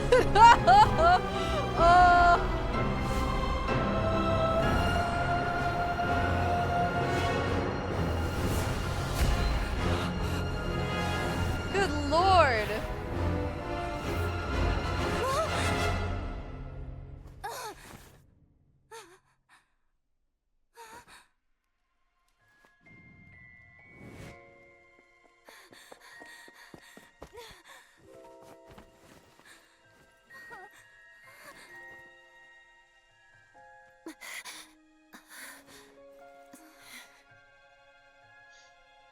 Did she give up?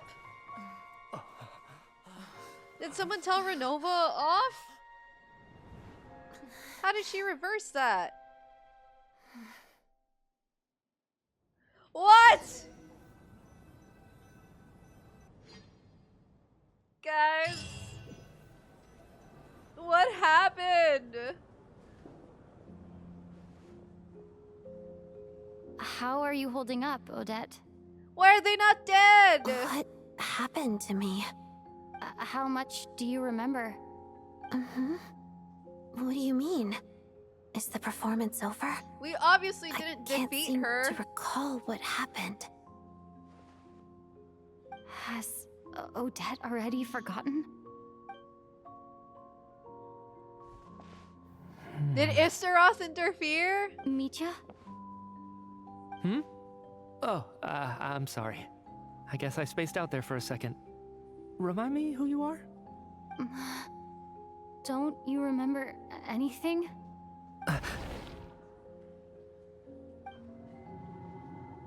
Yeah, I remember now, comrade. Looks like we guessed right.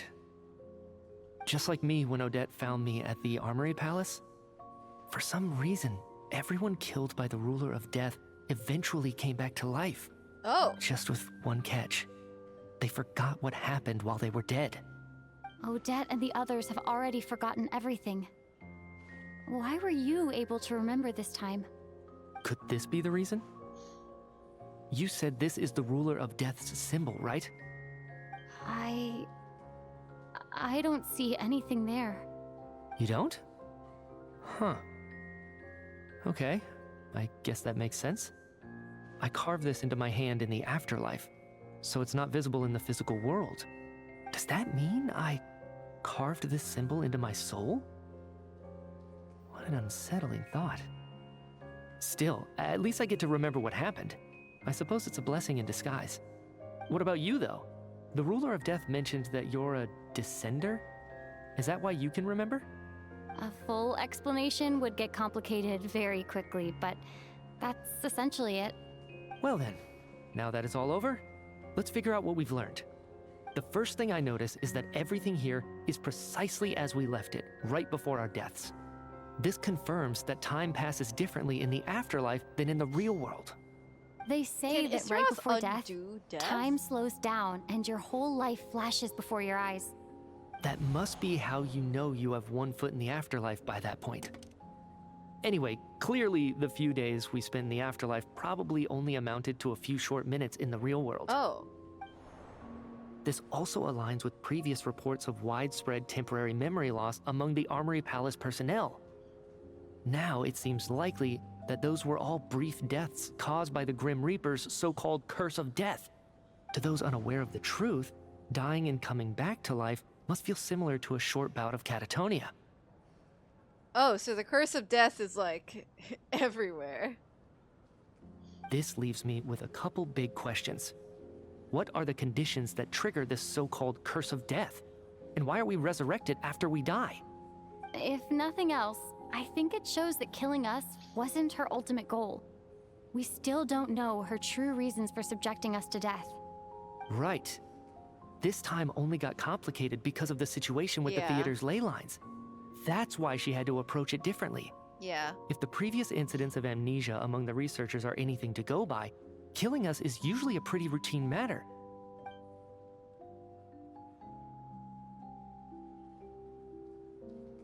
Come to think of it, wasn't I about to note something down before I died?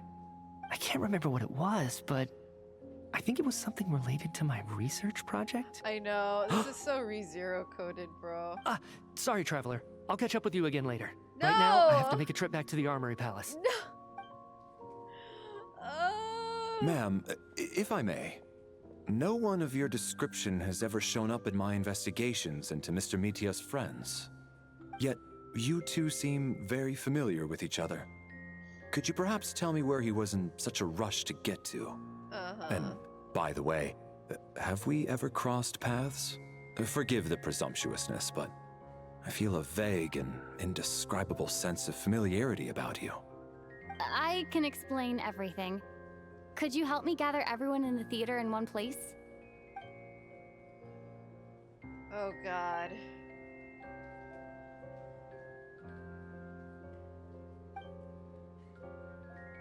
Everyone begins to remember. Okay, good. Good.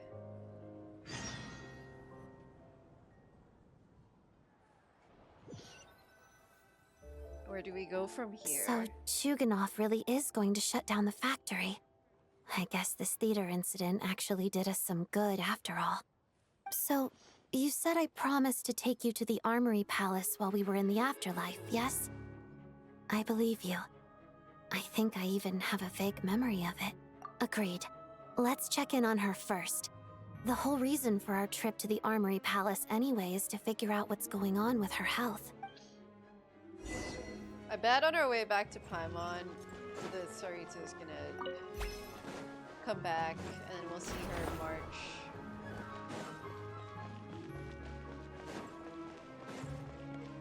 You know what? I'll just teleport there.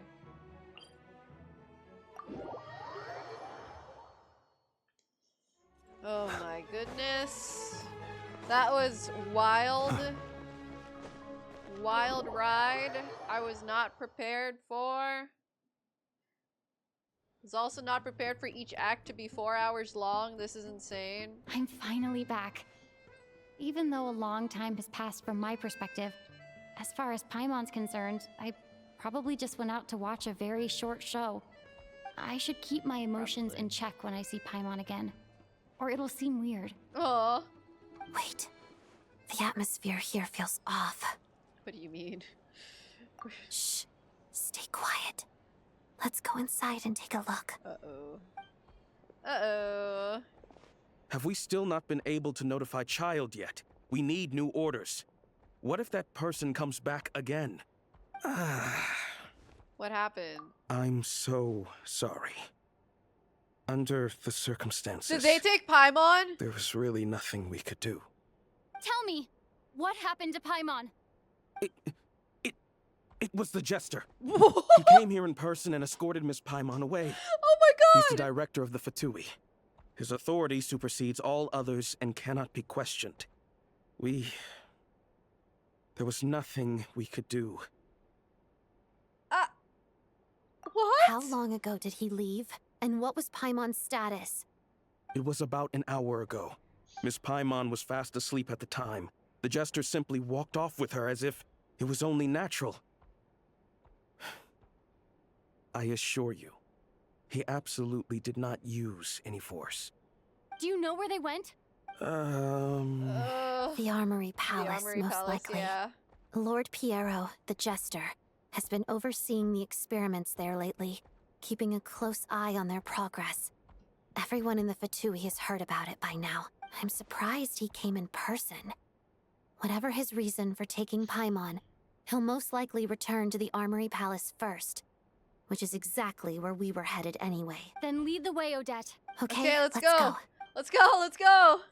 Good God. It's just up ahead.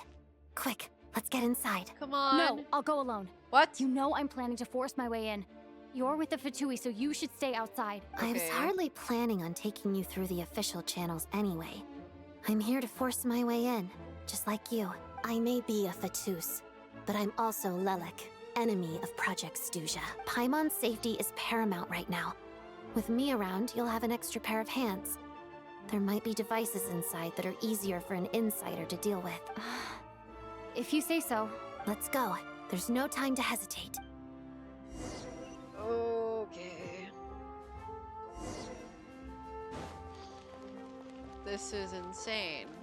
Why did they bring Paimon to the source of her weakness? We're gonna have to beat up all these Fatui guards. Who are you?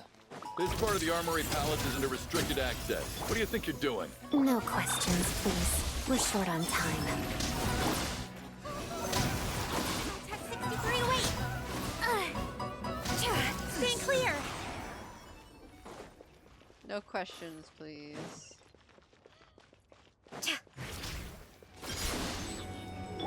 Defensive mode engaged. Annihilation mode.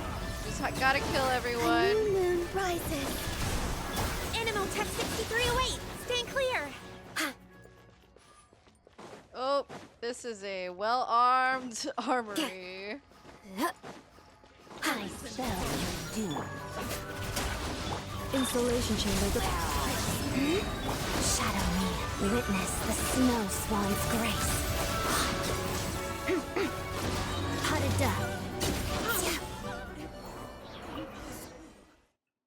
Let's go, let's go. Where's Paimon, bro?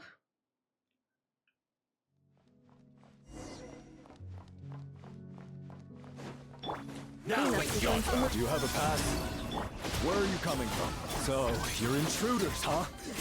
Don't blame me for what happens next! Okay, man.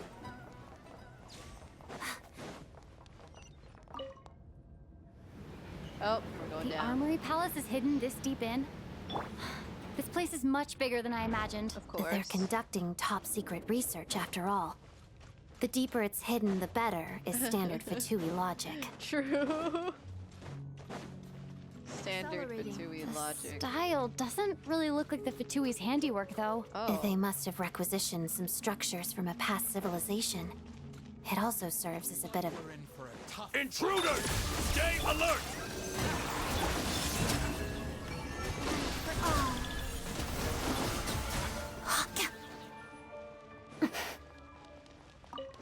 Go, Odette, go. Intruders? Don't come any closer! Bro. Just what are you guys trying to do here? It's your skull! Stay clear! Shadow me. Put in skull! Fix it. Crystalline Adagio. No one interferes with the Jester's work. Yeah.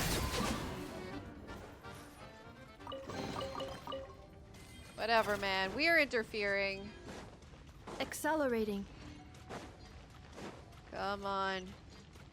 Jester! Why are you so deep inside, bro?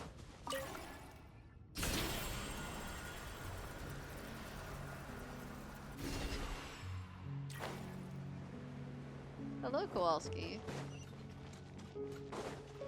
Okay, I guess we go this way. Looks like no one's guarding this place. Oh, There's my something God. off about that decoration over there. Look out! Let's deal with these before we move on.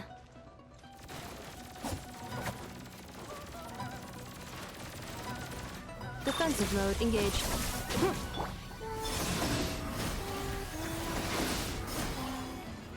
Okay. Oh my God, why are there so many of you, bruh? Check absorption test! Let's begin. Okay. Got through that.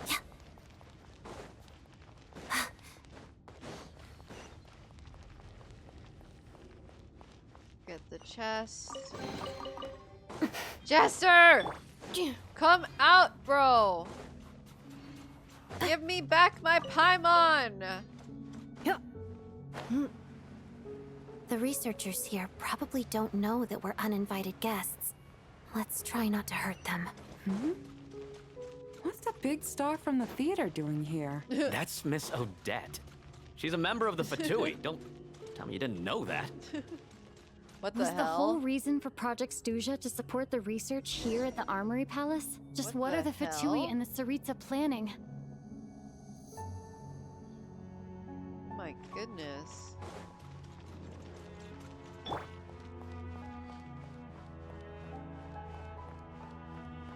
My immersion. I must play as Odette so that they don't notice me.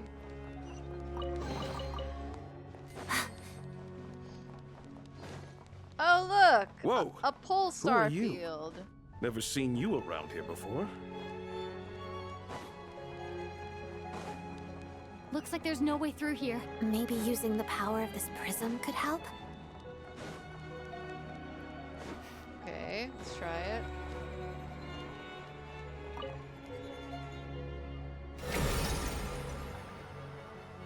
I think I see some images. What? It's the prism's power at play, causing images of the past to reappear, albeit only as illusions.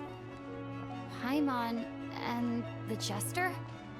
Is this another scene from the past? Yes. It looks quite old, though.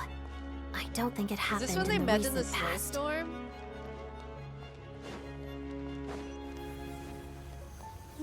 What's going on here? What happened? The source seems to be the Armory Palace. They must have started some large-scale experiment. Bro. Wait, what if this has something to do with Paimon? We need to hurry. Guys, I think they're eating Paimon. I think they're turning her into emergency food.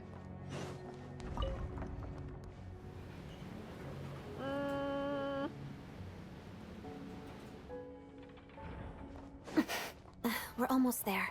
The Armory Palace is just up ahead. Paimon, please be okay.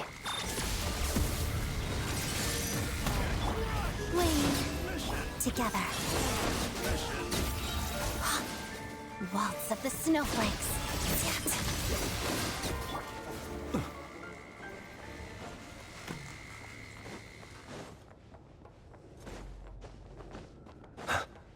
Okay. What's going on? What? Wait, I remember this feeling. Not another night prayer. Not another RONOVA. It's the curse of death. No, no, not now. Why is the curse of death striking again already?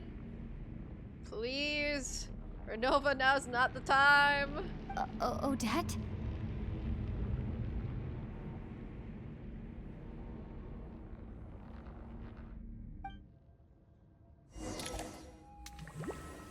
Oh man. Oh man. Is this the afterlife again? I need to find a way back to reality. Is that Odette's core Ignis? Could that be what just woke me up? Oh my god, Paimon! Just take me back to Paimon, bro! Okay, okay, RONOVA, okay. Okay, RONOVA, calm down!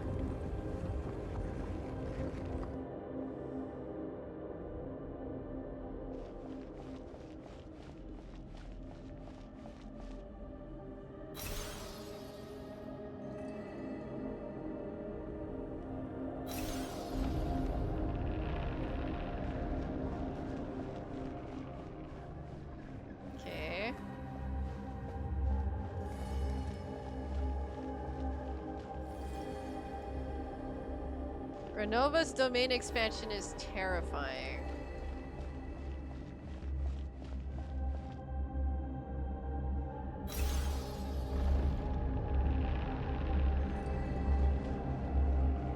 She kinda needs to chill.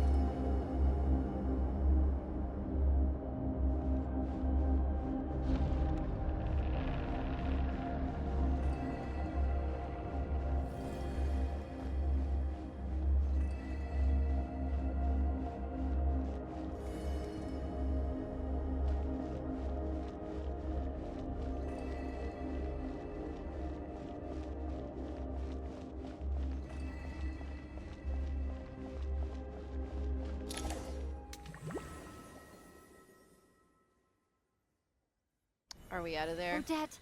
Odette! What? No signs of life, but past experience says that she should be resurrected before too long.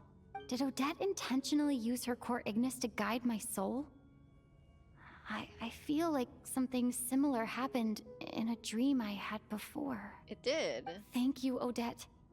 If not for you, my soul wouldn't have found its way back to my body so quickly, and I might not have woken up so soon. Okay, Lumine, time to get Paimon. I'm sorry.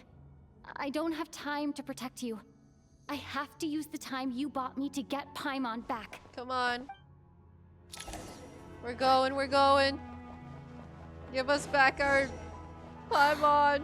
Sure enough, everyone here has been a Paimon! Paimon! Oh my god, everyone else was affected by the curse of death. That's crazy. Paimon probably didn't escape RONOVA's curse either. She won't be able to respond to me right now. I'll have to find her myself. Unless...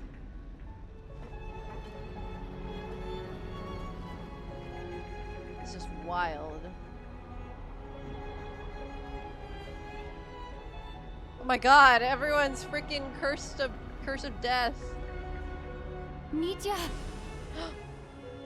Is this the laboratory he works in? What happened here to trigger the curse of death again so soon? I'll have to ask him when he wakes up. Finding Paimon has to take priority now. Okay, Paimon. Where are you? Okay, not there. Paimon, are you in the chamber? I found her!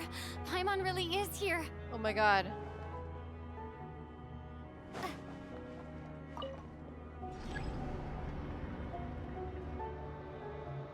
We need to unlock the door. We need to unlock the door! Of course it's the one farthest away from us.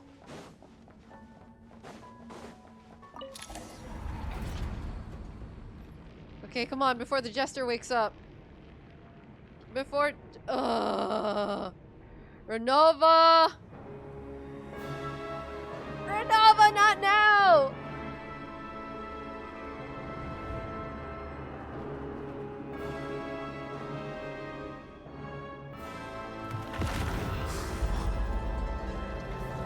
Holy crap!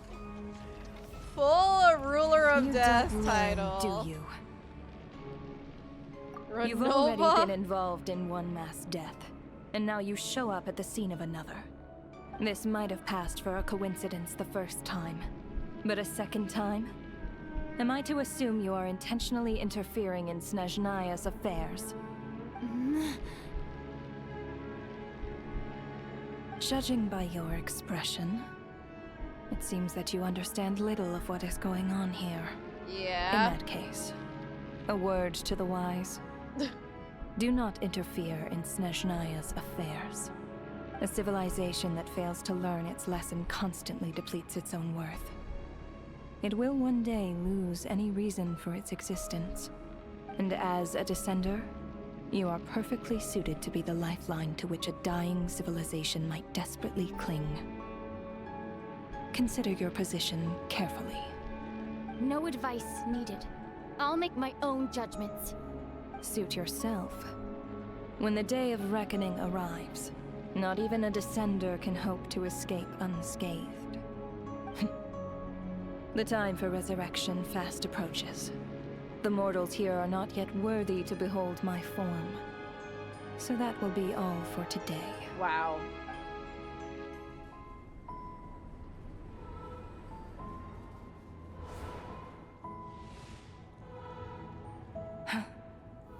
That thing is coming with me.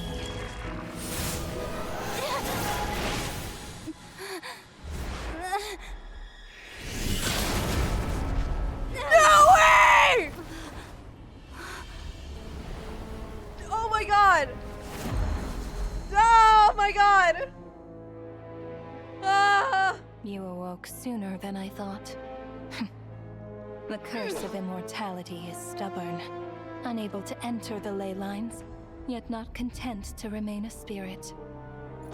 Ruler of death, what do you want? She wants Paimon. You perplex me. Both you and you. That thing may be a creation of Celestia, but it possesses none of Celestia's power, let alone authority. Your obsession with it baffles me. No matter, the resurrection will soon begin. It's worthless anyway. I'll reclaim it next time.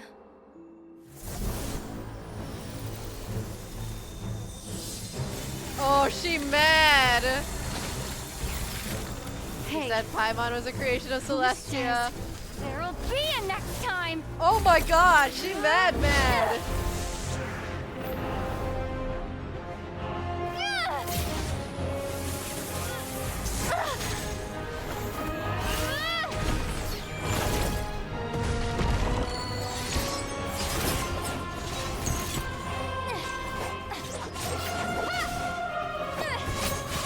Holy crap! Lumine!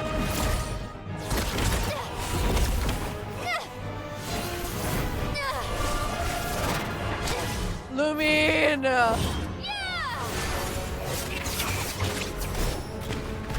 Lumine is like... She's everything. She's done so well. She's doing so good. She's trying so hard. Huh?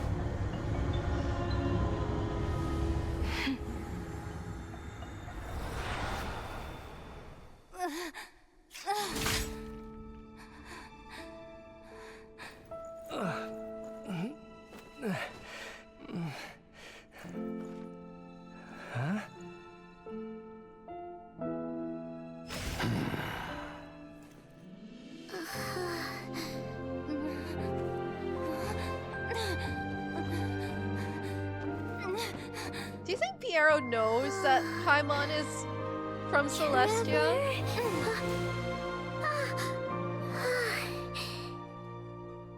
Does he know?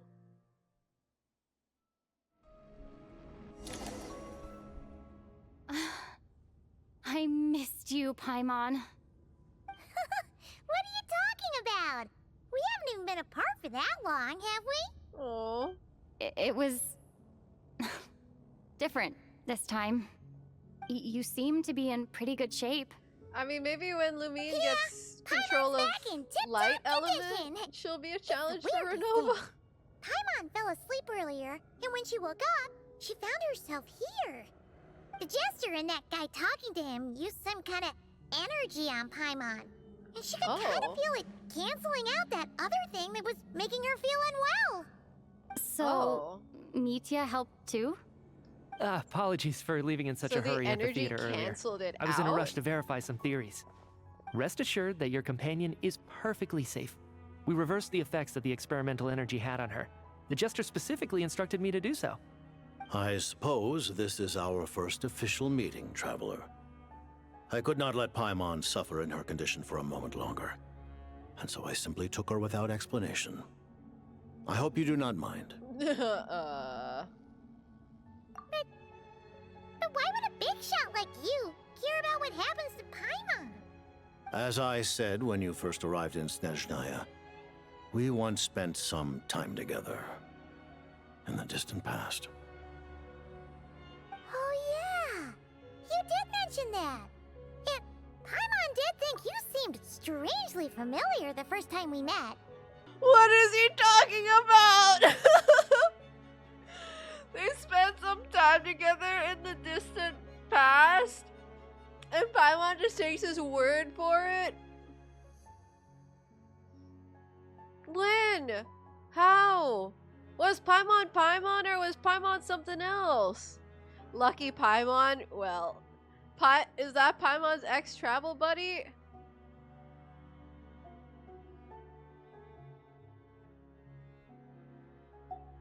I'm afraid the reminiscing will have to wait. No! Mitya, Jester, let us shut continue up! with the report. Shut up and tell us What conclusions, everything. if any, did you reach from conducting the final experiment of our energy research ahead of schedule? The good news is, my hypothesis regarding the Ruler of Death has been verified. As for the bad news, I recommend we suspend the experiments and Project Mistleton until further notice. Currently, we have no means with which to make a breakthrough.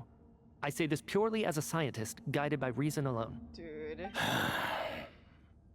I will trust your judgment.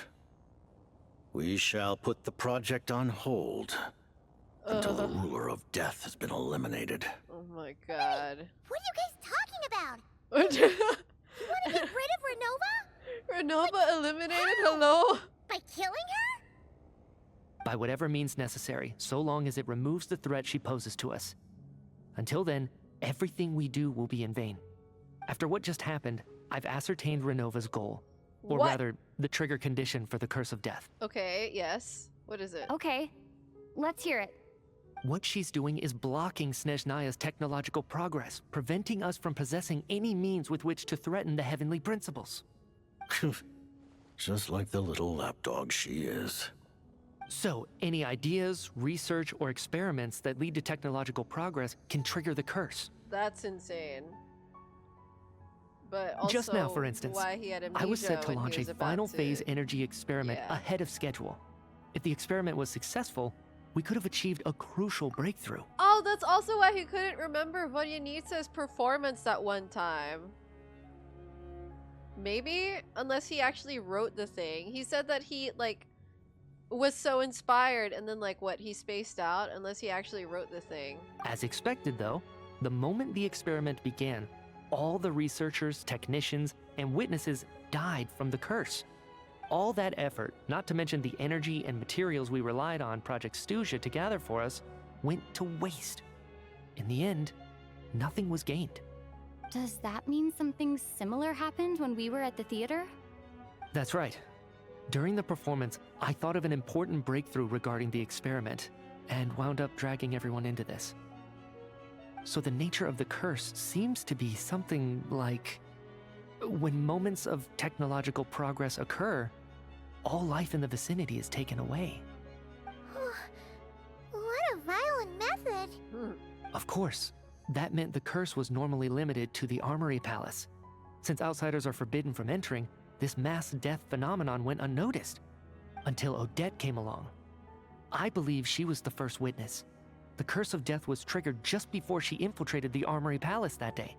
But you mentioned something about a final stage experiment. Doesn't that mean you've actually made some progress? That's right. Even with the gods locking certain key components out of reach, humanity can still advance technology in incremental steps accumulated over time. But, as I'm sure RONOVA anticipated, even incremental progress has its limits, a point where the truth you're seeking must be put to the test in an experiment. Okay. You mean the experiment you were just about to do? Yes, we were at a critical juncture, a moment where the quantitative was about to translate into fundamental qualitative change. With this single experiment, we could have brought everything we've worked for to fruition. But now, after already being forced to fumble around in the dark all this time, it feels like we've truly hit an impenetrable wall. As long as RONOVA's curse of death persists, we won't be able to advance the experiment or obtain any results. And with Project Stuzha having been in effect all this time, yeah, at our nation's current strength, repeated trial and error is simply unsustainable. True. Only by eliminating RONOVA first will it be possible to continue advancing our plans. But she's the ruler of death! She can just kill whoever she wants, right? That's gotta be the scariest power ever! Is it even possible to beat her? We'll see. Well, yeah, but we'll see. One thing's for sure. She definitely can't just do whatever she wants. The best proof of that is me, standing here, very much alive. You're saying... Wouldn't it be easier to just kill all of us researchers for good?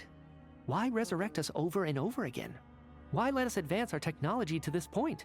So, you're saying even the ruler of death has limitations we don't know about? Exactly. And I think that's where the key to our breakthrough lies.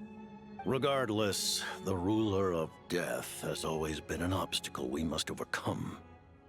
Indeed, we must face life, death, time, and space. Shades call out. After all, our goal is the heavenly principles. The Fatui want to challenge the heavenly principles? He says it with For a so long much time, aura. I've had a vague suspicion the Fatui and the Tsaritsa were targeting the heavenly principles. But hearing the Jester admit it is still a shock. No wonder the Tsaritsa's goal has always been kept a secret from the people. What kind of road will that lead snezhnaya down? In that case... Lord Jester, I would like to request some leave. I'd like some time to organize my thoughts and go over the data. Granted. Get some rest, put the experiment out of your mind, and take care that the curse of death doesn't affect any civilians. Don't have any breakthroughs while you're outside of the armory. And don't visit the theater. Jester. Jester, please. Tell us everything. While there is yet time, allow me to offer you my hospitality, honored guest of snezhnaya. Is there anything you wish to know? Adjutant, what did we miss? Media asked for a leave. That's it.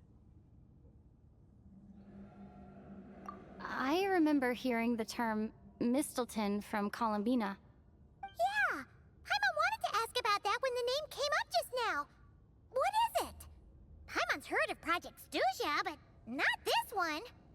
As you know, Project Stuzha is a series of measures enacted to consolidate our nation's resources, the greater purpose of which is to serve Project Mistelton. Okay. Many of the things you have encountered thus far are essentially for the advancement of that project. This includes the Kuvaki Experimental Design Bureau in Nocturne. Researching Kuvaki was merely a facade. Its core objective was to use local resources and research findings to build Mistelton itself. Oh my god. And that's a weapon. Is that the name of the built for weapon? the final Oh my against god. the heavenly principles, isn't it? Wait. Huh? How did you know that? I'm gonna Google Mistelton and see what comes up.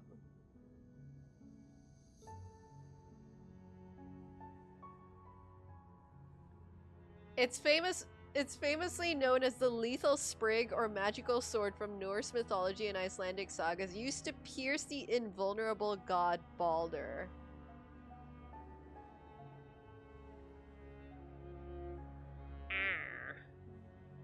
I was given some intel, and I made some deductions. Wow. Wait. You must mean that thing over there. Oh, Paimon's gotta take a closer look at this thing. Especially after you guys sent so many people to Nocturne to work on it. Kuvaki alone will not break through Celestia's defenses, let alone challenge the heavenly principles. The heavenly principles are no doubt accustomed to combating the power of the light realm, and elemental energy is simply the power of the human realm, converted to that form by the heavenly principles themselves. Any attempt to use this power against its creator would be a futile endeavor.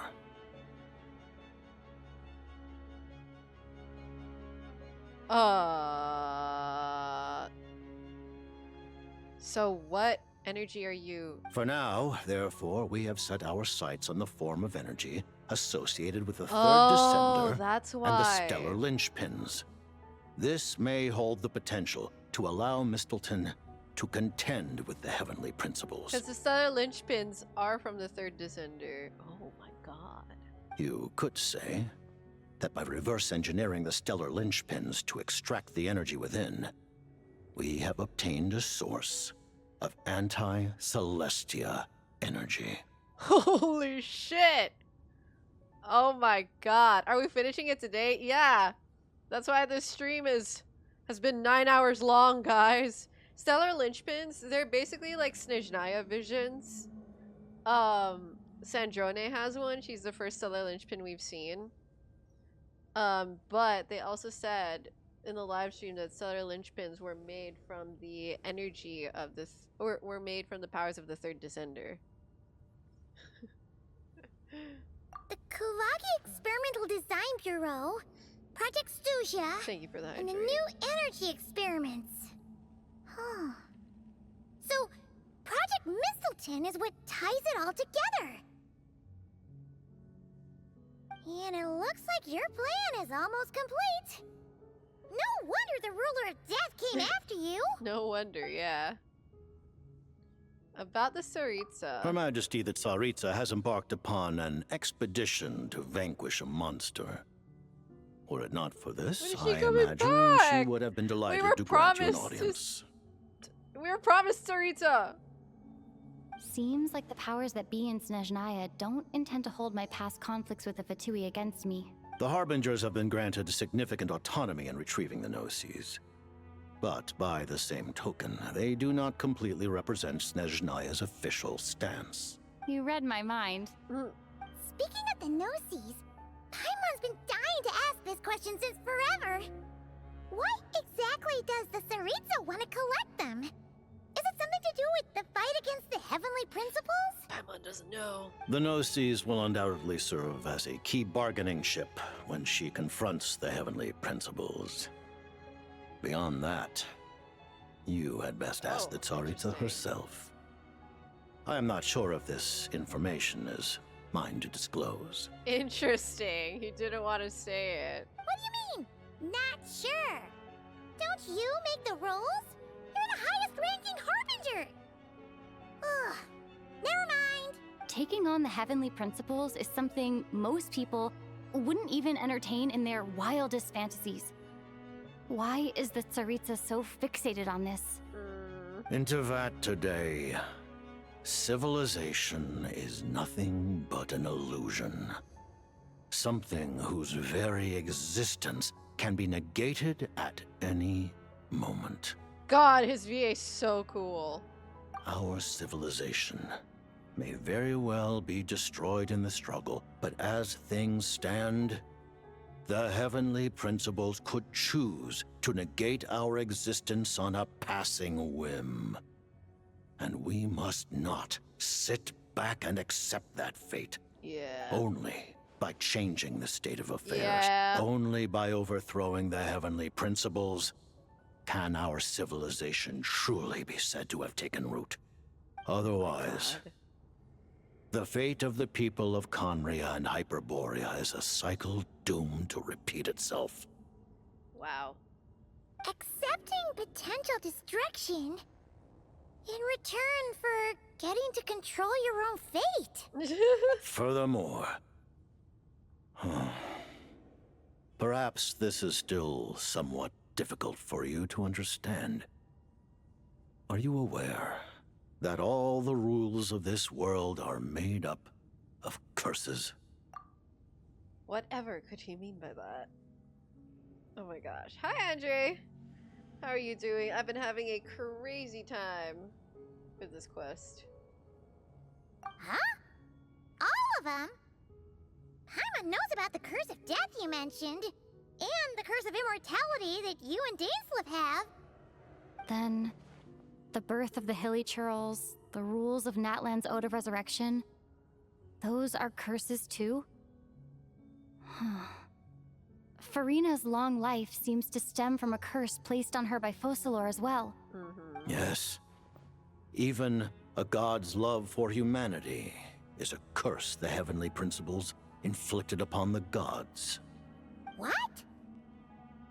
The Tsaritsa has always had ample reason to hate the heavenly principles. Okay. If she can seize their authority, she will reconstruct the entire world, and when that time comes, humanity will be completely liberated from curses and lies. Tsaritsa wants Look to forward seize to the it. authority? It will be a world beyond your imagination.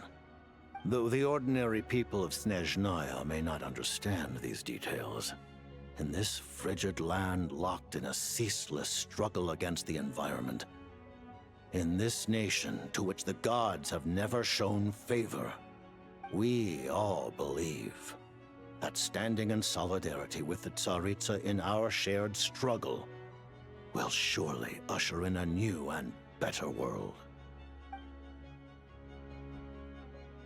About your relationship with Paimon. Paimon really doesn't remember. He's basically a stranger. You've gotta believe Paimon. You're freaking out over nothing. Allow me to explain. The reason Paimon reacted to the anti-Celestia energy developed by the Armory Palace is because she comes from Celestia herself. More specifically, she is one of its creations.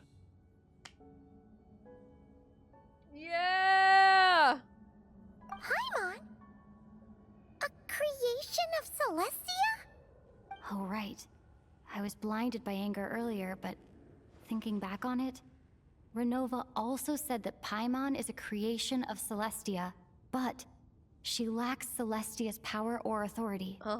As you know, the lunar fragments in Nodcry were pulled down from the sky using Fatui technology. Okay. But the first application of this technology was in Conria over 500 years ago.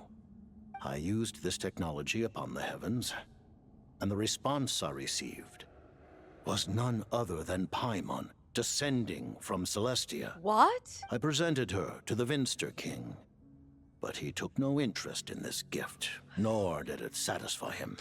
Hold up! They pulled down Paimon from Celestia with Conrian technology? Does this conflict with the possibility that Paimon could be Asmodee? Or is it like they pulled something down from Celestia and it was Asmodee in the form of Paimon?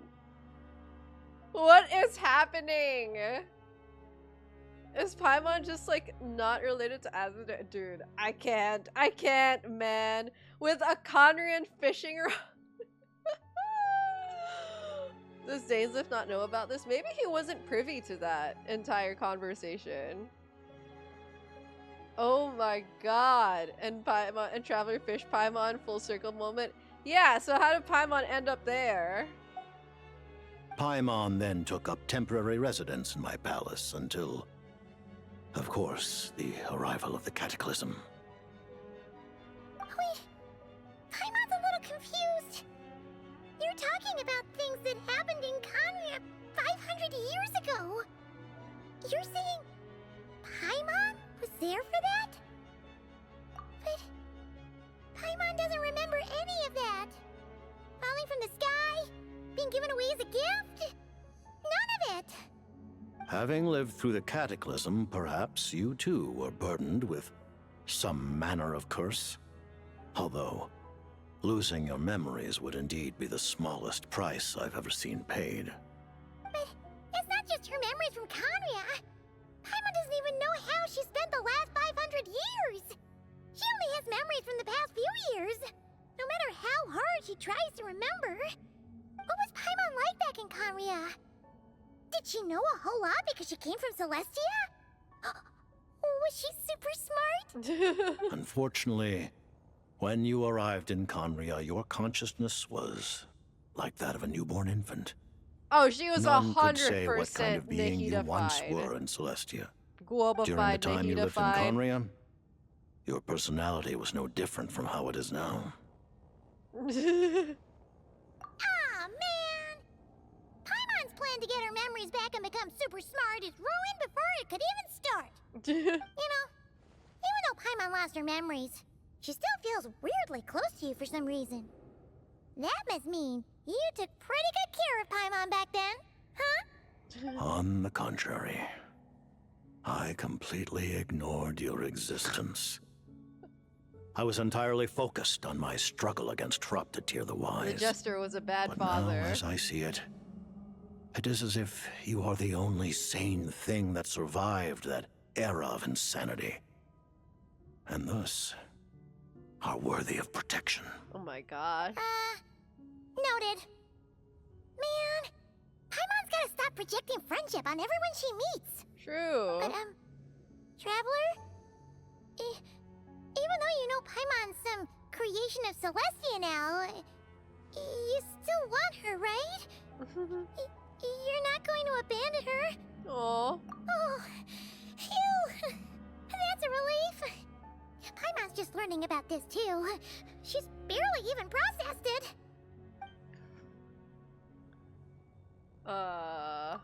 Thank you for telling me so much. I'm a bit surprised, honestly. I didn't expect you to be quite so transparent with me. Cat Given the circumstances, true. the Fatui need not hide anything from our allies.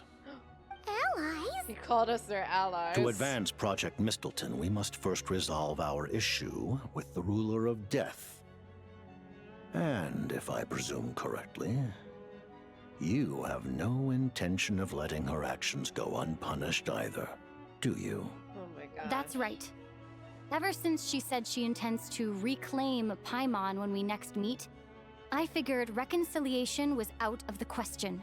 Against an opponent of this caliber, deliberating over our allegiances would waste time we do not have. Oh my god! We must join Full forces 180. unreservedly with whomever we can, if we are to stand anything like a fighting chance. We are allied with the Fatui! This is so exciting! Just for Paimon? But Paimon's only... No buts. Thank you. I know, I love Lumine. Thank you! Oh, gee! Now Paimon doesn't even know what to say! Anyway, Paimon's super touched! The Tsaritsa will return in triumph in short order, and the Fatui shall hold internal discussions regarding the enemy. The time for us to meet again will come very soon. Got it. Thanks for your help with Paimon. I'll be sure to look after her for you. There was just one other thing. Well, it's just a request, really. Paimon really wants to see what this Mistleton thingy you're gonna use against the Heavenly Principles looks like. Okay. Of course, Paimon knows it's top secret and stuff, but she just had to ask. It's okay if the answer's no. Certainly you may. Oh, is that easy? Okay. Actually, maybe it's best not to. What if RONOVA suddenly pops up again? She might take this chance to... While the technology is not yet fully developed, it has nevertheless reached the stage where Celestia's creations are unable to damage it. In that regard, you may rest assured. Cool. Oh. Wow. No wonder Paimon felt so out of sorts recently, even though it was super far away. Alright then! Paimon's ready to take a sneaky peek at this top secret super weapon! Cool.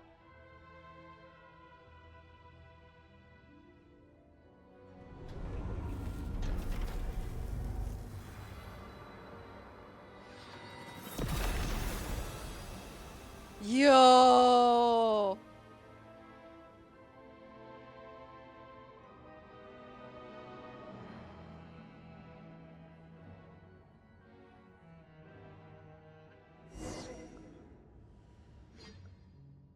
Wait, it's the weapon from the trailer. It is the weapon from the trailer. Huh? Oh, hey there, Odette! Paimon? You're okay.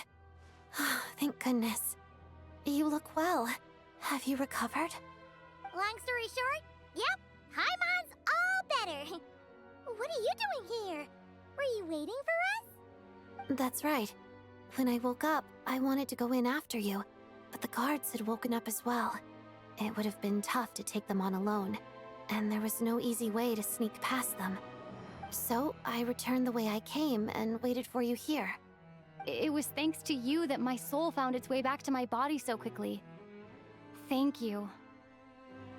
Huh. Is that that actually Senora worked? song? Nice.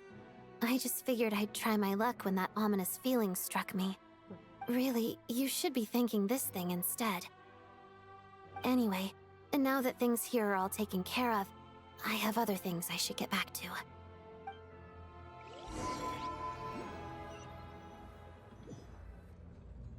Ah, Director Chuganov, you're back. We just received notice that Project Stuzha has been suspended, so we've convened an emergency meeting. Shut it down, Chuganov. This is the preliminary plan. In addition to expanding production capacity, we've also discussed feasible layoff plans to optimize revenue and expenditure structure. Our calculations indicate that the factory's profits will increase by at least 30%. Just give the word, Director.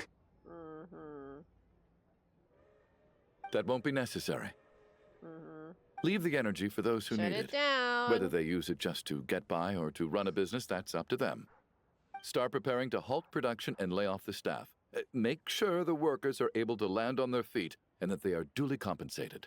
Yep. Thank you all for your hard work during this time. There we go. Am I hearing you right? Why? After all the tough times we made it through, now is exactly when we should start to turn a profit. I just suddenly don't want to do this anymore. Huh. Does there have to be a reason? Iskra, it's time to rest. Dear esteemed members of the Rokot, given the effects of Lelik's radical actions upon our organization's reputation and social stability, a decision has been made to permanently withdraw this codename from use. Okay. Considering that Lelik did what they did for the benefit of the people, the Rokot has nevertheless negotiated with the authorities, ultimately securing a waiver for all penalties due to them. Lelik will be suspended for a period of time. Depending on their future performance, they may be allowed to adopt a new codename and continue acting as part of the Rokot. Interesting. The purpose of this notice is to remind everyone once again that motives and methods are equally important when one operates in the shadows.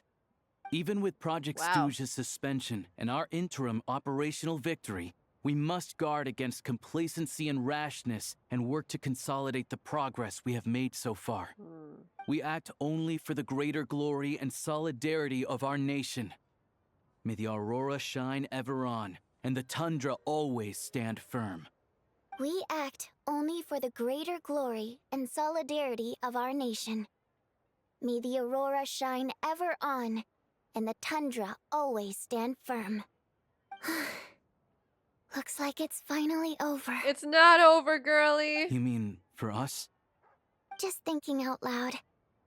I've never seen the Snezhnaya Vecha so lively before.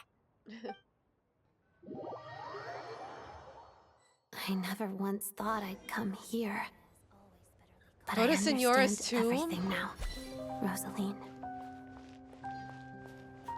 Oh! We get to see Senora's tomb? Where the heck are we?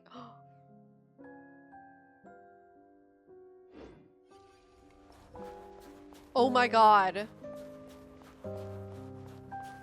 Oh my god.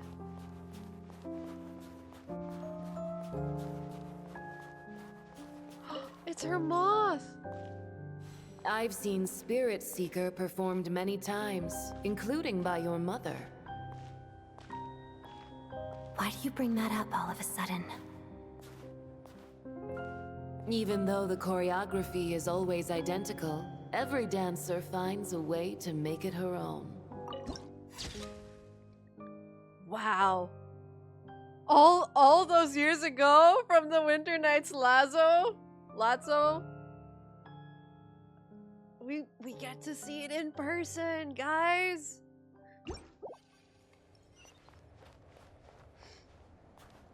So you actually want to talk to me about ballet?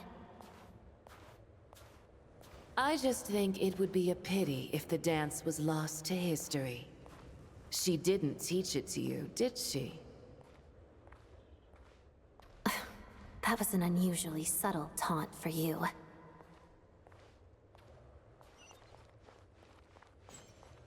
Oh my gosh. We embraced one another on the snow-swept plains, melting the ruthlessness of time. But when our bodies, in pieces, are cast to the winds, what of our love will remain behind?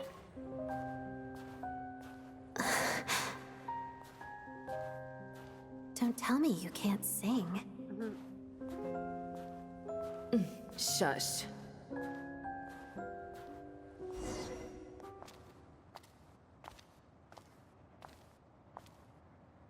I understand her hatred.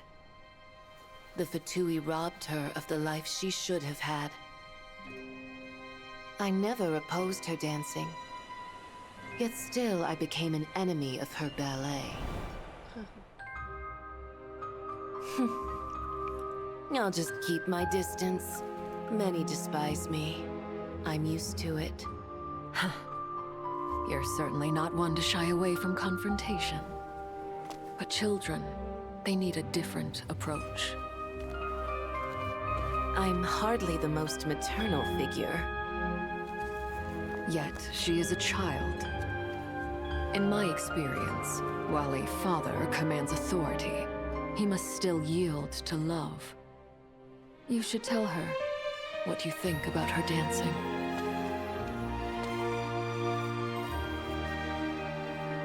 Odette will soon take the stage at the Koralyevsky Theater. This could be your chance. Geonosis secured. It went smoothly. I'll be there. Have them send me an invitation.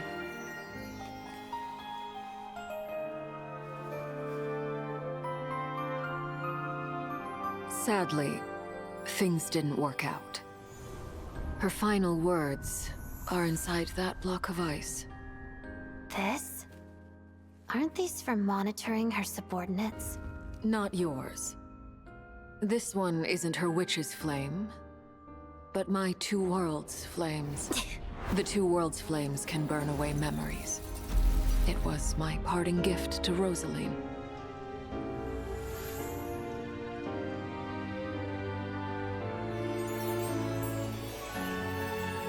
If all goes to plan, she and I will both live to see the Tsaritsa succeed. I believe she'll find peace. But if anything happens to me, she needn't follow in my footsteps. The cryo-energy will fade away in time. Then the two worlds' flames will burn away all memories of the Fatui. She'll be free to dance. She deserves this. I will handle the aftermath. The choice is yours, child. Oh my god.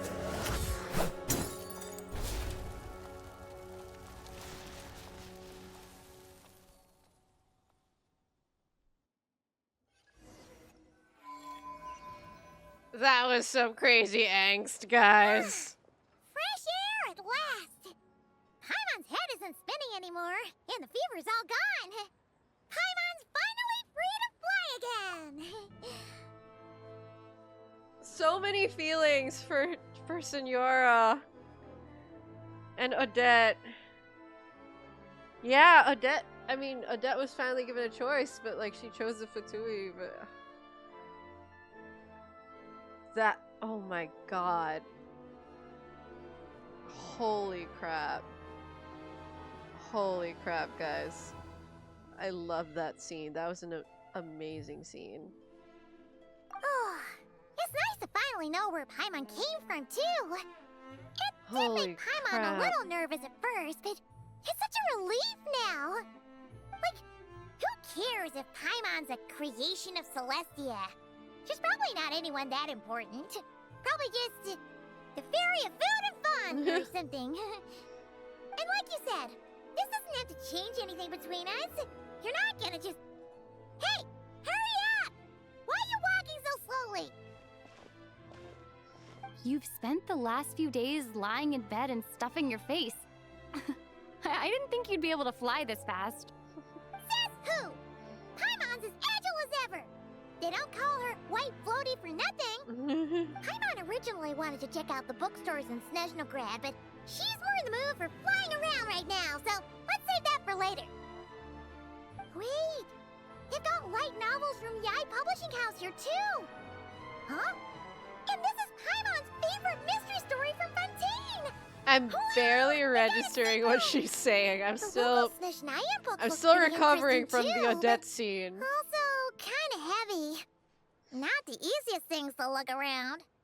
I thought you were in the mood for flying around. I'm still recovering, Can guys. read while she flies. Hey, look at these two dolls. Which do you like better?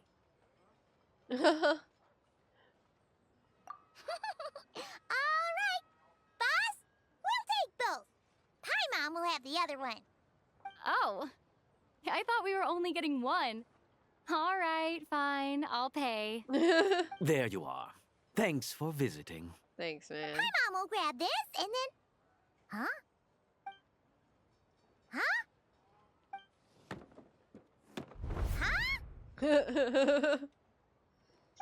Her first Matryoshka doll. How many layers does this thing have? And what are you laughing at? Huh. You knew all along, didn't you? A whole bunch of people are gathered over by the plaza. Oh my god, it's real, Tonya! That looks like Tartaglia! Hey, Tartaglia! I know that voice. Of course. If it isn't It's Paimon real, and my old Tonya. comrade. You're looking well, Paimon. All better? Yeah! The jester knew what was wrong and fixed Paimon right up! Thanks for sending someone to keep Paimon safe, too. Oh, yeah. About that. That was kind of embarrassing.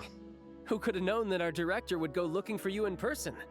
So sorry for the misunderstanding. Oh, right. Let me introduce you. This is my little sister, Tonya. Hello, Tonya. Hello. Firstly, I'm really sorry about my brother.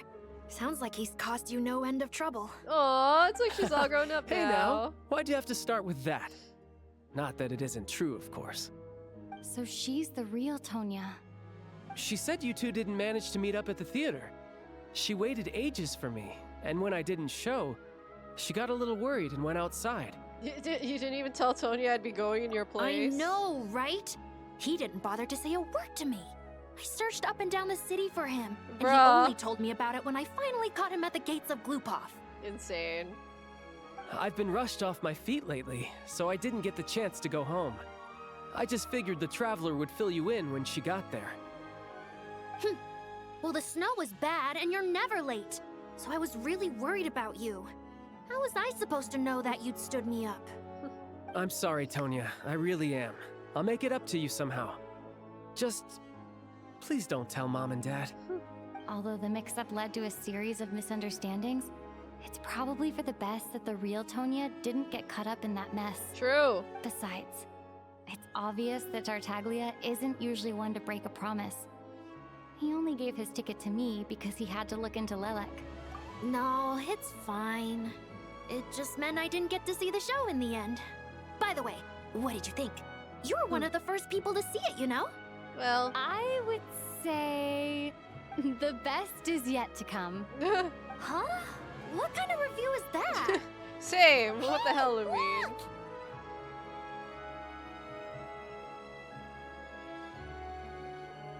Please, Saritsa time. It's happening, guys. It's happening.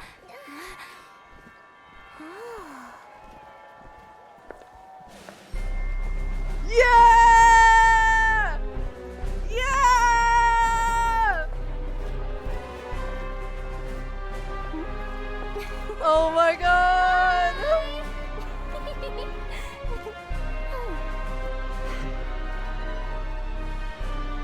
finally home!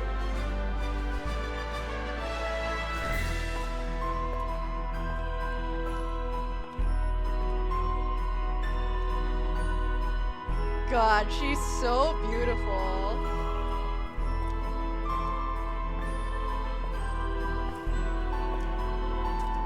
Holy mother. Holy mother.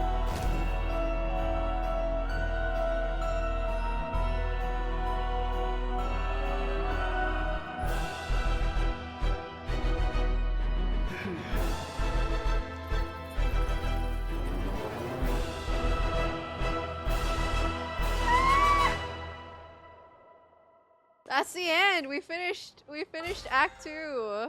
Longest quest we've ever had. Not gonna get an audience with her. Not this version. She just got back. Guys, I've been live for 10 hours. I'm gonna need a rest.